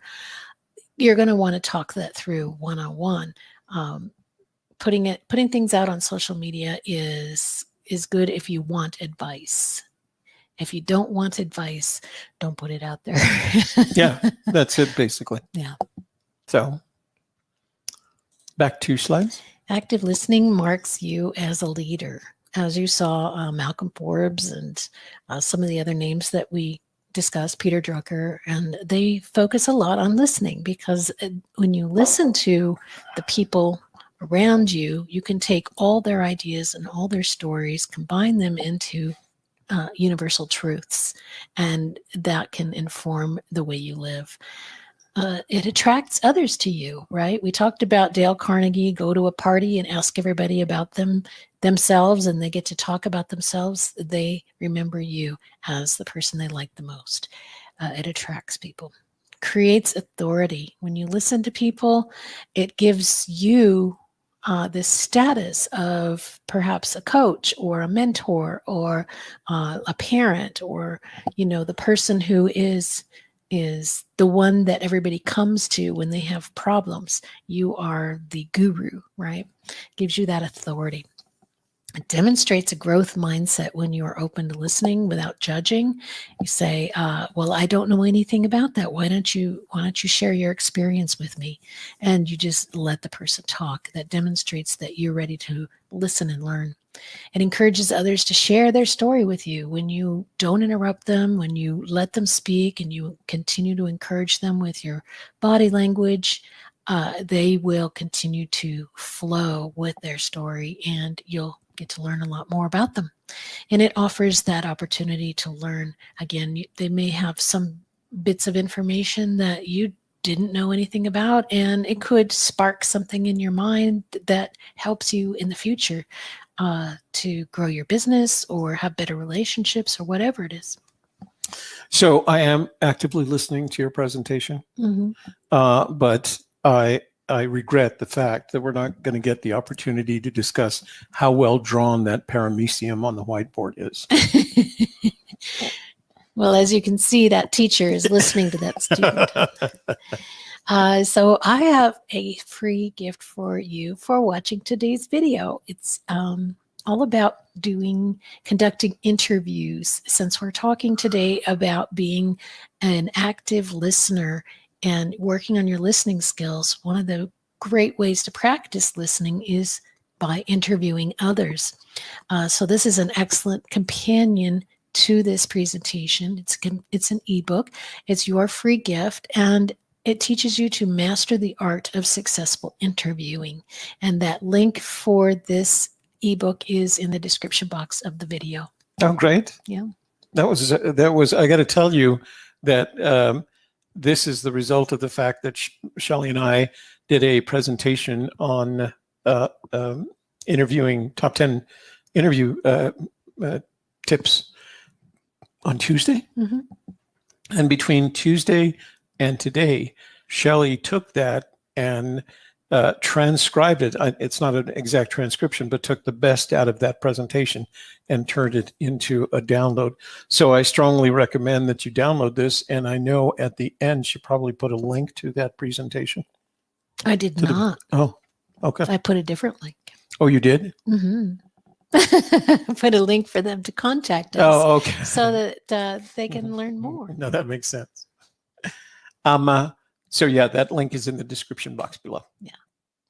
Active listeners are great podcast hosts. So if you want to be a great podcast host, you want to practice your listening skills and your interview skills. They're dynamic interviewers, meaning they hold up their end of the conversation so that it's not just the interview guest who's doing all the talking. They are giving that extra fulfilling material that keeps it flowing like a conversation. They are inspired writers because when you listen to others, you're able to write from different viewpoints. You can be much more creative in your writing.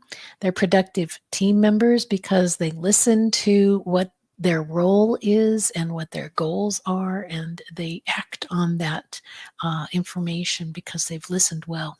And they're highly paid coaches because a coach is very much about listening and asking questions and getting more information and getting that person to talk so that they can pull out the answers themselves. And that conversation is the tool for doing that. So I'm going to leave this slide up rather than opening up because I have a comment to make on it. And that is, when I was in my career in Washington, one of the things that people would hire me to do is write white papers and case studies for them, because white papers and case studies were the marketing tools that some of these high-tech companies that were marketing to the government required. And everyone perceived them as really difficult to do. Like it would take them months to do it. And the reputation I had was that I could go from 0 to having a completely published white paper in 30 days, which may sound like a lot, but when you're talking about the technical level white papers that the government expected. And my routine for that was to ask them to give me 10 people that worked on the project team. And make it a variety of people, from leaders to line workers to implementers, etc. And basically, I would interview them as if they were on my podcast. Not that there were podcasts back then, but it was that conversation, because I'd record every one of them. I would have them transcribed, and it was my conversation with them, the interaction between them and me, and the transcript that was the basis for creating the white paper. And the white paper wasn't just a set of quotes from them. It was actually a storyline that came from the transcript, and I would add where I needed to. But the important thing about that was you could not do that if you were not actively listening to the individual and what they were talking about, not only for the purpose, because I knew the 10 questions that I would want to ask each of these individuals, but I also knew that they were going to say something that was going to cause me to ask another question. And the reason I recorded them, and usually if I could, I'd record them on a video camera. And this was back in the days where we used tape, videotape. Because what it enabled me to do was not worry about making notes. And the less time I can spend making notes and paying attention to them, the more valuable that is to me. So if they allowed me to record them, and literally, I don't ever recall somebody saying, no, I don't want, are we going to do this on camera? Yes, we're going to do this on camera. It's for my purposes, right? It just makes my job easier. I'll say yes. But it was so that I could see them, not just hear them, and not interrupt myself making notes. I literally have, me in my notebooks. That was a period in time where I did not fill notebooks with these conversations. I just watched and listened and asked questions. And it was an amazing experience. And it's something that became a skill, that you can take into whatever you're doing in the future. So, like us now. Yeah. That's right. So I invite you to connect with us and schedule a free consulting call to define your social media goals, assess your specific needs, clarify your best options. These are our links, which are also in the description box below the video: messagesandmethods.com, shellycarney.com, tunis.com. Those have all of our links. Those are just our pages with our links so that you can choose what you want to do or what method you want to use to reach out when you get there. If you want to email, or if you want to call or text or write to us, or whatever it is you prefer to do, reach out on social media, however you like to connect. And we hope that you'll do that. And as we mentioned earlier, you've got that ebook that Shelly's offering you. Make sure you go pull that down. And then once you've gone through the ebook, go back and follow the links that Shelly has set up for you in that ebook to get more information. So here's something nice for you, Brian says. Well, thank you, Brian, for being here. And please do share with your family and friends. So, okay.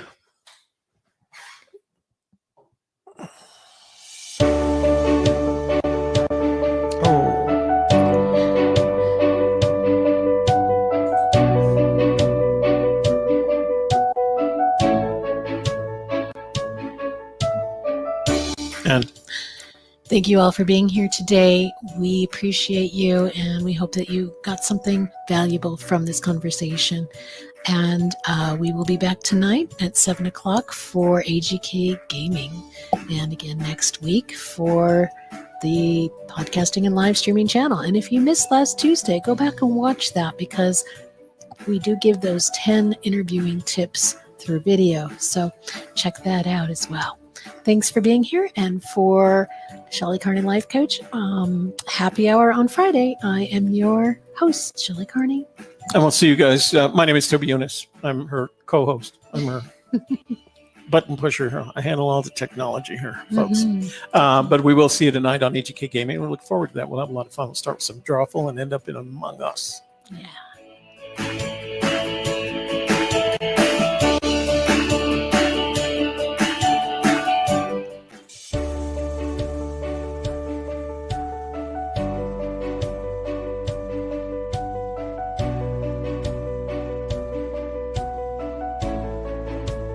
So here's the thing. It's very easy to put on a suit and tie and look like an adult. But looking like an adult when you dress casually is a completely different story, right? Like, how do you take these universal casual staples like jeans, t-shirts, sweatshirts, and make them age appropriate when they're worn by guys of all ages? There are a lot of ways to get this wrong, and the worst is being an older guy looking like he's trying too hard to look younger. So how do you do it? How do you dress casually and look like an adult? In my experience, there are 7 things you need to pay attention to. There are some key principles to follow, and there are some really easy upgrades that you can make.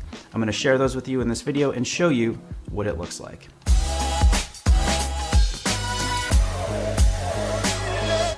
I'm Brian Sacawa, you are watching He Spoke Style, and this channel is dedicated to giving you all the advice and inspiration you need to dress well, develop your personal style, and gain more confidence. Before we get into it, I want to take a quick commercial break to let you know that today's video is sponsored by Keeps.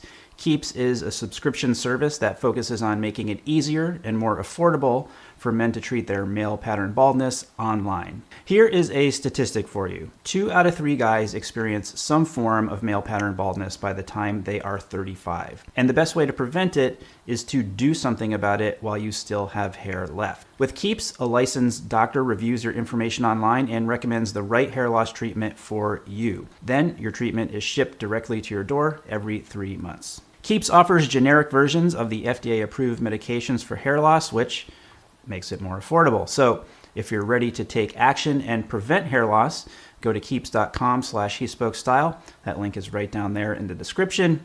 Click on that to receive 50% off your first order. Now, the first thing I want you to do is to think about how you used to dress when you were younger, like when you're in high school, for example. So for me, what I like to wear a lot of the time were rock band t-shirts, t-shirts with some kind of saying on them, sweatshirts with logos. I had this jean jacket that I used to wear all the time that had pins and patches all over it. And if you think where I'm going with this is to tell you that you shouldn't wear logos or graphic t-shirts or stuff like that, that's not quite what I'm getting at. Yes, I do think that graphic t-shirts, ironic t-shirts and logos, all that stuff make you not look your age if you wear them when you are older. But what I want to focus on here is that all those things just look really busy. To wear t-shirts and sweatshirts and jackets as an adult and look like an adult, it's best to simplify. So instead of a graphic t-shirt, choose one in a solid color. Instead of a sweatshirt with a big logo on it, go with a classic style without a logo. It's pretty simple, and keeping it simple like that is one of the keys to looking good dressed casually as an adult. All right, so the next thing you need to focus on to dress casually as an adult is one of the exact same things that I constantly preach about when it comes to looking good in a suit. Your clothes have to fit. Doesn't matter whether it's dressed up or casual. If your clothes don't fit, you're not going to look like an adult. You're not going to look like you know how to dress your age. Now, one thing I want to emphasize here with fit is that when it comes to how your clothing should fit, that it really depends on 2 things: the look you're going for and your body type. If you're like me and you consider your style to be classic with a modern sensibility, that tailored fit, slim, comfortable, definitely not tight or form-fitting, is probably what you're looking for. If you're someone who enjoys keeping up with trends here and there, there's nothing that says you can't do that as an older guy, but I would just say don't overdo it. But how do you actually get your clothes to fit the right way? The first thing I would recommend is to find a great tailor, even for casual clothes. A good tailor will be able to make any number of small tweaks, whether that's hemming your pants or jeans. Yes, you can do that too.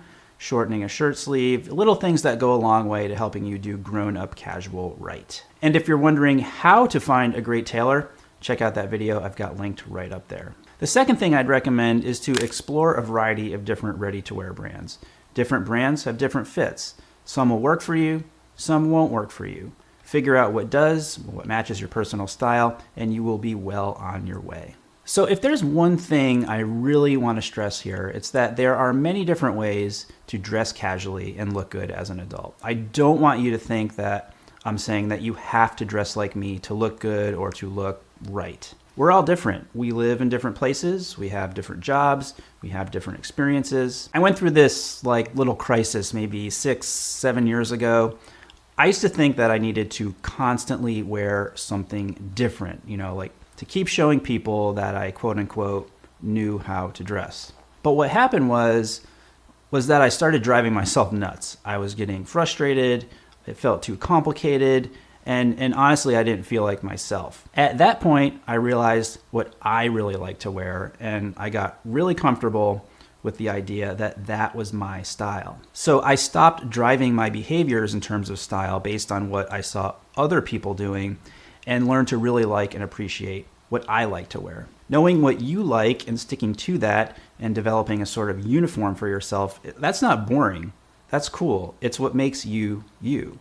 It becomes your calling card and it becomes your style. If you apply what I've talked about already, simplifying and paying attention to fit, that's going to work in a variety of different styles and approaches. But it's most important that you're comfortable, because if you're not, that's going to negatively affect how you carry yourself and your confidence. So at that point, it's like all that work would be for nothing. All right, next let's get into some specific upgrades that you can make, and starting off with one of the ultimate casual staples, jeans. If your jeans are worn out, full of holes, poorly fitting, meaning either baggy or too long where they're pooling at your ankles, it is time to upgrade to some jeans that fit right. Now, you might wonder, how many pairs of jeans should you have and what colors should they be? So the first pair you need is a slim and dark pair. This is your workhorse pair of jeans, and it will be one of the most versatile in your entire wardrobe. You can wear them casually and rugged, and they can easily transition into other slightly dressier casual scenarios like a date night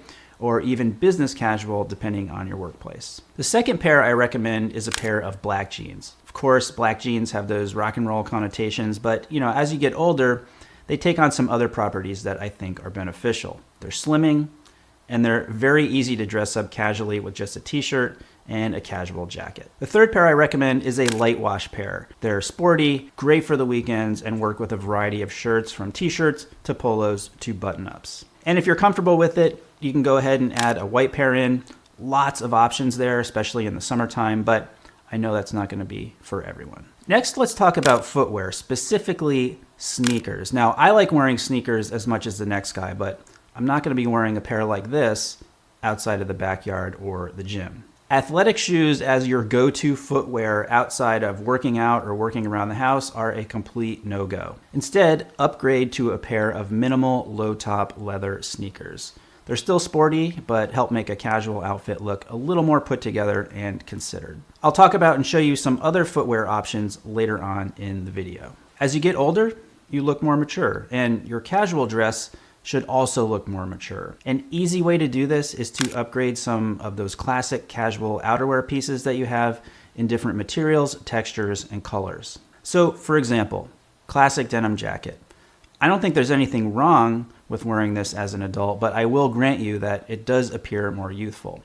But the same garment in a light tan corduroy, caramel colored suede, or chocolate suede has a completely different look and feel. Not only does it look more mature, but it's also more elevated while still being casual. This next upgrade might be a little controversial since we're talking about dressing casually, but I do think it's important as an adult, even when you're dressing casually, to have a go-to sport coat. So our goal is to make a casual outfit look more mature and age appropriate. And if you think of an outfit as consisting of 3 main garments, pants, shirt, and some kind of jacket or outer layer, all you need to do to make a casual outfit look more mature is to add a dressier piece, one dressier piece into the mix. And I think a sport coat is one of the easiest ways to do that. Take this outfit, for example. Jeans, t-shirt, hoodie. Swap out the hoodie for a navy sport coat, and I don't even have to tell you, because you can clearly see the difference that just one small change made to the entire look and feel of this outfit. So we've talked about a few general things you can do as well as some specific upgrades you can make, but instead of just talking about it, what I want to do next is to show you what these things look like in practice. 5 looks for various seasons coming your way. Let's jump right into it. So this look here is like the clearest illustration of pretty much everything I've talked about. 2 real simple casual pieces, light gray sweatshirt, light wash jeans, classic sporty combo. Over that, I've got a lightweight navy suede jacket from a brand called Valstar. You know, for a sporty look like this, I think a crop jacket works really well, and the darker color complements and completes the look. Some simple 2-tone sneakers. These are from Suit Supply. Again, kind of sporty with a contrast between the taupe of the leather and the white sole. On my wrist, I'm wearing the Longines Heritage Classic Sector dial and a classic pair of Ray-Ban Clubmasters to finish everything off. Here we've got a classic kind of rock and roll look, black t-shirt, black jeans. Sky's the limit when it comes to what to style with this. I kept it simple, but with some pretty big contrasts. Starting with the jacket, it's a classic trucker jacket style, but in a gorgeous caramel color and buttery smooth suede. Both the color and the texture elevate the look and really make it stand out. More contrast to anchor the outfit with some white Common Project sneakers. I'm a fan of the white against black for me. I think it just creates more visual interest and kind of like a visual layering. On my wrist, got the Speedy on a black NATO, and then keeping the rock and roll vibes here with some Jacques Marie Mage shades. All right, next we've got a summertime look to illustrate that casual doesn't always mean jeans, especially in the summer, you know, when you're not really gonna want to wear jeans. Very easy to substitute a pair of khaki cotton pants. Going with a simple brown gingham button-up shirt here. Both the shirt and the pants are from our collection, available in the shop. And I mean, it's a real simple combination. What really takes it up a notch and completes it are the footwear and accessories. Got a suede tassel loafer. Again, suede always feels more mature to me. Suede belt to match. Panama hat makes the silhouette more complete. And the watch and sunglasses just finish everything off. Here we've got a jeans and sport coat look. Foundation is just really simple. Tan crewneck sweater paired with some slim dark denim. On its own, casual, it's fine, but you can really elevate it and make it more grown up with the addition of a sport coat. I love this particular jacket with this look. It's a clean and simple color palette with the browns up top, the blue jeans, and white sneakers. If you come in closer to the jacket, you can see there's a nice texture to it. Makes it more interesting, and again, like suede, definitely appears more mature than a regular old solid color jacket. Watch is the Vacheron Traditionnel. Sunglasses are the Dylan by Jacques Marie Mage. You can easily wear a nice pair of walnut derbies if you wanted to dress this up a bit, but to keep it more casual and sporty, I like the white sneakers. Another summer look here, substituting jeans for some cream colored cotton pants, which I'm pairing with a black polo shirt. Very simple combo, very high contrast. Polo shirt, classic casual piece, but this particular shirt from our collection feels more elevated and grown up for 2 specific reasons. It's got a stronger collar, so keeps it shaped better, easier to wear under a sport coat if you want to do that, and it's got a 5-button placket rather than the standard 3-button. I deliberately did not wear a belt with this to keep it looking very simple and clean. Got a white baseball cap with this along with some white sneakers to create some balance top to bottom. Great sporty watch, the IWC Spitfire on my wrist, and finished off again with the Ray-Ban Clubmasters. So if there's one thing I really want you to take away from this video, it's the power of simplicity. Your goal shouldn't be to have lots of clothes. It should be to have less clothing that you can do more with. And the capsule wardrobe concept is a great way to get started. Click on that playlist over there because I have 6 different capsule wardrobe videos, including the ultimate beginner's capsule wardrobe, a business casual capsule wardrobe.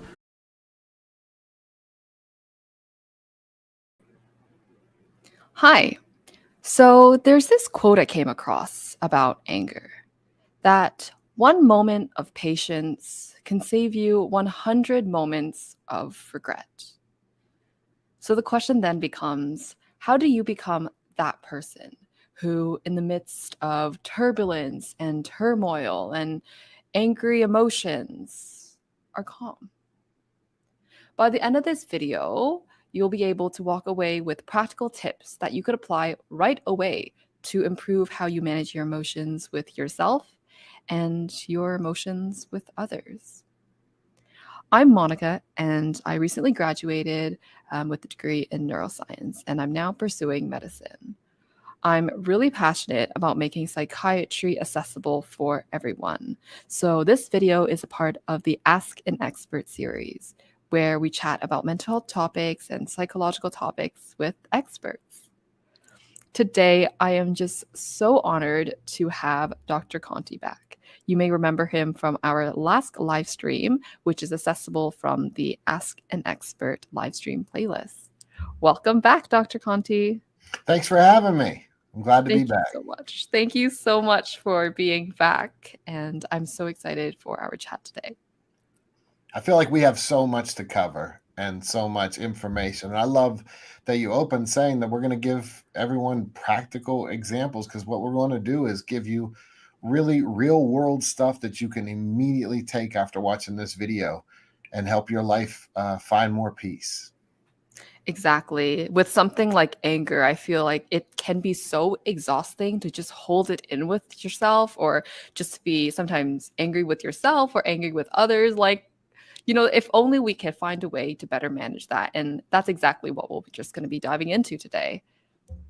100%. It's fascinating because we are the only ones who have unrestricted access to our minds.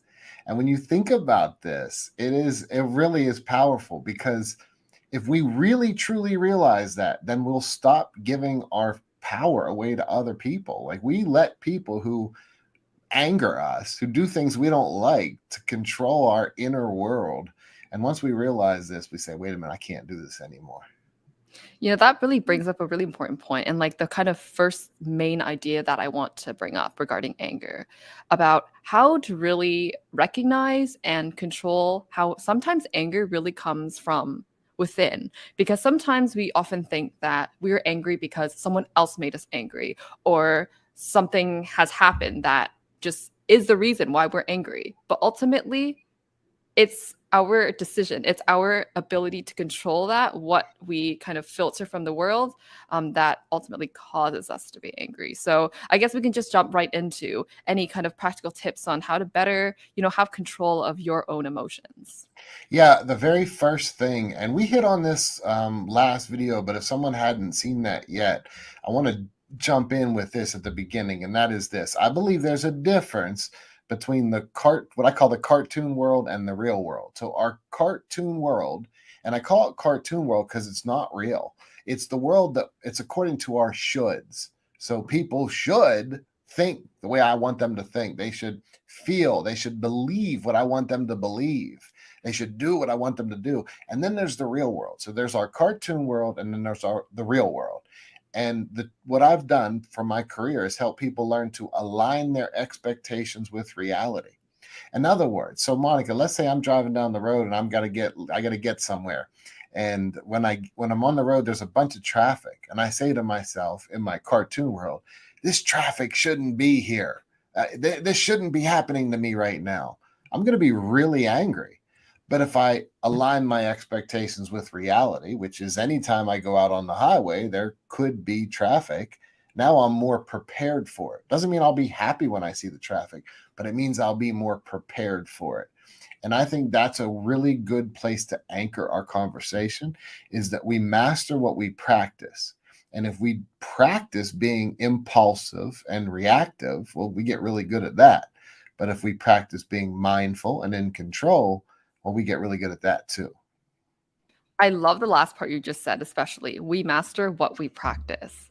I remember when I was preparing for exams, just on the topic of like anxiety, I would ask myself, why am I expecting myself to be so calm when on a day-to-day basis, when I don't even have exams, I'm already, sweating all the time, just worried about things. Like, it makes no sense. So just bringing it back to what we were talking about with your example, like having tips to be able to just go through your everyday without, having emotional outbursts is a way that is kind of protected. So when we have those experiences that can, drive our emotions up, it's not, overflowing or is not going crazy.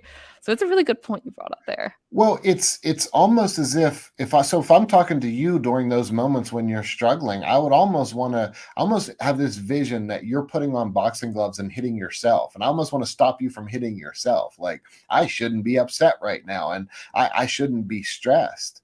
But if you are, then you're giving yourself the extra problem of, not only am I anxious, but now I have all these shoulds that I shouldn't be anxious. And that makes it even more complicated. So at least be easy on yourself from the beginning and recognize that as human beings, our emotions will ebb and flow. We'll go up, we'll go down. Then that's okay. It's normal. But I think it'll be less extreme if we accept it. And it'll be more extreme if we say, this can't be happening. I can't take this. That's where we really intensify our own emotions. Amazing. So just already, for those who just joined us, I have written down in my head to, number one, practice being objective, aligning what we kind of see with what actually, or what we think with what is actually happening. Number two, just being able to master what we practice and hopefully kind of be accepting rather than, just kind of rejecting whatever is coming to us and how we feel.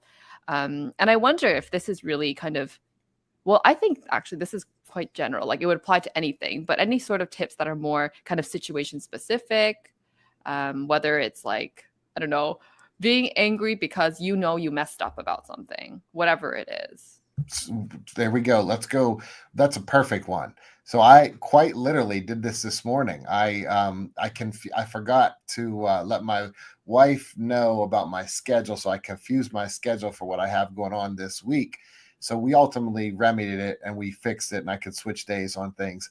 But in that moment, when I realized that I forgot, I dropped the ball and I messed up my schedule, I had the immediate thoughts that anybody would have. Like, I practice this every day, day in and day out.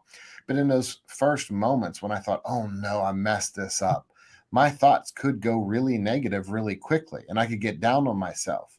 What I had to do was say, stop. I'm a human being. Of course, I'm going to make mistakes. I'm not going to minimize it. I'm going to own it. But then I'm going to do the only thing I can do, which is work with what I can do. So I talked to the people about the schedule. We figured out what we could do. We made a plan and we fixed it, because spending a whole bunch of time saying, oh, this is terrible and I'm awful, that would not really be productive. And then that would not help the rest of my day. Matter of fact, I'll give you a little teaching tale that I think can be really helpful for this. So I like this concept. So you, me, we've all messed up, and then we get mad at ourselves when we mess up. So in the land of fools, there was this guy who had 250 cows, and one of his cows accidentally fell off a cliff. And then he said to himself, well, now my herd will never be complete. It's not complete because one of them is missing. So he just started driving the rest of his cows off the cliff. And as he's driving off all 250 cows, somebody says to him, what are you doing? He said, well, my herd will never be complete, so I might as well just get rid of all of them. And the people just hit their heads and laughed at this foolish man who got rid of his 250 cows, all because he messed up on one of them. And it's a teaching tale, so don't worry, no cows were harmed in the making of this metaphor. But the great thing about this lesson is, if we mess up and then we start beating ourselves up, we start to let those mistakes compound. And so it comes back to saying, why am I pushing my metaphorical cows off the edge of the cliff? Yes, I lost one, but that doesn't mean I'm going to drive the rest of them off the cliff.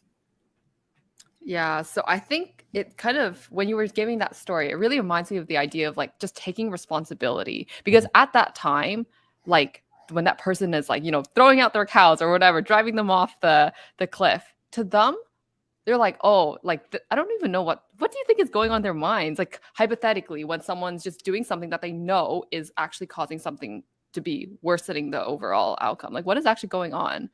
So I specialize in working with people convicted of violent crimes. This has been the specialty of my profession for what I've done for 2 decades. And what I see is that when people live in shame, they act out of shame. So if I feel like I'm no good, I'm worthless, I'm nothing, then why not hurt myself or others? And there's a difference between guilt and shame. So guilt is feeling bad about something we've done to hurt someone. That's normal. That's healthy. Like if we do something, we feel guilt, we can learn from it. That's okay. Guilt is feeling bad about something we've done. Shame, however, is feeling bad about who we are.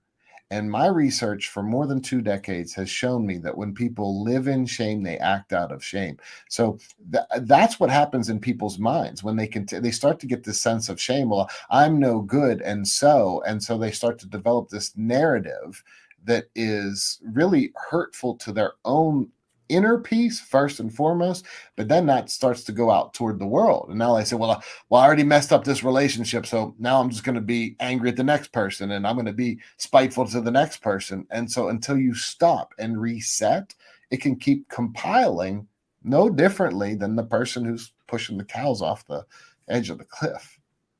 So that idea of responsibility, how does one then kind of take that responsibility to then say, okay, what I'm doing is wrong.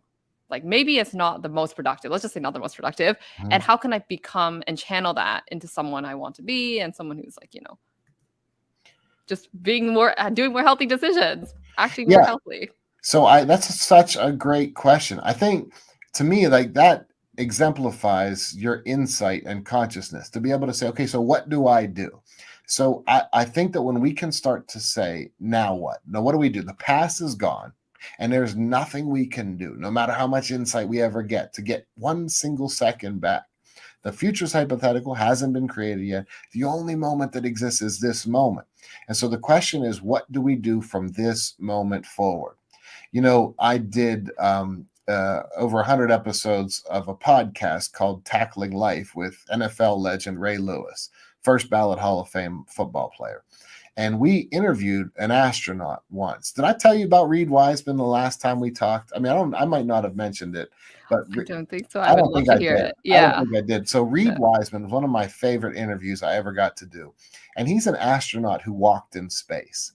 And when you think about the magnitude of that, fewer than 200 people in the history of humanity have walked in space. And yet this astronaut walked in space. I got to speak to him. It was awesome.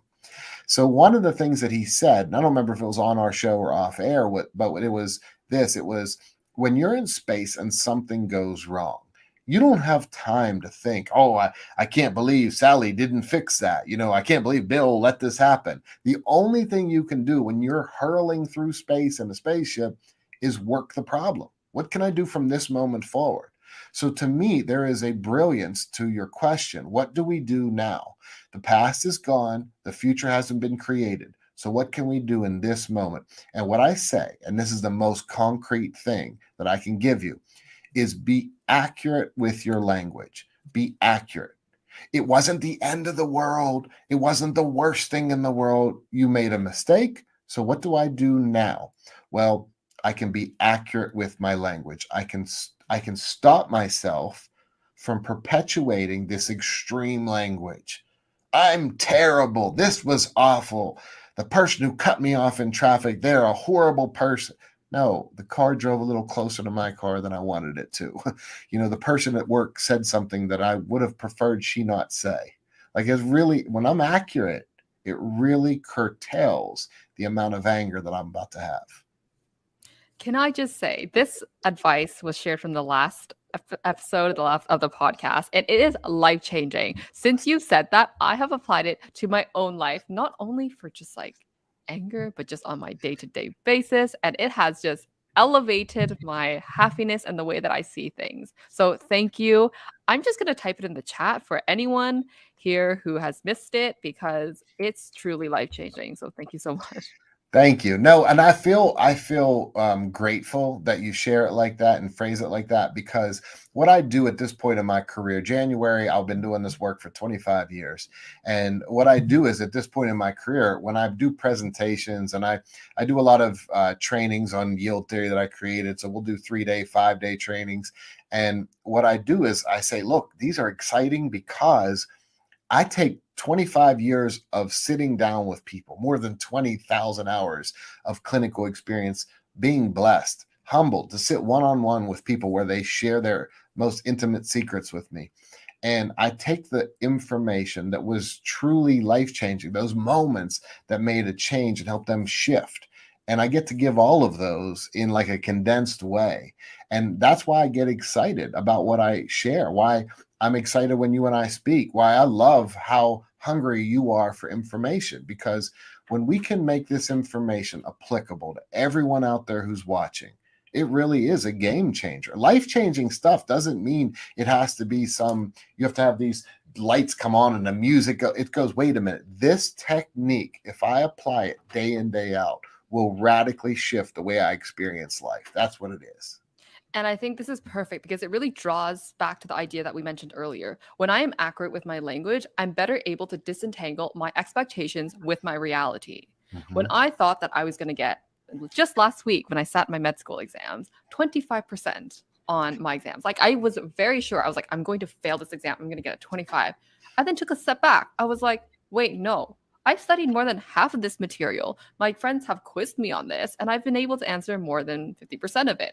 I don't think I'll necessarily fail, but maybe I won't do as well as I wanted to. And even that, like recognizing that, helped me realize what I told myself versus like what the reality really was. And that in turn helped me reduce my anxiety, which, is amazing. So I think being able to apply this for like all the different scenarios, whether it's anger, anxiety, I don't know, like sadness, is a really, really great tool. And with that, I just wanted to pick up on the second point that you mentioned about yield theory, because we've mentioned so many applicable tools. One that I think someone has just mentioned right now, Dasha, how to communicate without getting angry so fast, like these kind of things. But what is the theory behind it? And I know you created yield theory, and I would love to learn more about the theory. Sorry, that was so long. So I would love. So I'm grateful. So here's I'm going to take you back to the beginning. In 1998, I was in my room and I was in a meditation, and I had this vision. And here was the vision. Here's how it kind of unfolded to me. And I've spent the rest of that time refining it, and now it is an evidence-based approach. It's a theory on counseling, and I wrote about it in Walking Through Anger. But let me show you the initial metaphor. So I was thinking, like, let's say a car is going down the highway the wrong way, and you want to stop that car. Well, you could drive head first into that car, head on, and you could stop that car. But one or both of you is going to get pretty hurt. But what if instead of smashing into this car going the wrong way, instead you say, you know what? I'm going to merge with it, like at a yield sign. I'm going to yield with this car, and I'm going to go with, trying to get my hands on this guy. So I'm going to go with it. Now, as I'm driving with this car, my car next to this car, this is a hypothetical thought experiment. So let's suspend reality. The car says, okay, we're driving in the same direction. Let's save some gas. So I jump in their car, and now I'm seeing out of their windshield. I'm actually seeing the windshield that they're seeing out of. And over time, when they trust me, let's say it's a long enough journey, they get tired. They say, I want you to drive. And now I get to be in their exact chair. And then I can help steer them down a different path.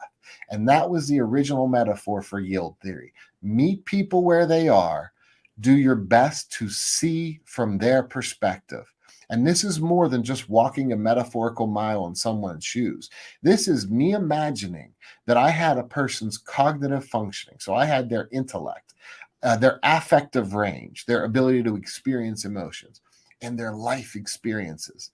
And what I say, and this is powerful metaphor. This is big. What I say is, I believe that if I would have lived every day as another person, I would have made every single decision they made. And the reason why that's a very big assumption is this: I work with people. I specialize in violence. I work with people convicted of violent crimes. I work with serial murderers. I work with people who are serial rapists. So how can I say, if I was them, I would have done everything they did? Well, first of all, it's not a philosophical, logical argument, right? It's an a priori argument that doesn't make logical sense. But here's what it does for me.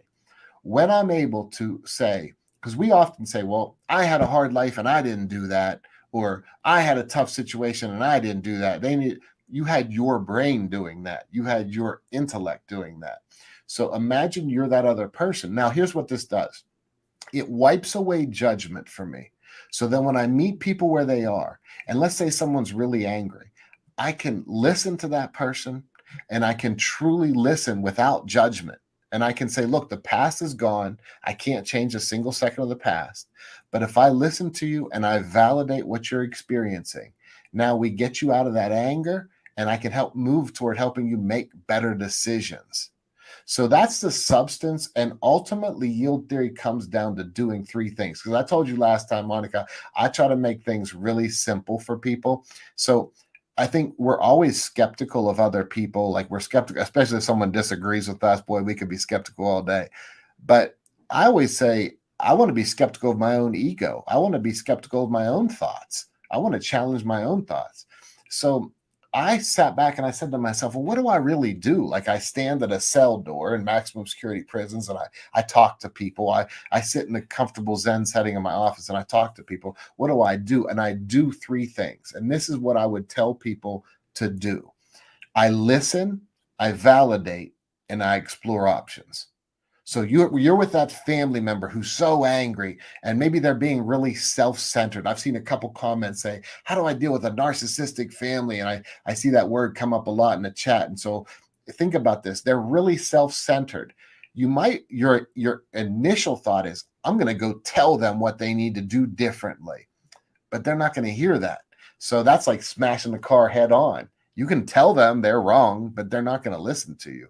But if you put yourself behind their eyes and you truly listen to them, and then you validate that experience, like, my goodness, that sounds like that was really awful for you. That sounded like that was really difficult for you.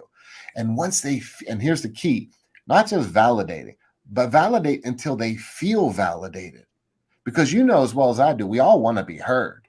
And if somebody keeps saying things over and over again, that person probably doesn't feel heard. So when we can help them really feel heard, now that we're validating them, now they feel better neurologically. And you know this from neuroscience.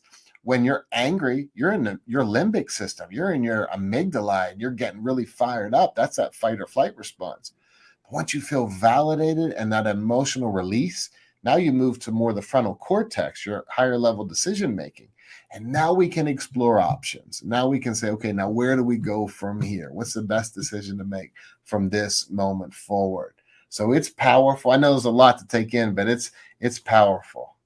So I'm just going to summarize, and just to make sure that I completely understood, at the core of yield theory is to really take someone's perspectives and to try to see what they see, and to meet them where they are. Mm-hmm. And to really break it down, it's to really listen, to actually think about the meaning of the words they're saying, not just kind of listening like whatever, like, actually, what are they trying to tell me?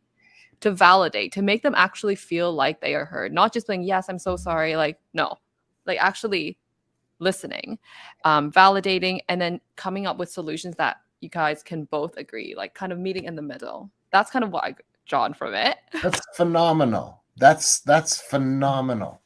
It's incredible, because it's funny, because like in this comments, you have tons of people and they're all talking about different things. But I happen to see on one, they go, well, if Monica's shaking her head, she's not listening. And here you go. You just accurately summarized everything I just said. And so sometimes we look at other people and we have a projection that what we're seeing is the truth. When if we truly take time to listen, we go, wait a minute, maybe the world's not unfolding the way I think. And that's challenging our own egos.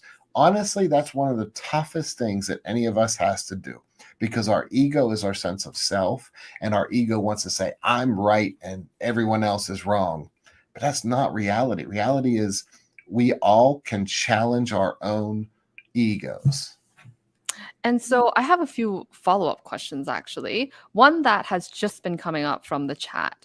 What do you do in terms of exploring options when the other person is unwilling to explore those options? Because ultimately it takes two to tango, doesn't it? It does. It does. So my whole career has been, I've spent a lot of time with people who have been mandated to see me. Like, think about this. In the state of California, I had a center for people convicted of violent crimes. Now, once they get out of prison for committing a violent crime, they were sentenced to 52 weeks of anger management. This is outpatient. This is outside of prison.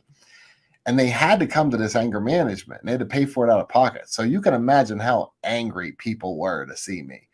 Now, I could sit and be like, well, they're just angry, they're resistant. Or I can put myself behind their eyes and go, wow, if I just spent time in prison or jail and I got sentenced to do this too, I would be angry as well. And so I would really listen and I would validate that. And I wouldn't force people to talk. I would say, listen, if you need more time, you need more time. Like, who am I to say when you're ready to speak? And because I wasn't doing it as a technique, I wasn't doing it to say, okay, now you should hurry up and speak. I was being genuine. Like, if you need time to be angry, be angry. And because of that, when you truly let go, then people will be much more likely to actually speak. So if you find someone who's not ready to talk and you say, well, I did listen and I did validate them, so they should talk now, you're probably jumping to that cartoon world. I validated them enough. Now you're talking about you're talking about your own ego and what you did. And that's why I always say, Monica, and this is a big one for that person who asked that question. When you validate, don't just validate till you check a box and go, see, I did it. Validate until that person actually feels validated. And again, you know this from neuroscience. When people are angry, they're in that limbic system. And when you could watch, if people are speaking to you and there's brain scan, they're under brain scan, that anger, once you validate them, it dissipates. Now you actually see blood flow in different parts of the brain, specifically going to that frontal cortex. So I always tell people, what I'm saying isn't rocket science. This stuff I'm not saying this is rocket science. It's pretty simple, right? Listen, validate, explore options, but it is neuroscience. This is definitely neuroscience. Yes, I would just like to say, so when in class, people were saying, what's the best way to kind of dissipate these like emotions sometimes during like, anger and things like that? Honestly, it's the sleep. Just sleep. In other words, to just take a step back until you feel ready to address it, when other people feel ready to address it, because the reality is that, just like you said, not everyone is ready to like let go of whatever they're being angry at. And it's okay to have space, because only through space, only through feeling ready are you able to effectively explore options, whether that is like, giving space through sleeping, giving space through taking walks, giving space through, I don't know, meditating. Any of these things are perfectly valid to just take a step back. Well, you're right. You hit the nail on the head. So think about this. How many times have we all been hangry? We're hungry, so we get agitated and irritable. And we start an argument, and after we eat, we go, "What were we mad about?" We don't even remember, right? Or you stay up arguing in a fight, and it's because you start arguing because honestly, one or both of you is overly tired. So the profound realization is this: when you're hungry, when you're tired, when you're thirsty, when your body's temperature is off, or you're overheated, you're in a part of your brain called the hypothalamus. And that is smack dab in the middle of your limbic system.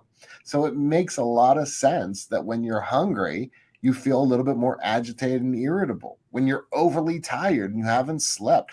So we have this new puppy. She's a 6-month-old Cane Corso. She's awesome. She's so fun. She's beautiful. I wish if she was down here, I'd pull her up so you guys can see. Maybe next time I'll have her. Oh, yes. She's so adorable. But she does something. My wife will say she's fussing it out when she's real tired. She'll be like, "Rah," and she looks like if somebody was watching, go, oh, she's scary. She's not scary to us. She's fussing it out. And how many of us do the same thing? We're angry, we're agitated, we're irritable. So if we could be mindful, maybe now's not the right time to get your point into the other person. But the challenge many of us face is that we're impatient. And so when we want to tell somebody something, we start talking at them rather than with them. And I don't know if I told you about the Fool on the Mountain last time, but I want to share that. I think this would be a perfect time for people to hear that story. Let's hear it. There was a person, he was supposed to lead a group of people up the mountain. So he ran to the top of the mountain, and he got to the top and nobody was with him. They were all at the bottom of the mountain. So he started screaming at them. He's like, you should be up here with me. I started down there. I had it tough. I made it up here. And he's yelling and yelling at them where they should be, but they couldn't even see him, let alone hear him. So he becomes known as the Fool on the Mountain. And before we judge this Fool on the Mountain, how many times have you and I and all of the people who are watching us right now, how many times have all of us at times talked at people like, you should understand what I'm saying, like you shouldn't be thinking what you're thinking right now? In those moments, we were no different than that Fool on the Mountain. And so that's why yield theory is about having the self-discipline to leave where we are and go truly meet others where they are psychologically. what they're ready, willing, and able to hear. And the reality is many times it's going to take more patience than what we want to give. But here's another key. And this is one of those moments that, like, I feel excited for people to hear this, because if I could reach in your heart and have you really feel this, this would be a game changer. And that is when you truly let go and you interact with people and you give them the compassion to say, I'm going to meet you where you are, and you give you the true space. The truth is, when you're truly let go, it'll happen so much faster than what you think. When you actually take the time, you will validate. It'll get you there so much faster.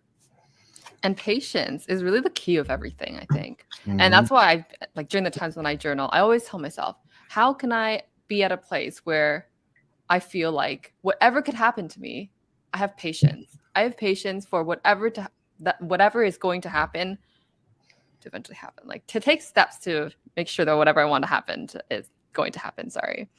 And I think if I could just share some of the things I found really helpful, like mindfulness was truly a key to that. I mean, every single morning I will wake up and I will listen, even 2 minutes of just mindfulness, guided meditation. It has been so helpful to help me be more patient with myself and to be more patient with others. And I think that draws in so closely with being able to then practice yield theory and to reap the benefits from it. It's that is exactly it. So we have a question here from Will J. He asks, do you have any techniques to become more patient in yourself, to become less impulsive? And Will, I love this question, and hits on what Monica's talking about right there. You heard her use the word practice. We're practicing this. So here's one of the most pragmatic techniques you can possibly do. Here's how you begin to develop patience. Remember that we master what we practice. So if you practice daily, every time something doesn't go the way you think it should, you lash out. Rah, rah, rah. You get really good at that. But so what do we want to do? If we want to develop patience, let's do the opposite. So let's say I'm thirsty. Right now I have a big jar of water. When I'm thirsty, the moment I'm thirsty, instead of grabbing it and downing it, I grab my water and I use the exact phrase that you used, Monica, which is mindfulness. And I say, okay, I am thirsty.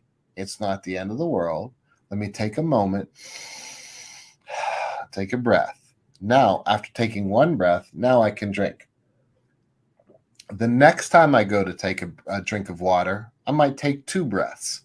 And what I'm going to do is I'm going to consciously say, when I have the impulse to do something, I don't have to satiate it. I don't have to satisfy it immediately.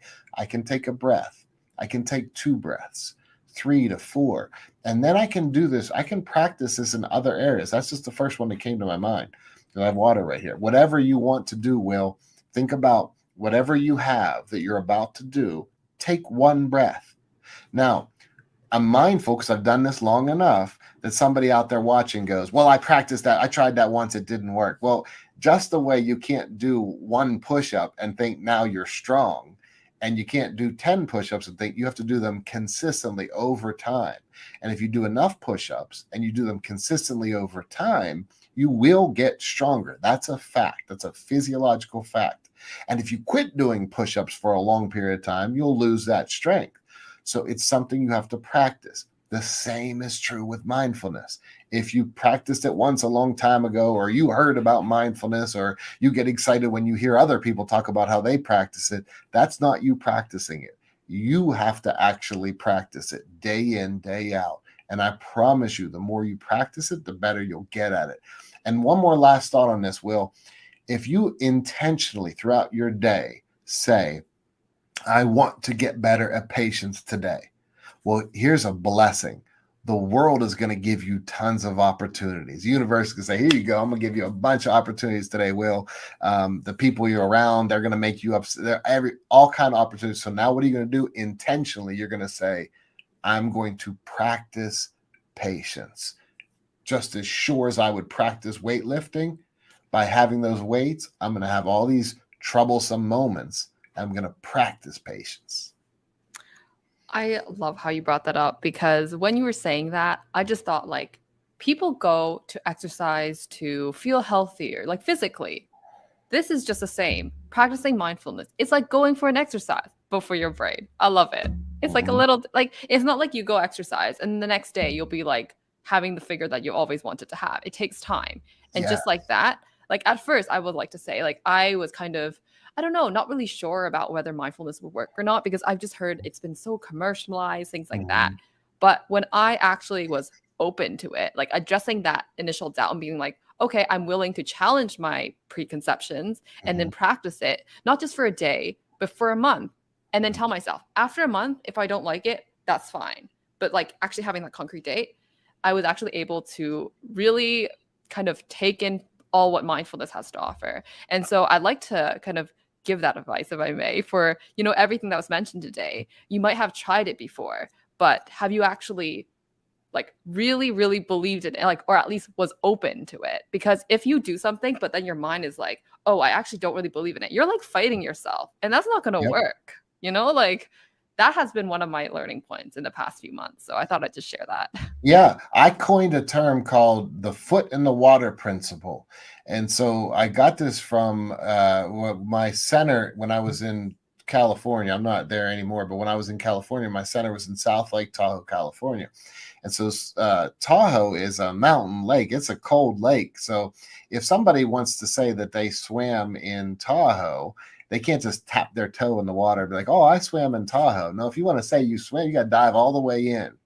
And in the same way, if you practice any of the techniques that we've talked about today, and you do them one time and you go, see, it didn't work. Well, then you were looking for it to not work. And of course, you're going to find that. If you want to see something not work, of course, it won't work.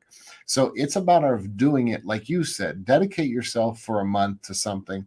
Practice it constantly. But if you're practicing it, trying to say it doesn't work, I have a really good example for this.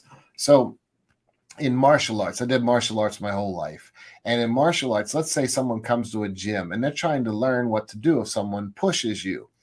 If you're trying to learn what to do and you go up to the teacher and the teacher says, go ahead and push me, and you walk up and you lean all your weight backwards and you just try to push like you're just trying to run backwards, the teacher's going to say, that's not how people push. You don't run around going, oh, let me jump backwards. You push and you go through it. But if you want to walk into that martial arts studio and say, these martial art techniques don't work, see, I go like this and it doesn't, then you're not actually doing it. So if you're going to do mindfulness and not actually do it, then of course you can confirm what your ego wants you to believe, which is that you're right and whatever you believe right now is absolute truth and you have nothing else to learn in your life. Your ego is going to try to convince you of that. But to challenge it's going to take effort and practice. But I promise you, it's worth it. It's worth it. Like I'm easy to find in an internet age. I don't give people stuff that doesn't work. And I promise you this stuff works. It does take effort. We master what we practice. Absolutely. I know we've covered a lot today. So just to wrap up, I want to give some of my own thoughts and just like summary of some of the tips that you could literally practice right after this video. I think one of my favorite ones is just being accurate with your language, making sure that what you perceive as your expectations actually aligns with what reality is, because that is a great way to reduce, you know, anger, distress, any sort of negative emotions. I've tried it myself and it works. And I'd love to hear from the community if you've tried it as well, and just, you know, get in touch and let me know what works, what doesn't. And we will always be able to have a chat in the future episodes with any further follow-up questions. Another major point that I wanted to bring up again was just the idea about meeting people from where they are. The idea of yield theory, being able to listen, being able to actually validate, and being able to explore options when you feel ready and when others as well feels ready. So I think those are the main takeaway points, but there's just so many wonderful, valuable information that you've shared. Thank you so much, Dr. Conti, for everything, really. I appreciate you having me back on. Like I'm excited about what you guys do. You personally do such a great job. Psych2Go does such a great job. You're spreading conscious information and awareness. So I'm grateful to be a part of it. And my door will be open to come back on in the future, because I feel like there is so much more to talk about. There's so many different things. For instance, one person asked if journaling is helpful. And of course it can be helpful. Absolutely. A lot of times it can be helpful just because once you write your ideas down, you crystallize them. So if I write it down, I go, wait, sometimes our anxiety gets so big in our minds and our anger gets so big that we're allowing it to just get bigger and bigger. But then when we write it down, we go, I'm angry because so-and-so expressed an opinion that was different than mine. Oh, wait, that's really not as big as I thought. And so once we crystallize it, yeah, that can help a lot. Journaling can be super helpful for people. So if that's something that you like to rely on, that's wonderful. Again, there's so many questions here, and I'm grateful to be a part of this process and coming back on the show for sure. I know that so many people have just loved things that you've been sharing, and I really want to direct them to your book. Would you like to share a bit about your book? And here we go, everyone. Walking Through Anger. So Walking Through Anger, and it's really like, if you like how I tell stories, can't figure out the camera, but if you like how I tell stories, I've probably over 100 little teaching tales in this book. Where I love to teach through Zen tales. I was a professor, and I loved when I taught. Every year I taught mostly master's and doctoral students, but once a year I would teach undergraduate students, and we would have up to 200 students in an auditorium. And like, I always knew I wanted to keep their attention, so I would tell stories a bunch. And so when I tell this book, even if you don't struggle with anger, it's really about how do you handle your own intense emotions, whether it's anxiety, depression, and then how do you handle other people when they're in a difficult situation. And I also have that on audiobook too. So I read that book for Audible. So it's on there. So that's one way they can get a hold of me. And then the other one is I have a YouTube channel as well. And so, yeah, I'd love for people to check that out. Amazing. So everything is linked down in the description box below. Until then, please let us know what you would like to hear next in the comment section, or you can get in touch through email at Monica. Hi there, Elon here from Satori Prime, and in today's video I want to give you a huge tip about relationships. Now, whether this relationship is with your kids, your spouse, people at work, friends, this is applicable to all. How many times have you been in an interaction with someone and they said something or did something, or maybe didn't say something or didn't do something, and you lost it? Internally, you were just so angry. And that person asked you to come talk to them about it in that moment. And you say something that maybe a few hours or a few days later, you have come to regret. Well, here's pro tip about relationships. When you feel anger, frustration, self-defense mechanisms coming on, leave the conversation. Say something like, you know what? Right now, I'm afraid of what's going to come out of my mouth. I'm going to regret later. And take a time out. Because here's what's happening. In that moment, your body, your mind is completely hijacked. Have you ever tried to be logical with a child in a tantrum? How's that work out? Your logic actually makes them go deeper and deeper into tantrum. They get louder and louder, right? That is exactly what is happening inside your body when you're in that state. You're hijacked. You are no longer there. So, if you want healthy, beautiful, connected, intimate relationships, do yourself a favor. When you feel that emotional state coming on, whatever it might be, ask for permission to leave. Leave. Allow your system to calm down, because what's happened is all these chemicals are surging through your body and you are in full-on fight or flight mode. And it takes anywhere between 30 to 90 minutes for that chemical reaction to calm down. And from everything to go from just your reptilian amygdala part of your brain to actually bring energy back into your prefrontal cortex. And you'll notice that when removed from a certain situation, you can always come back with a clearer mind, clearer vision of what it is you want to communicate, and you don't end up saying things that you're going to regret or have to apologize for later. So remember, next time you get into a heated argument, a heated fight, any sort of interaction, give yourself a timeout. Say, I will come back to you. I just need some time to cool down, and I will come back to you, and then we can have this conversation. And you will notice that your relationships take on a whole new level of intimacy and connection without having to apologize every step of the way, right? Let me know how this tip works for you in the comment box below. If you ever tried this, how it's worked for you. And if you like this video, give it a big thumbs up. Also make sure that you subscribe to our YouTube channel because we are constantly sharing tips and practical things that you can do through your life. Weekends are meant for relaxing and rejuvenating. But it's easy to forget that when we're swamped with never-ending homework, college applications, and demanding jobs that have us working overtime. Consequently, plans that we originally signed up for might seem like a hassle now. It's perfectly okay to stay in, hit the pause button, and catch your breath. In fact, I'm about to do that myself. So sit back, relax, and come unwind with me. It'll all be okay, I promise. Today is my lazy day. With no plans in sight, I'm starting off with a blank canvas, which means I can paint the day however the way I want it to be. Let's check the weather. Seems like it's cloudy and windy. My favorite, sweater weather. I'm going to go downstairs, greet my cat, and brew myself a hot cup of tea. Whether you enjoy something calming and herbal or strongly caffeinated, ya boy's got you covered. I'm loaded with the good stuff. Now, on to laundry. Sounds like work, right? But doing laundry after a long week can actually be rewarding. I love burying myself with the scent of fresh, clean clothes. Now that I have something to wear next week, there's one less thing I have to worry about. Here, I'm gonna get the first batch started, and then we'll move on to something else. I'm really lucky to live in a quiet area surrounded by woods. Today, I think I'll go for a bike ride. I've got my favorite cardigan on and a scarf to keep my neck warm. Sometimes, nature is the only friend you need. As much as I love spending time with my friends and family, I love going off by myself and having my own solitary adventures.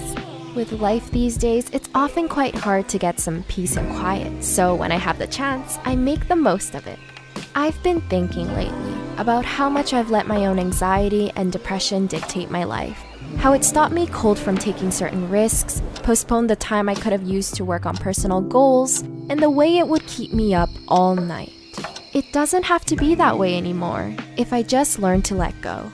If you're going through the same motions, I hope you have the guts to do it too. Ah, wasn't that fun? It felt so good to let the crisp, cool air into my lungs. And the way the leaves fell, it looked like small bits of a kaleidoscope rearranging its patterns. That's what I love the most about fall. You can heal and learn to become what you can still be. Just because everything breaks down in this time of the year doesn't mean good things have to come to an end. Sometimes change happens so better things can fall into place. But we have to be open to receive it. I like to think that with every end comes a new beginning. Come inside now, your ears are getting cold, aren't they? Let's go back to the kitchen and cook ourselves a nice dinner. You'll have to excuse me, I haven't gone grocery shopping yet. Let's see what's available in the pantry. A can of tomato sauce and some angel hair. Looks like we're having spaghetti. Sometimes dinner is the best when it's prepared simple. I'm just gonna chop up an onion and throw in some spinach. Fall makes me nostalgic for my mom's cooking. In fact, I learned how to make this dish from her. Some things never get old. Dinner is always better with some company. Now let's end that night with a hot, relaxing bath. There's nothing like lighting your favorite scented candles and sitting with a good book and music. If you live in the city, it can almost be impossible to slow down when everyone's always rushing to get to the next stop.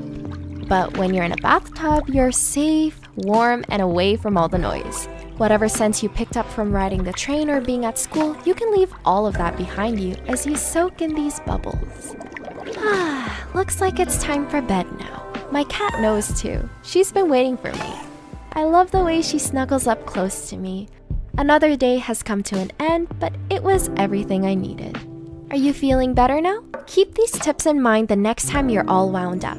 What other relaxing techniques do you use? Unlike the scriptwriter Catherine, I myself really like playing video games to unwind. What about you? Let me know by leaving a comment down below. Be sure to subscribe to our channel for more content. Thanks for watching. Hi everyone. As you may have noticed, we don't post as often as we'd like anymore. We are low on funding as our expenses are exceeding our revenue.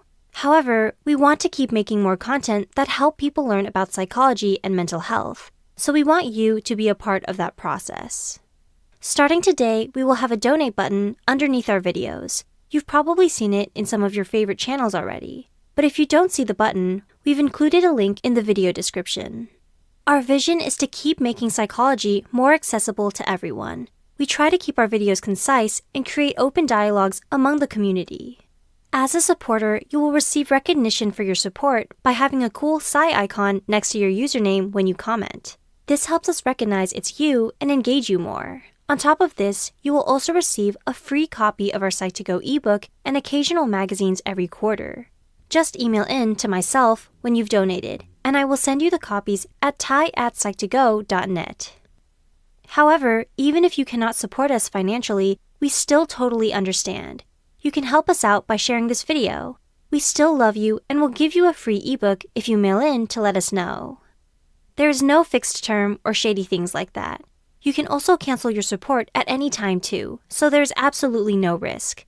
We promise to use your funding wisely. Hey Psych2Goers, welcome back to another video. Before we begin, we would like to thank you for your everlasting support. Our mission is to help you gain deeper insights into yourself and others in a fun and engaging way. We hope we've been able to help you in your times of need. Now, let's begin. Do you have problems understanding your emotions when faced with a challenging situation?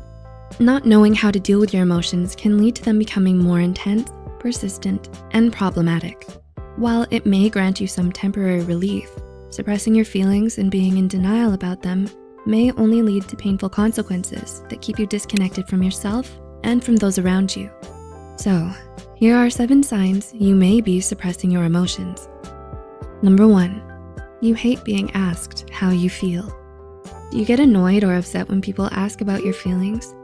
Are you quick to brush off any concerns other people might have about you because you don't think it's any of their business? Maybe you're not comfortable opening up to others or dislike getting overly sentimental or touchy-feely. It may be a sign that you're emotionally repressed when you constantly avoid any and all conversations about your feelings. 2, you struggle with emotional intimacy. You have problems finding a friend to confide in or have trouble making a meaningful relationship last. This may be because you struggle with emotional intimacy. Since being emotionally intimate with someone forces you to be vulnerable and to confront your true feelings, you may end up running away or getting defensive and struggle to emotionally connect with them. 3, you're always just fine. Do you have a habit of saying you're fine every time someone asks how you are? You may reassure your friends and family that everything is great and that you're doing really well when you don't mean any of it. You don't feel comfortable admitting when you're not okay or to let people see you struggle. Instead of asking for help or to confront your feelings, you just repress your emotions and bottle them up. 4, you rarely get emotional. Do people describe you as withdrawn, indifferent, or detached? You don't cry or get upset, and you rarely ever get excited about anything. Not only do you dislike talking about your feelings, but you'd also rather not show anyone that you have any at all. You may have been badly hurt in the past, and you don't want to feel overwhelmed by your emotions again, so you've resolved to just close yourself off and not feel anything at all. Number 5, you have extreme mood swings. Have you ever had an emotional breakdown where you couldn't stop crying or lashing out? Extreme mood swings and emotional volatility are clear signs that you're repressing very strong emotions. Instead of resolving them in a healthy way, you may be pushing them down and acting as if they're not there. But your emotions will come out in a much more problematic manner where you take all of your negativity out on yourself or those around you. 6, you deny all of your problems. Do you avoid your loved ones when they're mad at you or agree to things you don't want to do to make other people happy? Denial is a very common coping mechanism, since you may feel like it's much easier to pretend that your problems don't exist than to find a solution. This difficulty admitting to yourself when something is wrong could be a sign of a much more serious underlying problem. And number 7, you hold grudges against people. Do you have problems letting your feelings of anger and disappointment go? Harboring grudges against people and being vindictive is a very telling sign that you're holding back on your emotions. You may be having a hard time forgiving others because you can't come to terms with all the pain that they may have caused you, even if it was unintentional. But holding on to grudges only shows that you're not prepared to deal with your emotions and that you'd rather let them linger over time. Did you relate to any of these signs mentioned here? I know I did. Are you worried you might be emotionally repressed? Tell us about it in the comments below. If you enjoyed this video, please give us a thumbs up and share it with others who may find it helpful too. Don't forget to hit the subscribe button for more Psych2Go videos. All the references used are also added in the description box below. Thanks for watching, and we'll see you soon. I really have tried to surround myself with people who deliver value, who enrich the lives of everyone else around them. We talk about value on the podcast enough, and I also want to be that person, remembered as that person that goes above and beyond in helping others and delivering that value to others.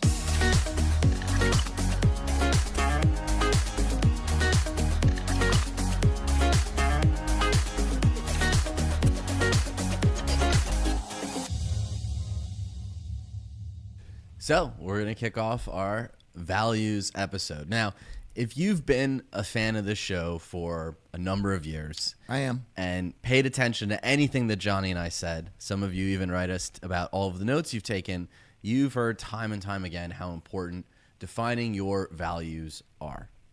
A value-based life leads to personal happiness, mental health, well-being, and a host of other things. And one of the most common questions we get is, how do I choose my values? And of course, a lot of us, when we think about our values, we look to mimic others. We look to take on values that we see around us, but it can be a little overwhelming at first. It can be difficult for you to really put pen to paper. So our goal today is to talk about our values, share the company values as well as our personal values and our journey discovering these values about ourselves. And then we'll get in all the host of science behind why values matter so much. Yeah, and I also just want to start it off by saying that by understanding and learning values about values, my life had changed of how I was engaging in the day every day. You know, it's funny. I've always said that we run on scripts, and these scripts, if you haven't meticulously put it together for yourself, you've adopted one that you've gotten from family, friends, media, wherever it might be. And it wasn't specifically chosen for you. You just adopted it, decided to live by it. And your life will slowly become a result of that script. When you change the guide rails to your life and meticulously put together the values that you feel best living through, you will see your life then be a result of living through those values. And of course, today we're going to be talking about how whatever goals you choose, how we can backwards engineer what the values would be that we would need to get there, so that by living a value-based life every day, we get closer to the life worth fighting for, to those goals. And that's the thing. When most of us think about planning out what we want to do, figuring out our North Star, the first thing we think about, or the first tool we think about, is goal. Okay, I set up a goal and now I work towards the goal. And goals are very helpful. There's no doubt about it. And as we talked about to start this year, setting some resolutions and goals for yourself, that's fantastic. But there's also values on the other end of it. And when your values align with your goals, you have essentially endless willpower. You have the ability to push through when times get tough, when things aren't going your way, when that goal feels further off into the distance. Well, you mentioned about times getting tough. They're going to. That's just part of life. There's ups and downs, ebb and flow, trauma, loss, victory, success. All these things are going to play a role. And in each one of these things, and this goes back to something that Stephen Hayes has talked about, how our body works like a calculator that doesn't have no subtraction or delete. You can only enter things in, and then you have to compensate for what you've entered in. So those losses and trauma and victories, they're all going to be crammed in there. And you have to go about your life with those things adding up, and it gets more and more difficult. However, by putting together those values, you have something you can lean on every day to get you through that when everything else, because of that trauma and loss, seems to muddy the waters. It doesn't give you a clear picture which way you should be going. And so in order to not have to worry about that, you just push through and leaning into those values, and they'll carry you through whatever dark, muddy waters are there. And this is not to get confused with value, which is another topic we've talked a lot about on the show. Value is what we give to others, and we define that as attention, appreciation, and acceptance. But what we're talking about here is those core motivators in your life that you want to live your life by. And these become very clear in all of your decision making. I know we had a decision making month theme back in, I believe, August. And decisions are complicated to begin with. And if we're not clear on our values, if we're not clear where we stand or what's worth fighting for, then it's very easy to become indecisive. I also think in today's world, we've sort of lost sight of the railings that hold us together, these values that we can lean on. Exactly what you were saying about when there's times to make difficult decisions. And if you don't have these values to lean on, then the idea of being a principled person falls apart. If you don't have anything to lean on and you're not principled, or there's no principles set up to lean on, then you become very unwaverly in who you are and what you stand for. It makes decision making incredibly difficult. And it also makes the people around you uneasy, because if they can't recognize patterns of principle within you, where you stand, where if you you're stand, wishy-washy, if you are wavering in your viewpoint and unsure of yourself, well, of course, that's going to lead to people not feeling at ease or comfortable around you. And this brings up a good point. Why are we on a podcast dedicated to self-improvement, of course, but really focusing on how we communicate with one another and build relationships and conversation? Why are we so concerned about values, which are internal? Guess what? These values influence who you spend your time with, who you build relationships with, who you seek out, who's in your network. So they are important to define. And for a lot of our younger listeners and even our younger participants in our coaching programs, boot camp especially, picking those values for the first time or thinking about it can be a little bit daunting, a little bit scary if I don't really know what I value. Or, you know what, I have 20 things that I value. How do I pick the top 5? We'll get into that, but I want to talk a little bit about the problem with goals and goals alone, because goals are all about something in the future. They're a desired outcome. Values are more encompassing than that. Values are the deeper motivations that get you excited, that get you fired up. When your goals spring from those values, then magic really happens. So when we were getting ready for this show, we were talking with Michael about how excited we were to share our values, because I think for a lot of our listeners, they probably picked up on them here or there, but I don't think they fully know what our values are. well, I also want to state that even for myself, when I was younger and I would hear about these things, I would brush them aside. Why? Because I was like, I know what my values are. I'm good. I have values. I don't need to do it. I don't need to do the exercise. However, and we're going to talk about how to do this exercise, but upon doing it, this goes with anything when it comes to writing it out. The ideas and the thoughts and the goals and the aspirations that you might hold in your brain are just that. They're thoughts, and there's not much weight to them until they go to paper, or until you've given them enough attention to where those thoughts have then turned to beliefs. But even so, they need to be actually articulated for you to understand what those beliefs are. This is why, for a lot of the guys, the clients who come through our programs, how they view the world coming in is different when they leave. Why? Because they had the opportunity to articulate to themselves some ideas that weren't ever fully fleshed out.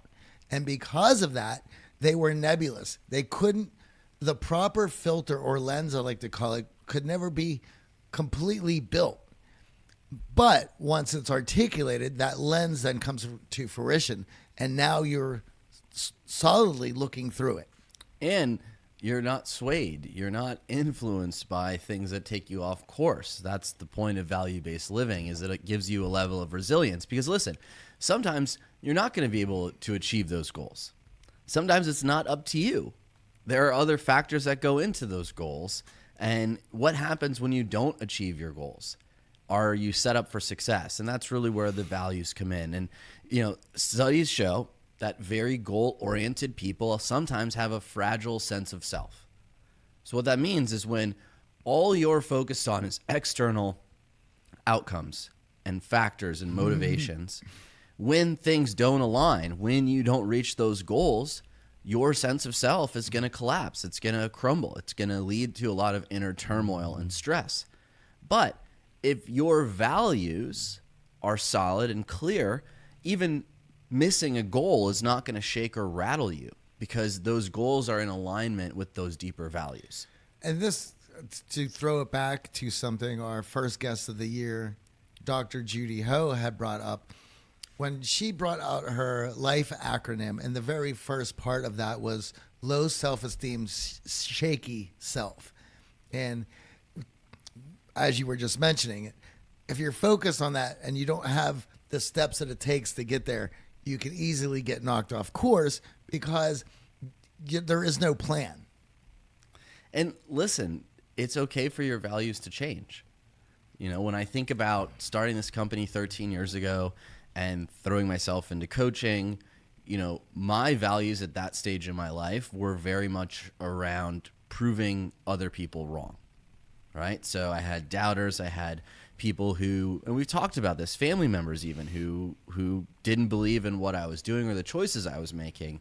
And out of that, some of my values were actually unhealthy, right? When you're trying to prove it to someone else and your values are not anchored to yourself, well, all of a sudden you're going to find yourself between a rock and a hard place and frustrated. And I valued socialization to the extreme, going out constantly because I was introverted. I was trying to work through that introversion. I was trying to gain all these skills to be a good coach. And now that I'm in my 30s, I don't value that as much. I don't value going out and going crazy, socializing as much as I did in my 20s, and that's fine. Well, the goals have changed. And so if the goals have changed, then so did the steps in getting there. Yeah, so I want to point out that as we talk about our values and unpack our own, it has been a journey for us. There have been values that we tried that didn't work for us that we'll get into, and understanding that it's not set in stone. We're not carving this out and stamping it on our tombstone and saying, these are your values for the rest of your life. But values serve a very important purpose in your life. And, you know, this is something that I learned growing up, being raised Roman Catholic. Obviously, there are a lot of values instilled by the church. And those values then lead to goals, lead to the way we interact with one another, the way we treat one another. So that's what we're getting into today, is how do we develop our own values that matter to us? And now, with all of the guests we've had over the last couple of years, we now realize that when we plug in those values with some great goals, that willpower component that we're struggling with, the getting up, the going out the door to work out, that shrinks. It doesn't have to be so difficult for us if we only focus on the external. Now, one thing that I do want to point out is that when we're talking about values and how important they are, it's not about discarding your goals now and saying, oh, I have no goals, I just live in a life of values. They go hand in hand. They're synergistic and they are important here. So how do we go about finding our values? Well, when you think about values, what do you stand for? You know, how do you want to behave as a human? How do you want people to view you? What do you want to hear them say behind your back? Right? These are good starting points to start building those principles that you live by, as Johnny was saying earlier. And we've talked about how important it is for companies to build out their set of values, that everyone on the team knows, okay, this action that I'm taking is in line with our values. I feel good. I know that I'm moving the needle forward. Something else to go along with that. We have a guest coming up. It's going to be in a few months, but his name's Kevin Kruse, and he wrote a book called Leaders Don't Have Rules. And one of his points in the book was just that. Leaders don't have rules that they live by. They live by values. And he was talking about the importance of getting your team to rally around those values, so that everyone is on the same field. Whereas if we give people rules, there's all sorts of objections of, I don't like to live in the rules, I'm a rebel, or I don't like people telling me what to do, or just figuring out ways to tweak the rules, to get one over on the rules, to find the loopholes. We know those people as well. That's all there. Once there's rules, and I think there's just something innate in humans of wanting to break the rules. But if you can get everyone to subscribe to the same values, well, now things are completely different, and you may interpret them differently than the person sitting next to you, but they're still holding true to that same value. And there's usually a mutual respect that can go along with your approach to it, as long as you're still having that same value. And when it comes to corporate culture and building this company, we didn't start with the values first. Mm-hmm. We kind of all came in, jumped in, started working with our own value set that we were bringing to the table. And there was a lot of times in this company's history where the values weren't in alignment. We didn't put them to paper. We didn't commit to them. And then we would get frustrated because team members were not doing what we wanted them to do. But that comes from the top. And someone who's run the company, I now realize not only the importance of values in my own life, but also the importance of instilling values in the team, and the way that we want to treat our customers, the way that we want to be seen, the way that we want to be treated as well. And just to go back to that point, rules certainly doesn't work. People tend to think that you're trying to put them in a box when you hand them rules as well.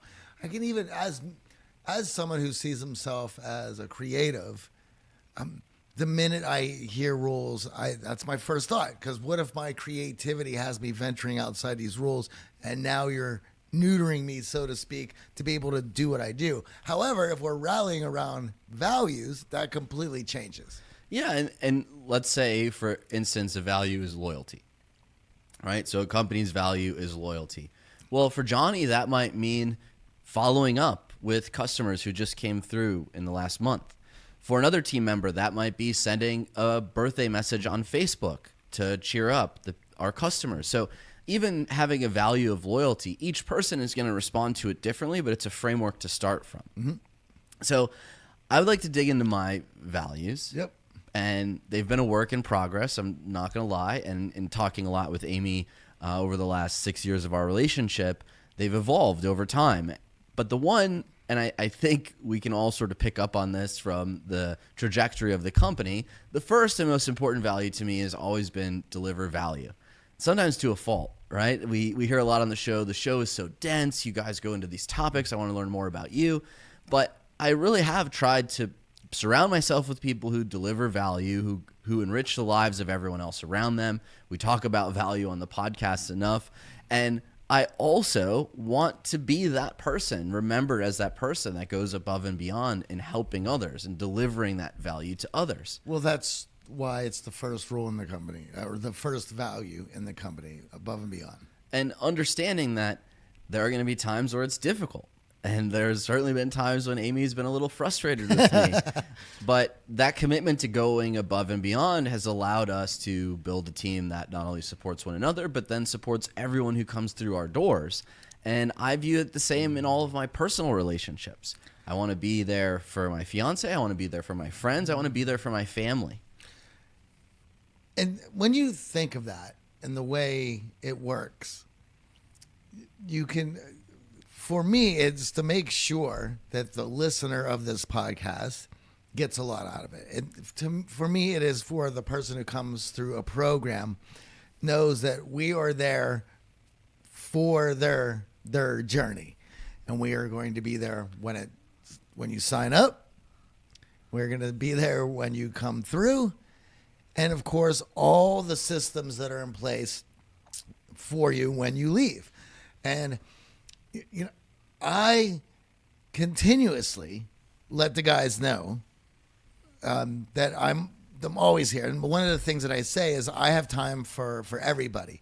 It's just a matter of me finding when that time is. But if you let me know you have something that you want to discuss or an idea or a problem, you text me, you send me an email, and I will send out Calendly invite, and we will figure out a time. And listen, we've been in the self-development space for a long time, over a decade.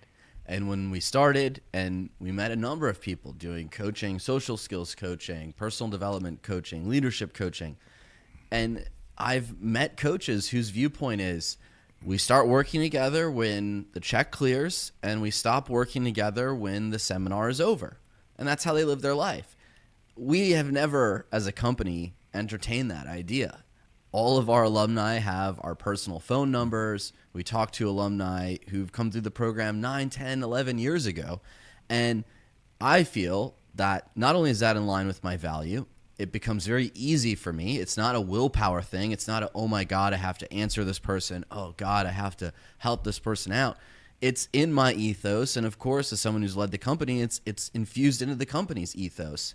And it's one of the most important lessons that we try to teach in all of our programs. Well, I think you could also say a lot for the people or the podcasters and the coaches that we enjoy.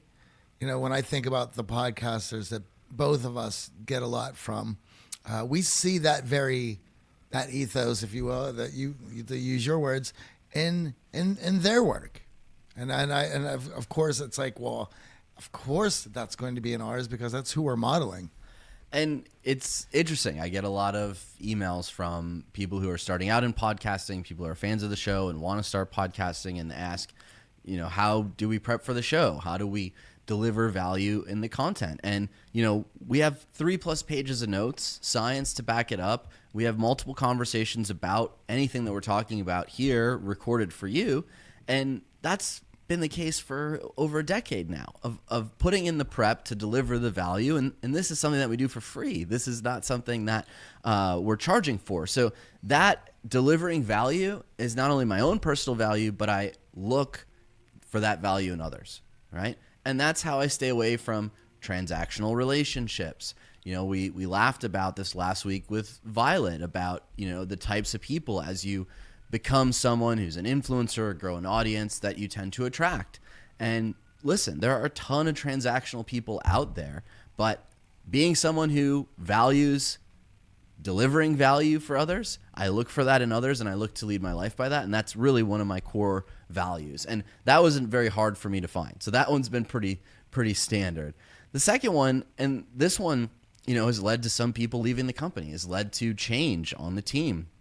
But this is really a personal value, is keeping it real, being honest and transparent with how I'm feeling, sometimes to a fault. I know Johnny laughs that I wear my emotions on my sleeve, but I think we both do that.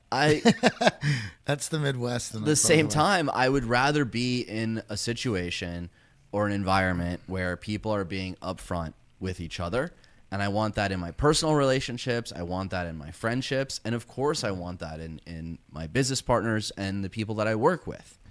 And it is challenging at times to be authentic. It is difficult to deliver bad news. And for a long time in my life, I tried to avoid conflict and avoid arguments and being a people pleaser. You know, sometimes being authentic is not always the easiest road. It can be difficult to be truthful in those situations. But what I've found is that it allows me to say no to things that aren't helpful. It allows me to be more committed to the things that are the hell yes. And it allows other people around me to know where I stand. The third value for me, and trying to keep it straightforward with these 5 here, the third is just loyalty. And I think that really was instilled by my family. My family's very connected and loyal to one another, and loyalty growing up was a very important value for my father, and I picked up on his relationships in life. And of course, because of that, I've lost some friends along the way. I've had to make some difficult decisions around relationships. We've talked about value vampires and people who may not live up to that, but loyalty is being supported by the people in your life and being true to the people who've been there for you, which is funny. You know, you move to a big city, it's easy to get drawn into some of these other circles, and people back home, at least for me, remark about how I've stayed true to myself, and I try to surround myself to do the same. Oh, that's that's always a welcoming picture to have from somebody who's known you for such a long time.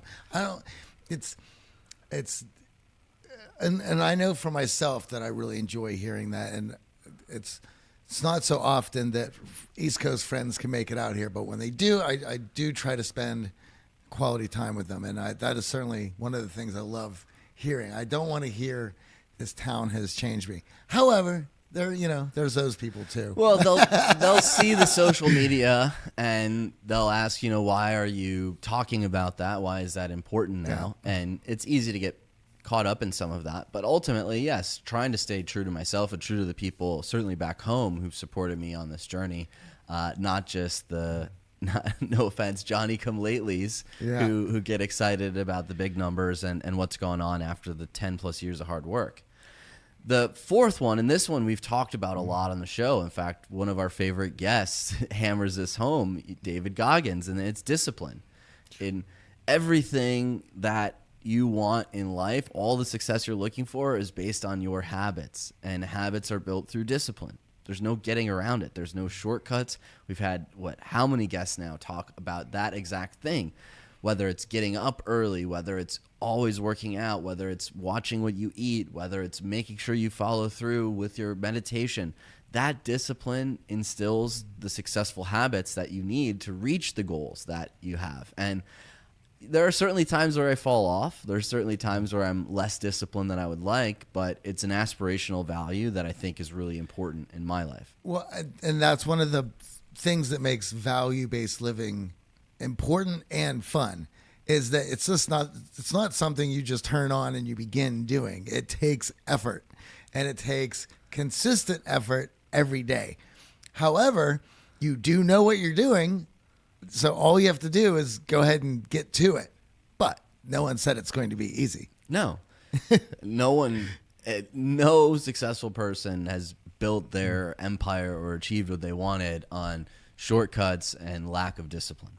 Now, this one, the fifth and final value for me, might feel a little opposite of the last value, right? So the last value is discipline, straightforward. The fifth and final value for me is spontaneity. I do think that variety is the spice of life. Johnny's seen me learning how to cook and always trying to pick up new skills, traveling, exploring. I'm always looking for those moments. And what I found that's so interesting is as you become more disciplined, you actually unlock more freedom. Yes. It's counterintuitive, and I know that we've had guests come on and talk about this, but when you have those guardrails of discipline that you're not going to be out too late, you're going to get things done in the morning, then you can create that freedom in your life to be spontaneous, to try that spicy Thai food, to go on that trip, to zip out to Las Vegas for a weekend for the hell of it. That is something that I value in myself, is that ability to try new things, to not be stuck in a rut or a routine, and also to be more open and accepting of others. And the spontaneity one at times has come in conflict with Amy's discipline, and it's been funny. I've seen it. Yeah, as someone who values it so much, now about to marry someone who spontaneity is not the name of her game. Right? But it's fun to add that. And it's also fun to see how Amy's values have influenced me over time. Sure. Absolutely. Johnny, I know you've been sitting there somewhat quietly around your values and my values, and I know that there's some overlap. Well, there certainly is. And I talk about these every week with the guys because I can't expect them to put theirs out there if I'm not willing to do that for myself.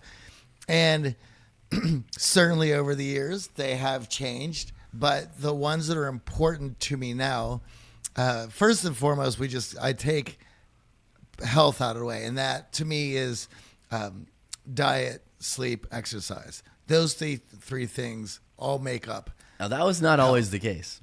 As someone who's lived with you. Exactly. Seen what you eat, seen when you went to sleep. Yeah. And certainly I can still get better with some of those. But I take those very seriously because... And I've stated this multiple times, and I'm going to state it again because this is important, and this is why health is the first one. Because I know what I need to do, eating, sleeping, exercise-wise, to be at my best.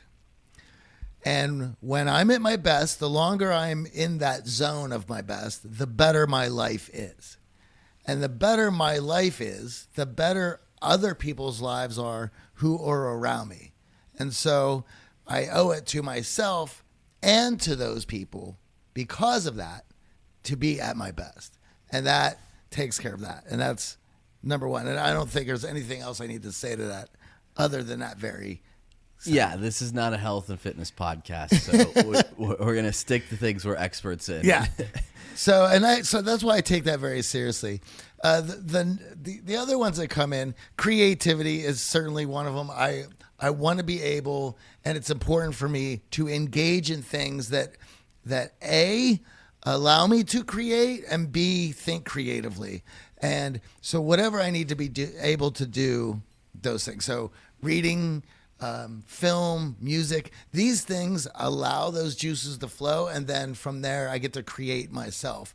And so I take that very seriously. And I want to be able to produce more than I consume. And so that's very important to me. Yeah. Next is humor. And I've been saying this for a long time, which is, as an entrepreneur, I find humor one of the most important traits that one can have because of the ups and the roller coaster that is entrepreneurship. And you need to be able to laugh at yourself and the circumstances that you're in order to make it to the other side. It does get dark at times. You do question yourself a lot of the time. And if you can't laugh about it, it's going to be grim. And one of the things that always stuck out to me, being the Dan Carlin fan that I am, which is he was doing a podcast on trench warfare. I believe it was his World War I series, which is phenomenal. And in one of the questions he was asking, or had been asked, is what did he know about the soldiers who were able to persevere in the worst of conditions? And the worst of conditions could be in those trenches. It could be life in a gulag, in a internment camp, whatever those awful conditions are. Humor. But it's always been purpose and humor. Those two things go hand in hand. The purpose is the hope that pulls you out, but humor allows you to deal with the situation while you're in it. So humor is certainly for me is one of Glad that those. you compared the company's history to the Gulag and trench warfare. It's quite the analogy. Well, lost and I'd trouble. temper it a little bit. Once again, finding the humor in all of it.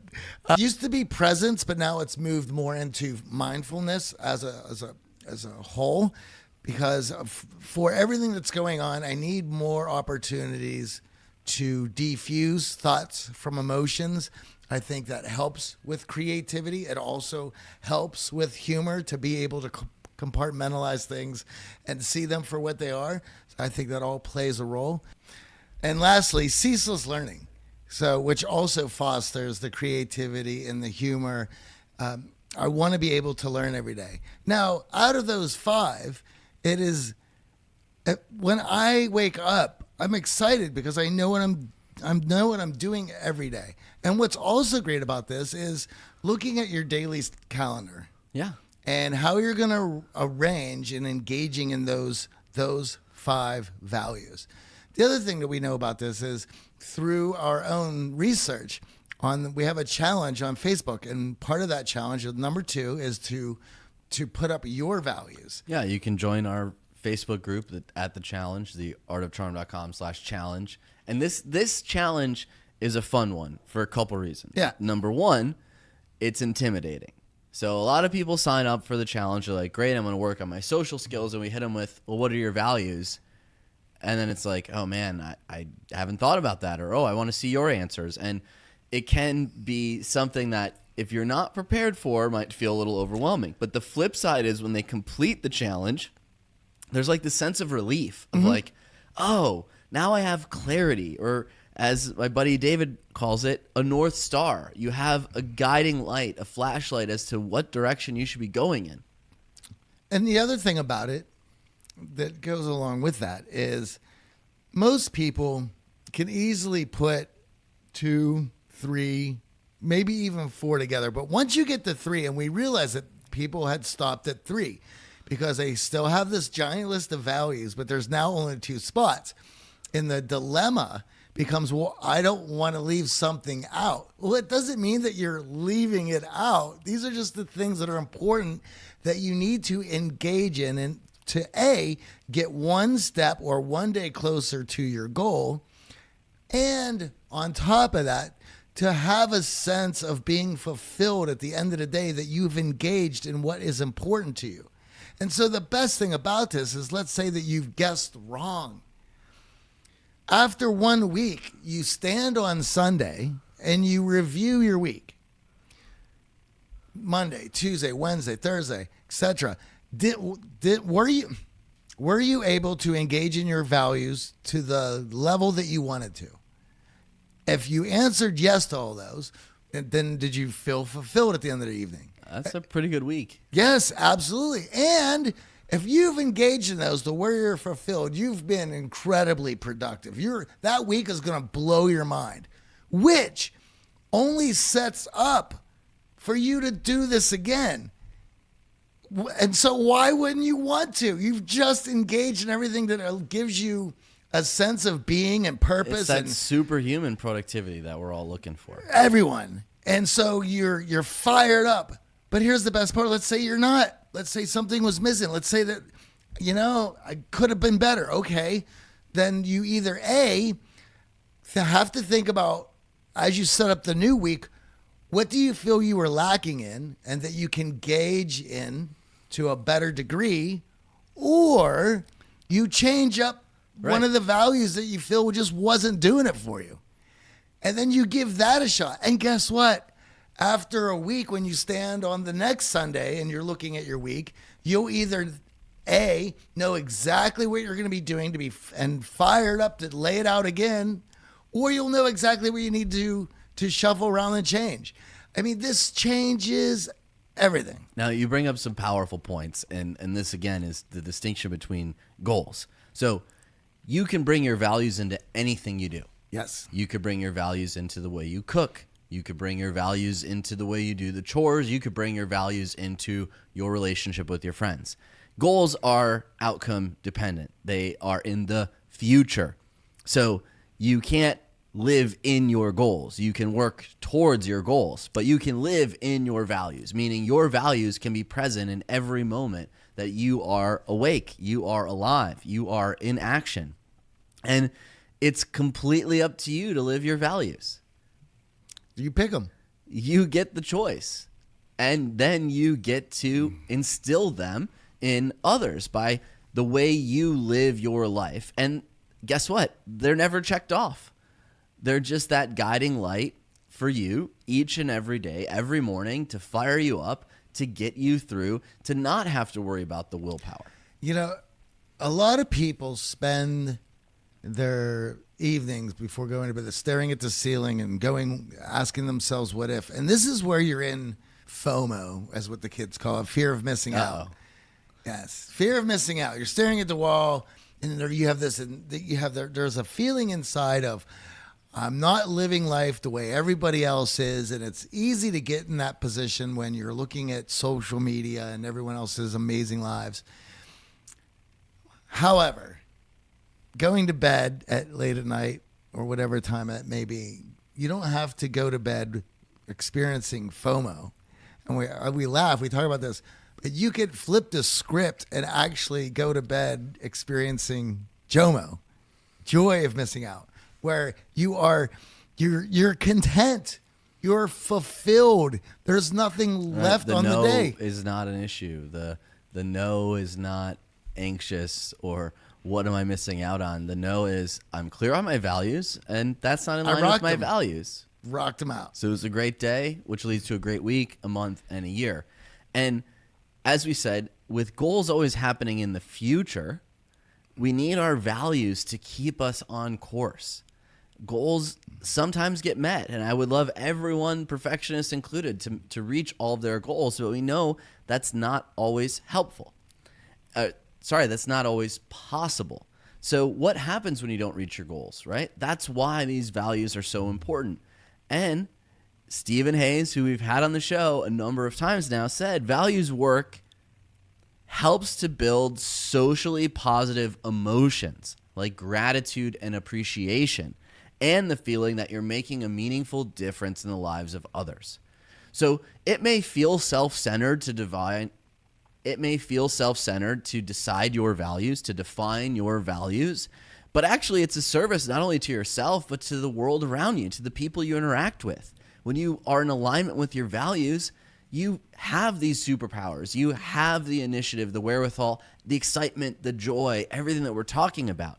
So we want to end with, how do you find your values? It's been a journey for me and Johnny. And I know that, for example, the loyalty value, how did that arise? Well, growing up, my dad was a single parent and he won custody.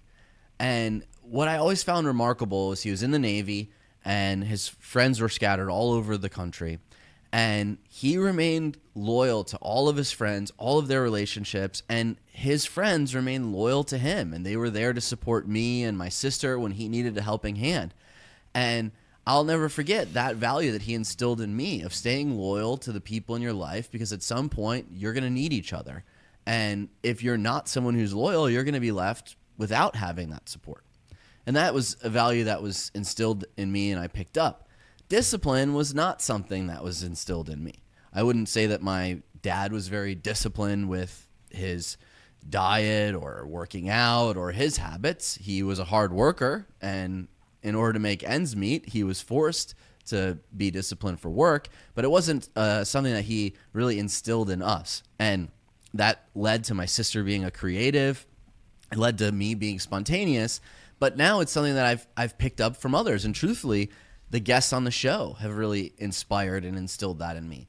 And as I started putting some things together, physically working on my health, all of a sudden I started to realize that, yeah, discipline actually unlocks this unseen potential in myself. Things that I didn't even imagine I could do were now possible because I was getting up at the same time every morning, because I was disciplined in my routine. Well, values giving you a glimpse of what you're capable of is truly, it could be a bit scary, but it's also liberating, because you're now being able to really crack your true potential.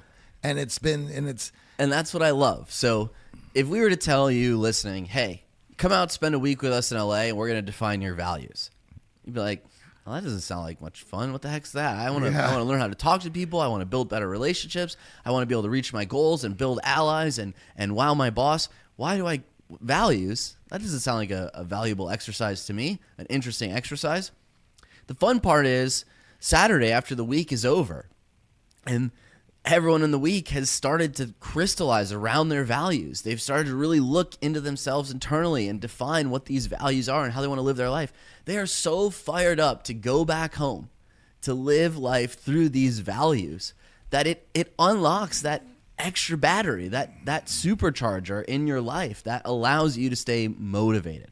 So for those of you who are listening, feeling run down, feeling you're lacking in motivation, feeling everything's a struggle, taking some time to think about your values and going about your life in alignment with those values can start to recharge that battery. Something I want to add to that, if you do decide to do our challenge on Facebook, it's theartofcharm.com/challenge. If you do decide to do it, it is challenge number 2, where you're supposed to put up your values. A lot of people just put their values up and they're like, I'm done, then they move on to the next. I'm going to let you know that not only are you supposed to distill all these values down to 5, I want the reasons and the how you got to them. Why did you choose them and how did you get to that? Because having an understanding of how you arrived there and why it is so important to you only fuels it inside you that much more, but also gives you a sense of its importance so it sticks much better. And then also put it somewhere as a visual cue where you're going to be reminded of it on a daily basis, whether it is... So you can't forget them, right? So you can't forget them. And Michael has his, our coach Michael in Vienna, has his on his phone screen. It's a wallpaper. And then also stick it on Post-it notes around your house, because when you see it and you're like, oh, right, that's, you know what? And it is those visual cues of those values that will lead you when you don't have answers. So let's do this week's challenge. Let's help the audience define their values. Now we've learned how important they are and what our values are. And there are many ways to find your values. We talked about it with Judy Ho. You can check out her book. She has a great exercise. But here's a visualization exercise that we're going to do that I think can help you with a few questions you can ask yourself at the end of this visualization. So close your eyes and imagine that you've reached all of your goals that you could ever imagine. You're the richest, the most successful, the healthiest person on the entire planet. All of your wildest dreams and goals have been reached. And ask yourself, how do you want to be treated? How do you want to treat yourself? How do you want to treat others? What do you stand for in life? Right? So now that we've removed all those external factors, all the things we're chasing, the cars, the house, the fancy this, the fancy that, we've achieved those. What's left? The way that we treat others, the way others treat us, and what we stand for, right? And what you're aiming for, as Johnny said, is key. 5 or 6. We're not asking for 30. No. Overwhelm does not help us here. So you want to have it concise so that it's easy to remember. And the important part is, after this visualization, take pen to paper. Write them out. Write out your values and write out why it's important to you and how you intend to bring this value to life. How do you intend to infuse this value into your daily schedule, your habits, your routines, your choices? And this is a fascinating study that we'll end with. A recent study done by Emily Sandoz and Emmy Herbert titled Meaningful, Reminiscent, and Evocative, an initial examination of 4 methods of selecting ideographic values-relevant stimuli, found that by taking the time to write out our values, it can actually give you a huge It can actually give us a huge boost towards implementing them successfully. So the act of writing them out, committing to them on paper, thinking about the why, actually makes you more likely to succeed in achieving and implementing those values.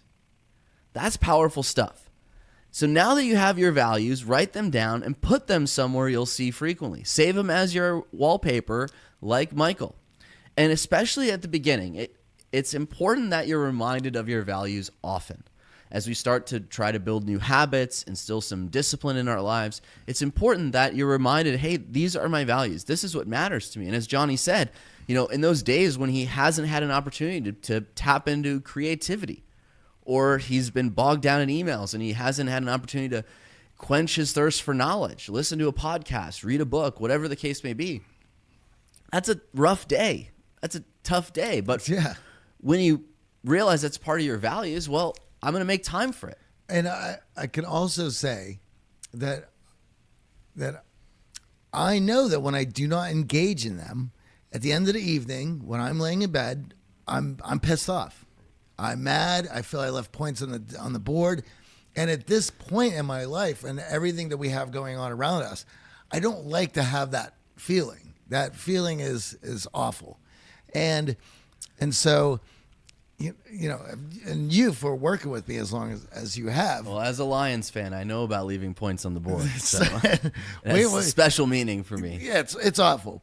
But I have recently arranged things in such a way that certain things get done at certain times, and that where it's the values have infused your calendar. Yeah, they've infused your routine, and so those things get met and easily and consistently, and that makes for a great evening and a great sleep. And it just with entrepreneurship, things can get difficult. However, I know that I'm always able to lean on those values and even in the worst times, go, well, I know that I'm doing the right thing. Why? Because I engaged in what's important Or to me. even in the best of times. Yeah, well, You it's know? just the icing ups on and the cake. downs, Yeah. right? It's without values, it's tough to stay grounded. Yes. It's tough to stay humble and have humility. So if you've enjoyed the episode and you're ready to define your values, join us on the challenge. It's a free Facebook group with other podcast fans. Johnny and I are in there, and you can share your values, commit to your values as part of our social skills challenge. You can find more at theartofcharm.com/challenge. But I feel alive.